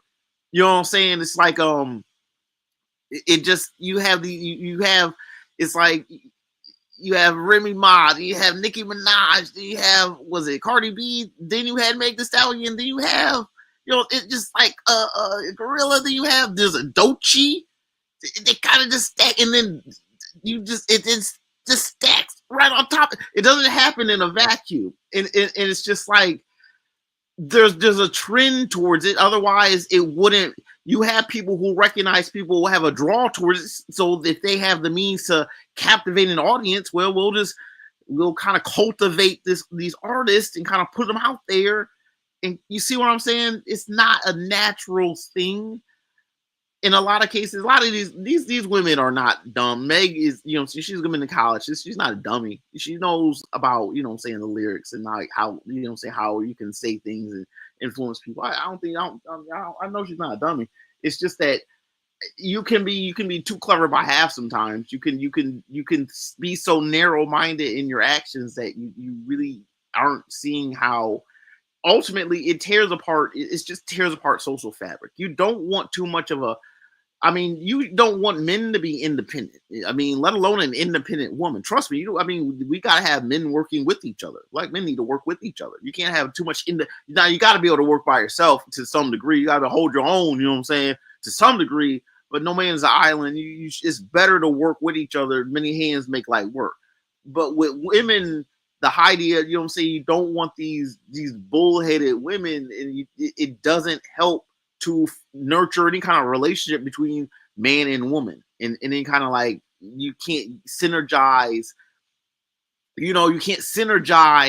with the typical man with a lot of these personalities. They just don't to just working people. It's like it turns into, you see these women with millions of dollars. It's like, you don't want anything from me. You're not even trying to any kind of semblance of beyond, saying, shake that. They do work out. A lot of these artists do look good. They look good. Damn. But it's like, beyond that, they open their mouth and it's like, I can't do it. It's like, is it a psyop? The shit's being cultivated for sure. I think I said it once. I'm gonna say it is being cultivated. So that's all I got to say on that. Appreciate that, RBG. Let me hear from Kofi next on this one. Kofi, what's say? I think I went already.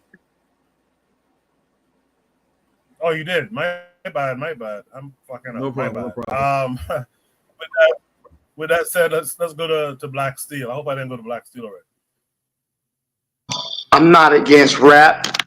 I'm not against rappers. But I am against those thugs.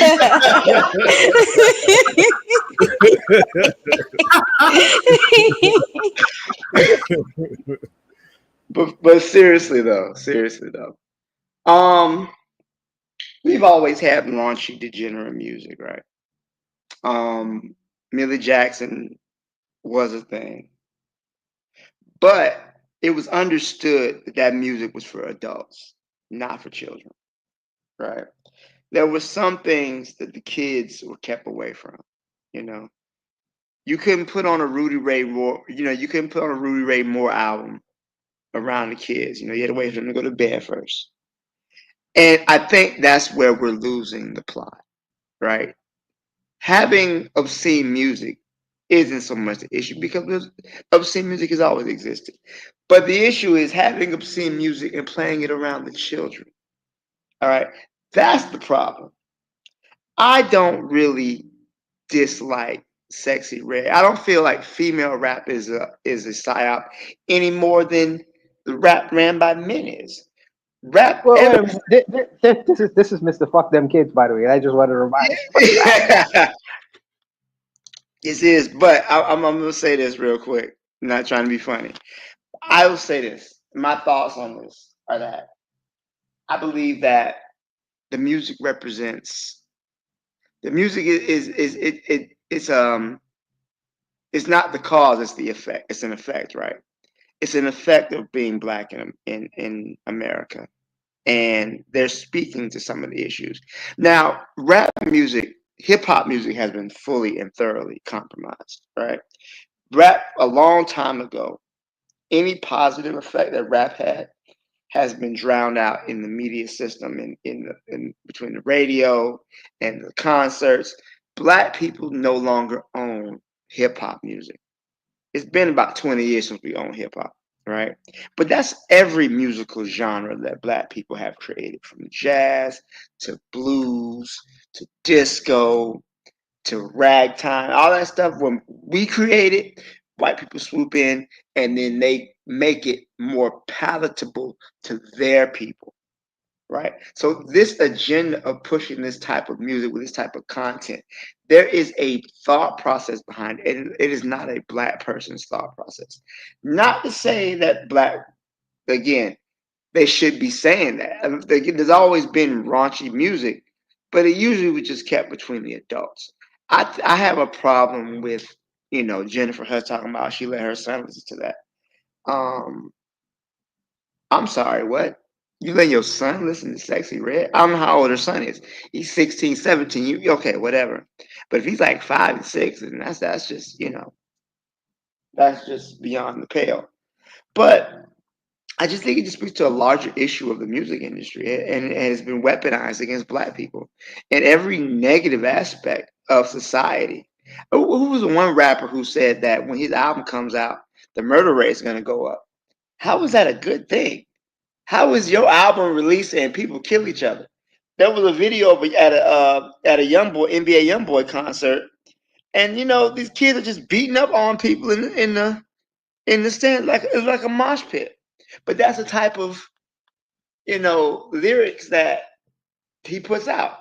Fuck a nigga, kill a nigga, stab a nigga, rob a nigga. Just constant negativity, and you can't hear that without internalizing some of that. When I growing up in the 80s and 90s, we had that type of stuff. NWA was out, but we also had Public Enemy. You had like Queen Latifah. Where are the sisters who are putting out the type of life affirming positive rap music?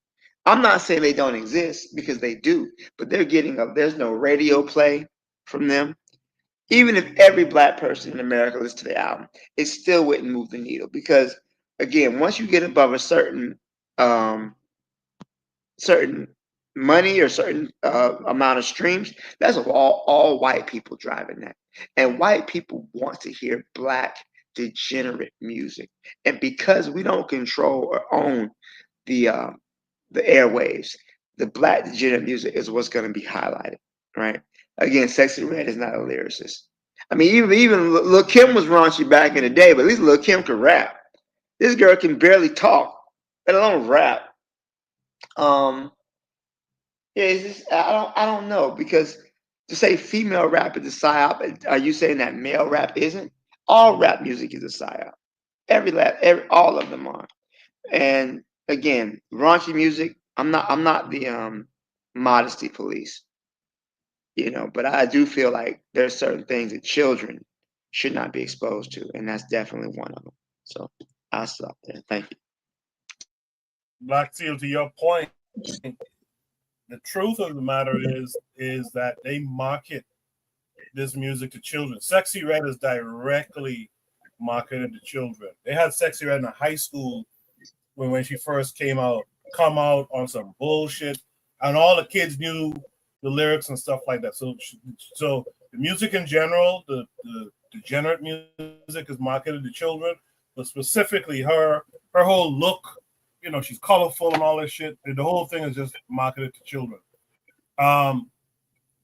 With that said, let me hear from Jacadero. Jacadero would say, Coco, is it okay if I project an image on the screen? Is that okay? If you can, go ahead. Yeah.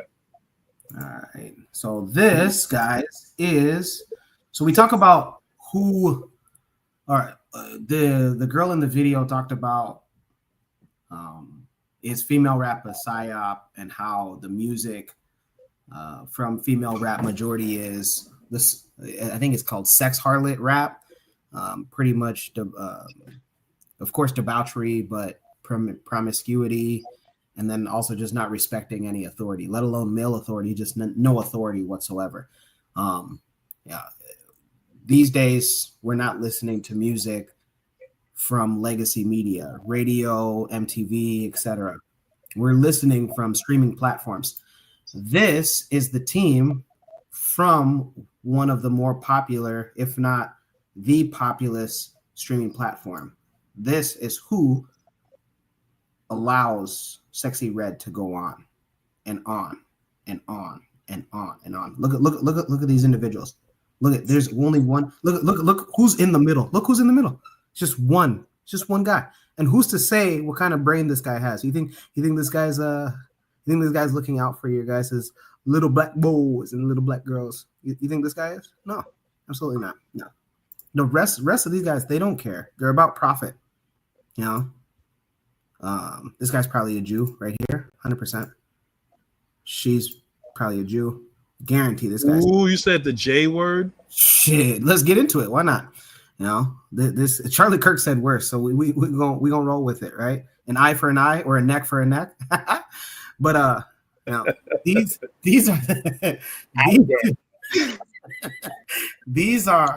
the individuals, guys, that put these artists in your guys' brothers and sisters, nieces and nephews. If you guys have children, these guys, like Koku was just establishing, all these individuals are the individuals that make it so that way Sexy Red, Glorilla, Flo Milli shit. These are the likes of why they're heard. You know, like there's so many artists, but you always have to ask why. Of course, they're signed to record labels that have partnerships, probably do weekly lunches, weekly golf outings with the record labels. These guys are the ones that are going golfing with the record label owners. So they say, okay, yo, take 10 of our artists this week and I'll buy you lunch, you know, for the whole week next week. You know, it's probably a deal like that. But nonetheless, it's like Spotify has been proven. It's been proven that, and I stopped sharing the screen. It's been proven that the likes of Spotify, when they have playlists, these playlists are financially incentivized. So the record label approaches Spotify and says, hey, we have 3 artists. We'll give you, wink, wink, we'll give you some money. Go ahead and promote these 3 artists that we got on our label onto the Spotify playlist of the week in this specific genres. So like hip hop, rap, whatever. You're hearing Sexy Red instead of, I think Rhapsody, most of her catalog isn't this sex harlot catalog or the stuff that you're seeing on the screen right now with, you know, people dancing in front of KFC. What's ironic about this is like, we all know how like this stuff is bad, but like it behooves this girl in this red skirt that we don't see anymore. Like she's on the verge of a cardiac arrest. I'm imagining her. You know what? This is not about her weight and her body, but nonetheless is like these type of image, these type of songs. A lot of us would be very surprised to find out that it's more categorically targeted more than we think, and it goes back to that team. That team that you saw, they don't care. They only care about profit. Remember, I think there was that one recorded. Well, I think one of the Bone Thugs members said that he had overheard a meeting about record executives saying that they made a deal, blah blah blah, and they're, you know, the whole moving on forward. They're going to try to slowly destroy the Black community. That might be there, but it's also up to each and every one of us. An example that we had, there was a few years ago that Black China, the baby mama of Tyga, if you guys don't know who these people are, you are so blessed. Nyasai has blessed you. Just when you go to sleep tonight, thank whatever African deity that you have in your life that you don't know these names. Okay, I shouldn't know these names, but Black China went to Nigeria, and one of the controversies is that she was promoting a skincare routine, and among the skincare packaging was she had one of the products, a skin lightening lotion or something like that. And there was, you know, backlash. Oh, like how could she go to Nigeria and promote skin lightening? But why? The biggest question should be is why did her team already have intel that was going to be able to sell in Nigeria? Why? Like that's like a pork butcher going to Somalia and thinking that he's going to make money. That wouldn't happen because they know, yo, we ain't eating pork. We smoking hookah for sure. You know, we eating a lot of bananas. We're not eating pork though. So like, why, how come her team knew that there was a potential to make money from skin lightening? Like, so a lot of this falls on us, you know. I brought up Hold the Line earlier, and you know, I have major indifferences with Tariq Nasheed, but one of the things that he showed me during this Charlie Kirk thing is that, hell yeah, this guy's standing on, he's gonna call it out as it is and say, hey, your guys' cracker died. You guys' cracker got killed. And I'm sorry, YouTube, Coco, I hope this video doesn't get flagged. But nonetheless, is that we got to hold the line, though. We got to start saying like to ourselves, like, what can we do? Does it take one of us getting into a Spotify front office and saying like, okay, hey, like when I get approached with this type of proposition, do I take it? Do I leave it? I don't know, but I know this is that like, we can start to say each and every one of us knows at least one DJ. DJs are kind of like Instagram models, right? Everybody knows at least one. So we can start saying to the DJs next time you DJ a graduation party, yo, stop playing that shit, bro. Next time you DJ, a wedding reception, bro, just stick to the old hits, man. We don't need, whether it's the sex harlot rap or the drill rap, we don't need this. It starts with us. Again, we can't stop people from listening to whatever they're listening to in their headphones or ear pods. But at least for the public events, the informal events, we can at least tell the DJs and other music selectors, cut that out. We're not going to entertain that. And that's it. Next week, Shoot the Breeze topic number 1 is going to be, why do Somalis eat so much bananas, according to Jack.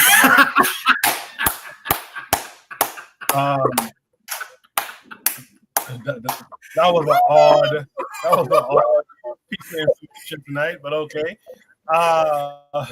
With that said, thanks to Jackadero. Finally, let's hear from a Black woman. That'll be Sister Cheryl. Cheryl, what are your thoughts on what you've seen and heard so far? Okay. Oh my goodness. So, all right. Shoot, where did I even start? So I just want everybody to like, there's a woman, and all right, this is for like all of the people, because I hear this a lot with like, quote unquote, the older generation of people. And I'm not talking about like the 70s, the 60s, 70s, the 80s. I'm talking about the 30s. Like my grandma was 10 years old when this music was out. This woman, she looked like a young Meg Thee Stallion. Her name is Lucille Bogus. I know that song, Drain 'Em Dry. It's a lot of them. It's not just that one. It's a lot of them. It's not just one. It's a bunch of them. I mean, this is the 30s. Like, I don't want to hear no boomers. That's why it's like this hashtag nowadays, this hashtag okay boomer, because that's what we say. We like, a boomer say something crazy, we just like, okay boomer, because y'all got amnesia. They got amnesia because like all of this music, all of this freaky deaky music, they had that in the 30s. So I don't want to hear nothing from no older people talking about, oh, this generation messed up and da da da da da da. I don't want to hear none of it. But yeah, just moving on from that. When show the Jews and everything and how they like in control of everything. That's 100% true. Because if you even look at the hold on. If you look at the forgot what I was going to say. So yeah, like Jewish people, like they got control over all of that stuff. So I mean, like the content of like the things that they do, it's like literally how white people think about us. It's like they just use black people who maybe they fall on hard times and they need a come up, and they use those type of people. That's why you got people like, it's not even just women. So it's like Lil Nas X. He's gayer than gay, and he do all of this crazy gay stuff, and he's like I don't know, he's like fucking a unicorn. He does crazy stuff. Like he's just crazy and out there. But this is the type of stuff that white people, this is like what white people get off on. This is what they do. Like, so it's just like, yeah, it's like somebody came in and was talking, they was like, oh yeah, the female this, the female that, whatever. That's like some Kevin Samuels crap. That's whatever. It's like, cause it's rap period. But what I'm trying to say is like, they do stuff like this to try to, create that divide and everything. But you got music that's been like this. Like, you got music that's Jamaican music when they talking all crazy stuff, and I know what they saying just because my husband is Jamaican. So I just be listening to Jamaican music all the time. The only reason Jamaican music get a pass because nobody in America know what they saying. If you play that stuff on the radio, don't nobody know what they saying. The regular person American don't know, but they be saying some freaky stuff too. But I think there's a line that can be drawn on the sexual stuff, because our music can be sexual without being degrading. Like it's okay. It's like, it's baby making music. We've always had that. But when you start getting into marketing products like lip gloss and all this good, that's white people like fantasies. That's white people's like, that's just like, that's what they live for. They love that type of stuff. That's what they get off on. But the sexual stuff has a line. It's okay. But when you start getting into all that other stuff, that's white people stuff. That's what they like. They just take a black person and he's falling on hard times. They exploit them and they say, well, just do this. And they may not even really want to do it, but they do it because it's money. So that's all it is. You're my pretty, pretty baby. Wagwan. You be.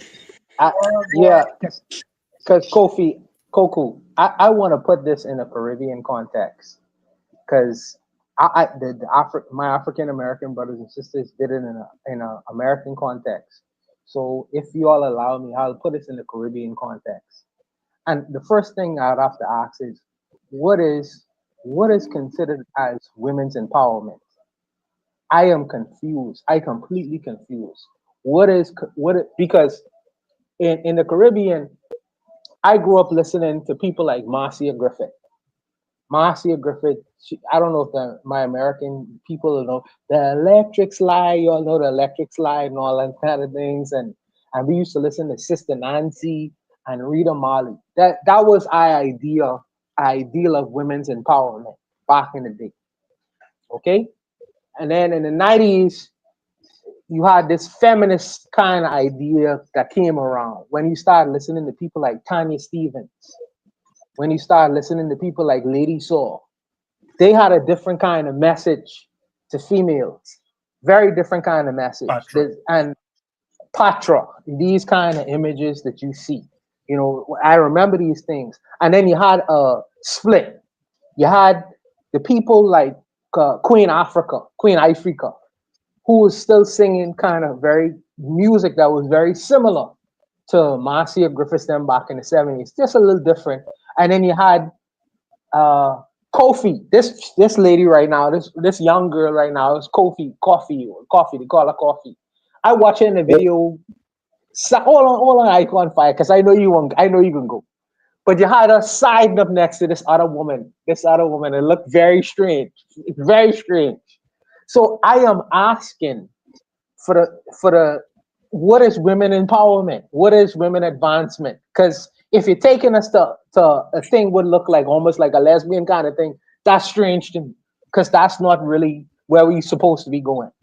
And then if you're saying that it's a conscious music, I am familiar with that. I understand that. But then you have this little strain of feminism where black men is doing this and black men doing that, so we go respond and be reactionary and I am very confused. But to Icon Fire's point, and I want to talk to his point. The brethren say that in his experience, the black females seem like they going after the white man. It's almost like they divest. No, not going That's after the crazy. white You man. know why that's crazy? Because Bow to the white man. That's crazy. Let me finish, and everybody can respond. Everybody can respond. So it seemed like they trying to go. Well, they admire. They put the white man on a pedestal. That's not necessarily been my experience. But what I would say is this: how I date women as a grown man now is I kind of look at a background. I kind of see whether there is any kind of male figure in her background that she kind of respect and honor.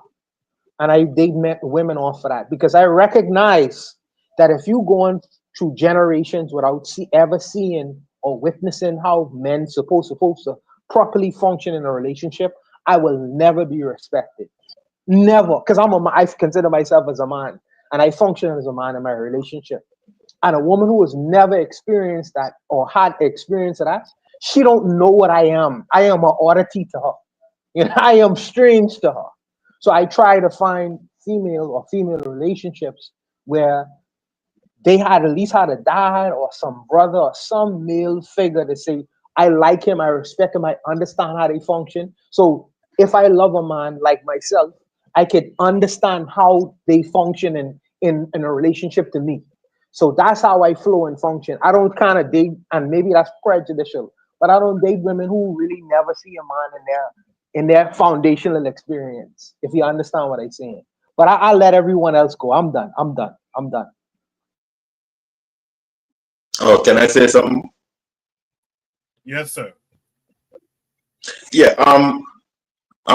To address the lady, with what I was speaking about, I would say yes, you can ignore what I'm saying. You feel me? But I would like to say that what's going on is the women are sneaky. Women are sneaky, and they have a psychological problem that they are sneaky with. You feel me?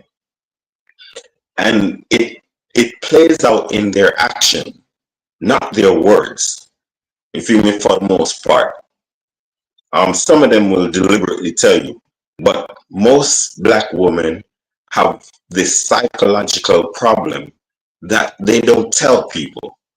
They don't tell people that they are white lovers. They don't tell you that they love the white man more than you. And in their actions, they have more diligence to the white man more than you. They don't tell you that they would like females to have certain empowerment over you. For instance, the black woman can determine if the black man becomes a bookworm or becomes generally people that goes to college. But is that the case? The case is women are paying more attention educationally on their daughters, and women are actually on purpose denying their sons of intensified education and trade. You feel me? And now the statistics is where some women are boasting how they are the educated ones. You feel me? And they are making more money off food stamps. You feel me? And the men don't go to college. That's what the women are saying. And who brought up those men? You see, that's what they're not talking about. Who are raising these men? Them. It's them doing it. You feel me? That's what they're not telling you, that they are undermining their own sons. in order to prove a point that they are more educated and have more rank than the black man. They are making unprepared husband for other women. You feel me? It is women doing it all. All the disadvantage they going through in their adult years, it's still women who raise these men that's disadvantaging them and give them the type of thinking that cause disadvantage. You feel me? So that's what I'm trying to tell you, that the women have a psychological problem. It's just white loving that's doing it. Why majority of women wear wigs? Why do they? It's self-hate. It is not confidence. It's lack of confidence in self. It's lack of fight. It's cowardly. It's a lack of fight against the society, the society's beauty standard. You feel me? And women are tired of fighting, or they don't want to fight like how, and they don't want to go to the organizations that is stipulating that they should wear their natural hair and cover modestly and speak black consciousness and speak Pan-Africanism and black upliftment. The women know where those is. How much women are endorsing Malcolm X and Marcus Garvey? Instead, the women make sure these people's names are silent in their homes. The women make sure none of these teachings goes on in their homes. Now they're raising pure homos coming out of their houses. You feel me? So it's a terrible thing going on in the black world, where the black woman think that a weak black man is better for the white man to be comfortable. You feel me? And I'm trying to say to the lady that if we plan on winning anything, can we do it without the white man, the black woman? Can we win anything without the black woman? And if we cannot, shouldn't we consider the black woman's behavior and her aim, and what is her outcome? What is the outcome of her actions? That I end there. Any other last thoughts by the panel? Oh yes. All right. Okay. Okay. Do you date non-black women? Me, I only obligate myself to black women. Okay. So I'm not sure how you grew up. I'm not sure what your personal experiences are, but the same things that you're describing are things that happen on both sides. And if we're looking at one thing that quote unquote black women are doing, and we're not examining the society as a whole, and we're not examining what puts black people in certain situations, I think you're doing all of us a disservice. And it's not benefiting anyone by just saying black women this, black women that, da da da da da. We don't want to go back and forth. This is not a competition between black men and black women. What we want to try to do is get to the root of the problem. So if your root of your problem does not involve white supremacy, then I don't understand. Then what you're really discussing is not, you're not getting to the I mean, look at this. Look at this. The root of our problem is white supremacy. Then why do we have to tug a war with the black woman? Don't you understand? We are in what I'm trying to say is we the men are in a tug of war with the black woman. She's not helping. She's not dealing with the protection of the man's family and have the man go fight the war. She is out there destabilizing the black community so the man can't focus on white supremacy. when Are he you have are you currently in a tug of war with a black woman? all right, okay, just let me say this, right? You're not answering You the see, question. you see when, all right, you see, getting individual is not even solving the problem. Speaking about my personal life, it's not the case either. First of all, I did not mention your It's personal life. important how you You think. feel me? Hold on. What I go through, first of all of us go through the same thing.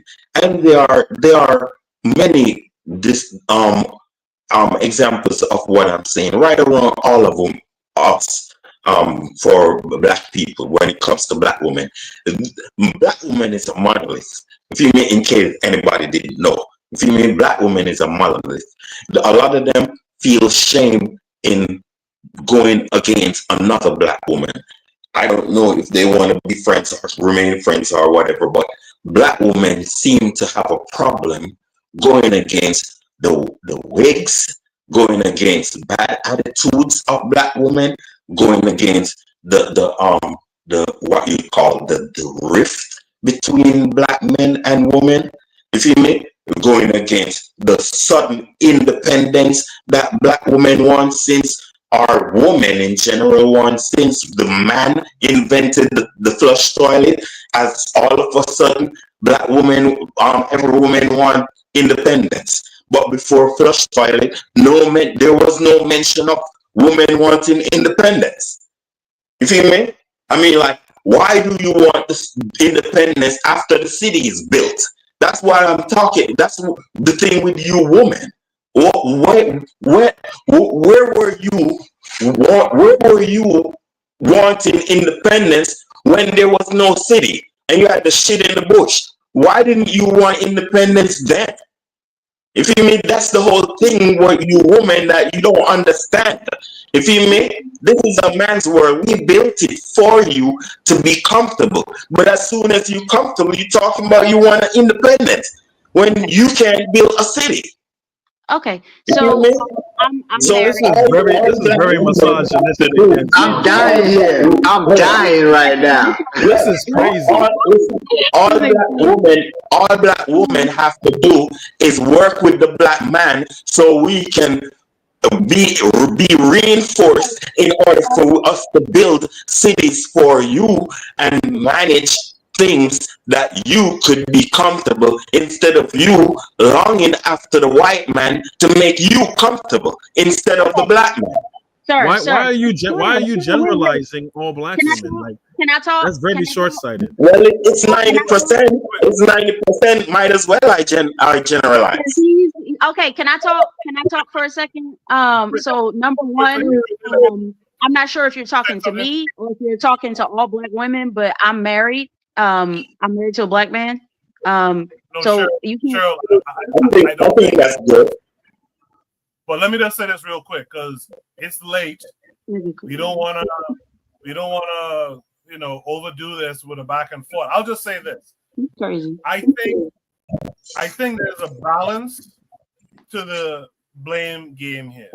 I think men dropped the ball. I think women have dropped the ball. And I think, like Trigger Happy, who's eating popcorn for some reason in the chat, I think there's this feedback loop that's happening where, honestly, men are not as present in the home, helping to raise these boys and stuff like that. So they're under the tutelage of not all, but some women who are not,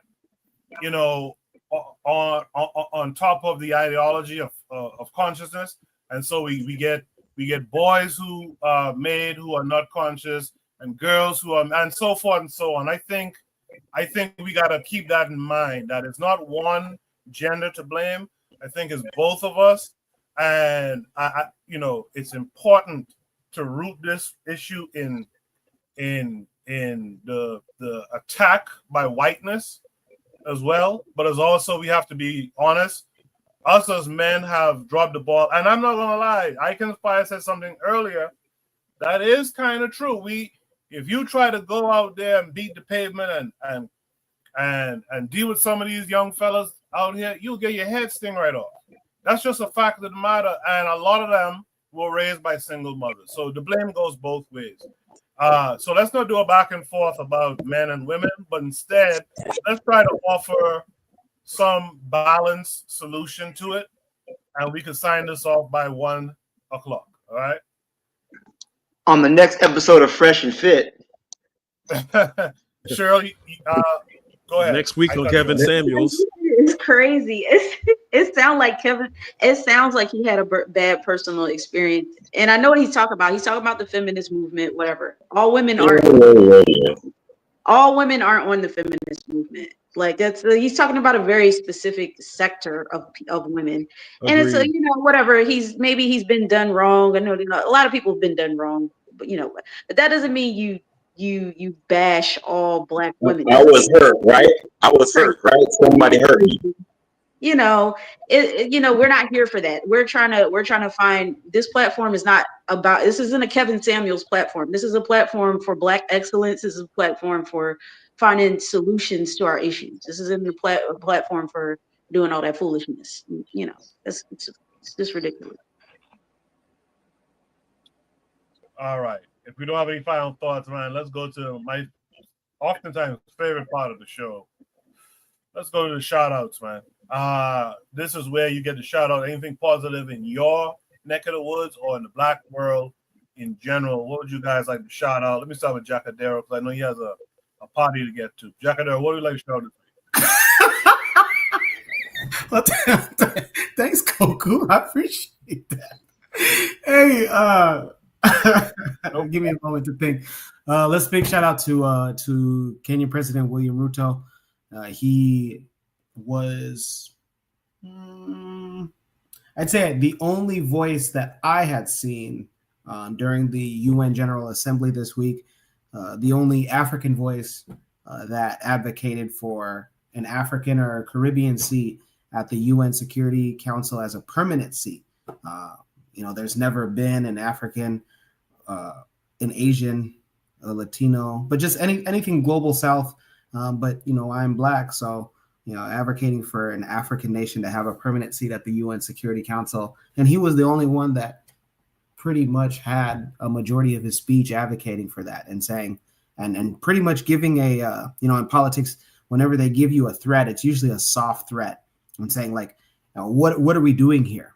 He said to the crowd, he said, we've been doing this thing for how many years, and still there's no representation. So we have to ask ourselves, what are we still doing here? And if nothing's changing, why are we still here? Basically saying like, hey, we might just go ahead and just join BRICS, and we could just be done with this. So shout out to William Ruto. And then of course, shout out to the Empowerment Network, based out of Omaha, Nebraska. I'm in Omaha, Nebraska. We are your consultant's favorite consultant. We do everything the likes of real estate, finance, entrepreneurship, tech, finance tech, sister cities, including that we partner with are Tulsa, Oklahoma, Houston, Texas, Little Rock, Arkansas, Memphis, Tennessee, Minneapolis, Minnesota, Kansas City, Kansas, and Missouri, and everything outside. And in between, that's www.empoweromaha.com, the official website of the #1 Black empowerment network in the game. Appreciate that, Jack. Black Seal, what would you like to shout out this week? I want to shout out to the Shakur family. We lost Tupac, lost Afeni, we lost Mutulu Shakur, now we lost Sada. So, just a loss. Even though she died free, she wasn't able to return home. And now Marco Rubio is talking about keeping her remains from being returned to the U.S., as if she wanted to be returned to this raggedy-ass country in the first place. Anyways, may she rest in peace along with the other members of the Shakur family. Good stuff, Black Seal. Appreciate that. I echo that sentiment as well. Real Black Gentleman, RBG, what would you like to shout out this week? I want to shout out the kids that actually what I want to shout out is all the Black people who walked out on Benjamin. You know what I'm saying? Who walked out on Netanyahu. That got me going. But I want to shout out them kids at Tennessee State when you know what I'm saying, them boys try to, impromptu on some, you know what I'm saying, try to, you know, be extra, you know what I'm saying, just be a little extra about the protesting. They basically chased them off the campus. I gotta give a shout out to the young people for that, because that was fun too. That was fun. You know, white people trying to, you know, just it's just different when you got, you know what I'm saying, if you're just trying to just show up and make a point and trying to cover that under, you know, free speech, you know what I'm saying, you got to approach people with dignity first, and you can't always try to have your say about stuff. It just doesn't, it won't rub people the right way. You have to like, when you come to people's places, you can't come on no pretense. You can't come on like, you know, everything is everything. You're like, you know what I'm saying? Like, you know us, we just come here to, you know what I'm saying? No, the people not having it, especially in light of the threats to the HBCUs. Yeah, like, you know, black people ain't playing. That's what I mean. It's like, black people know what's going on. I mean, you know, we have these gaps, but you know what I'm saying, there was no rapture at Tennessee State. Let's say that. So I just want to give a shout out to the young people at Tennessee State University. Appreciate that, RBG. With that said, Kofi, the heathen tonight. Kofi, would you like to shout out? Pretty much everyone hit the nail on the head with everything I was gonna say. Shout out to Shakora and her family. Shout out to just black people everywhere being vigilant in this day and age, no matter where you are on the globe. If you're on the continent, if you're in the states of United States of America, we're persevering and we got our heads above water. I would like to say shout out to some of the people of Tennessee State. I don't know if you did that last week, but I think that's something that will be good to talk about, because from what I've seen on that video in the beginning, it seemed like everything was being fine. They were having an actual debate, but as more black students came around, they got more rambunctious and, you know, a little bit out of pocket, and then that's what made them to be moved. I mean, my POV on that would be is you beat these people with the truth, because a lot of things they were saying, was like DEI and immigration, and they had a lot of right-wing ideology on what DEI and immigration is. And in the beginning, everything was going well. It got rambunctious. To me, that's just is a sign of showing that our black youth are not able to have intellectual debate back and forth. But I do understand, you know, some people didn't want to have that. But shout out to them anyway. I like the warrior spirit either way. Peace. Yeah, Bakari was talking to me about that earlier during the week. We got to talk about that next week for sure.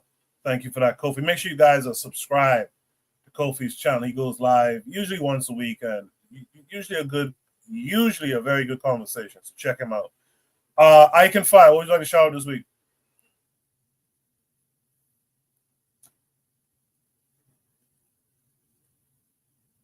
I can you mute it if you're still there. Oh yes, sorry.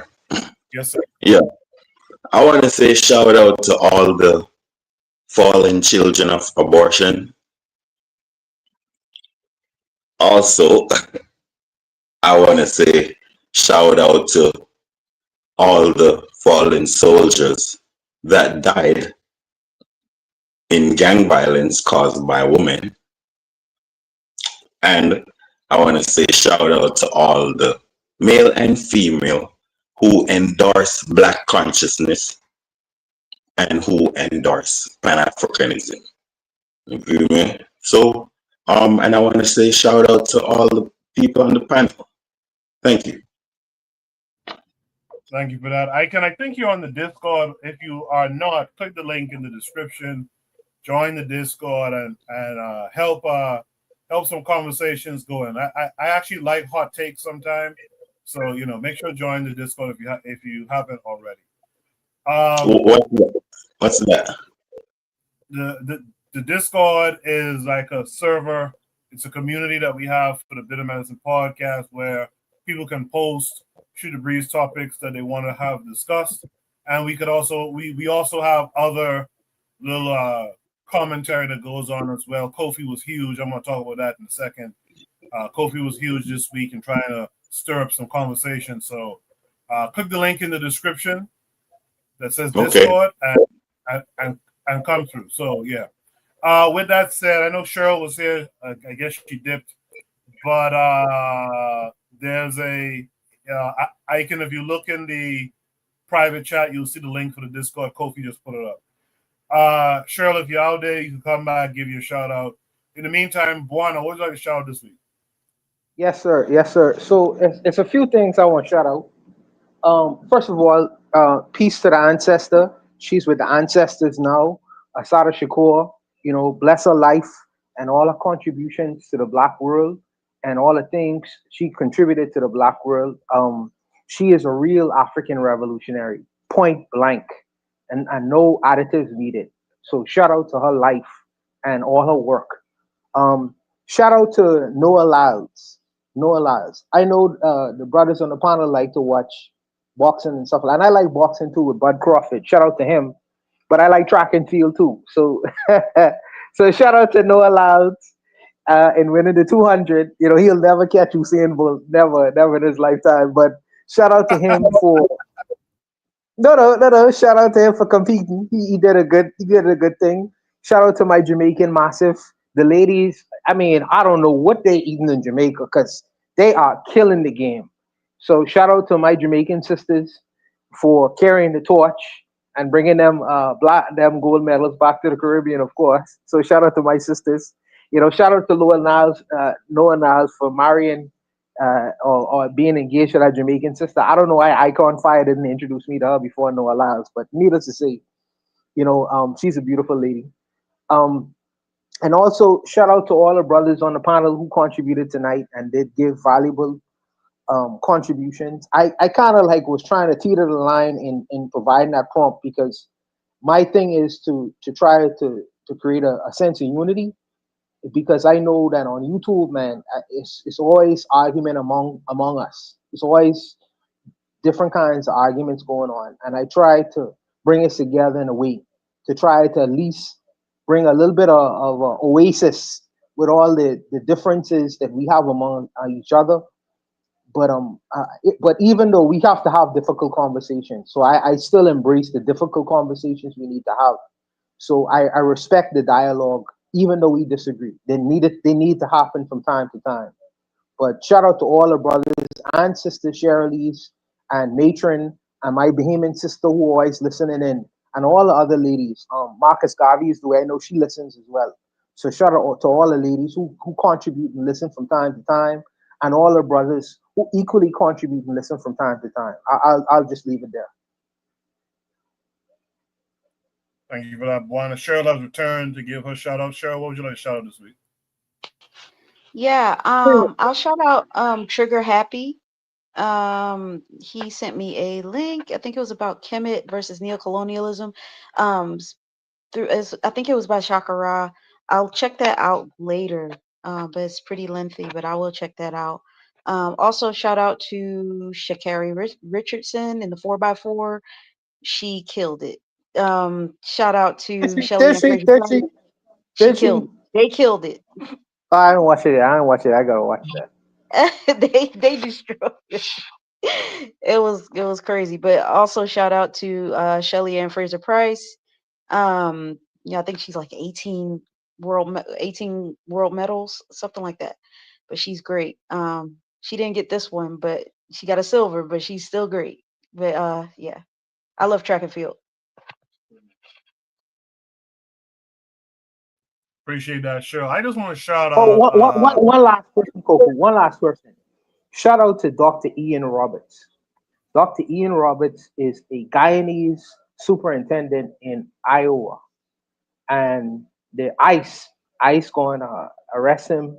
ICE arrested him. I have a prompt up about it next week, but ICE arrested him, and they take him into custody. I guess he didn't get his paper straight, So Trump then get sent him back to Guyana. But shout out to Ian Roberts, man, Dr. Ian Roberts, man. You're trying to give me a warning, Buana? My paper straight, man. Yeah, I hope your paper straight because he gave back too. You gave back too. No, my papers is straight. He's trying to give me a warning. Thanks for the warning, though. You're looking for GT people. All right.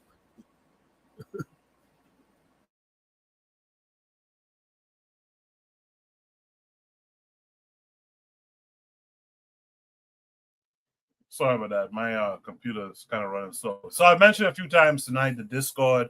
Super important you guys join and continue some of these conversations. That's a feature that's going to be coming up where once I start clipping up these episodes, I'm going to put some clips up there so we could further some of the conversations. Last week, shout out to Trigger Happy. I think it was last week, he put up a lengthy comment for the panelists. So you guys could go check that out and comment to it. But on the Discord this week, Kofi was the all-star this week. I'm up there. Jacadero's there. Buana. Azuli is up there. I think that's Provide Triggers. Black Seal is up there. Trigger Happy is up there. And Jose Braun. So you guys can also be the weekly MVP of discussions. Whenever an at everyone is hit, that means all you guys are getting the message. So just chime in on those conversations so that we could have a community of people who discuss, ideas and things like that. Shout out to Real Black Gentleman who joined recently as well. With that said, man, we should be back next week. And until then, I want you guys to be good, and I'll see you later. Peace.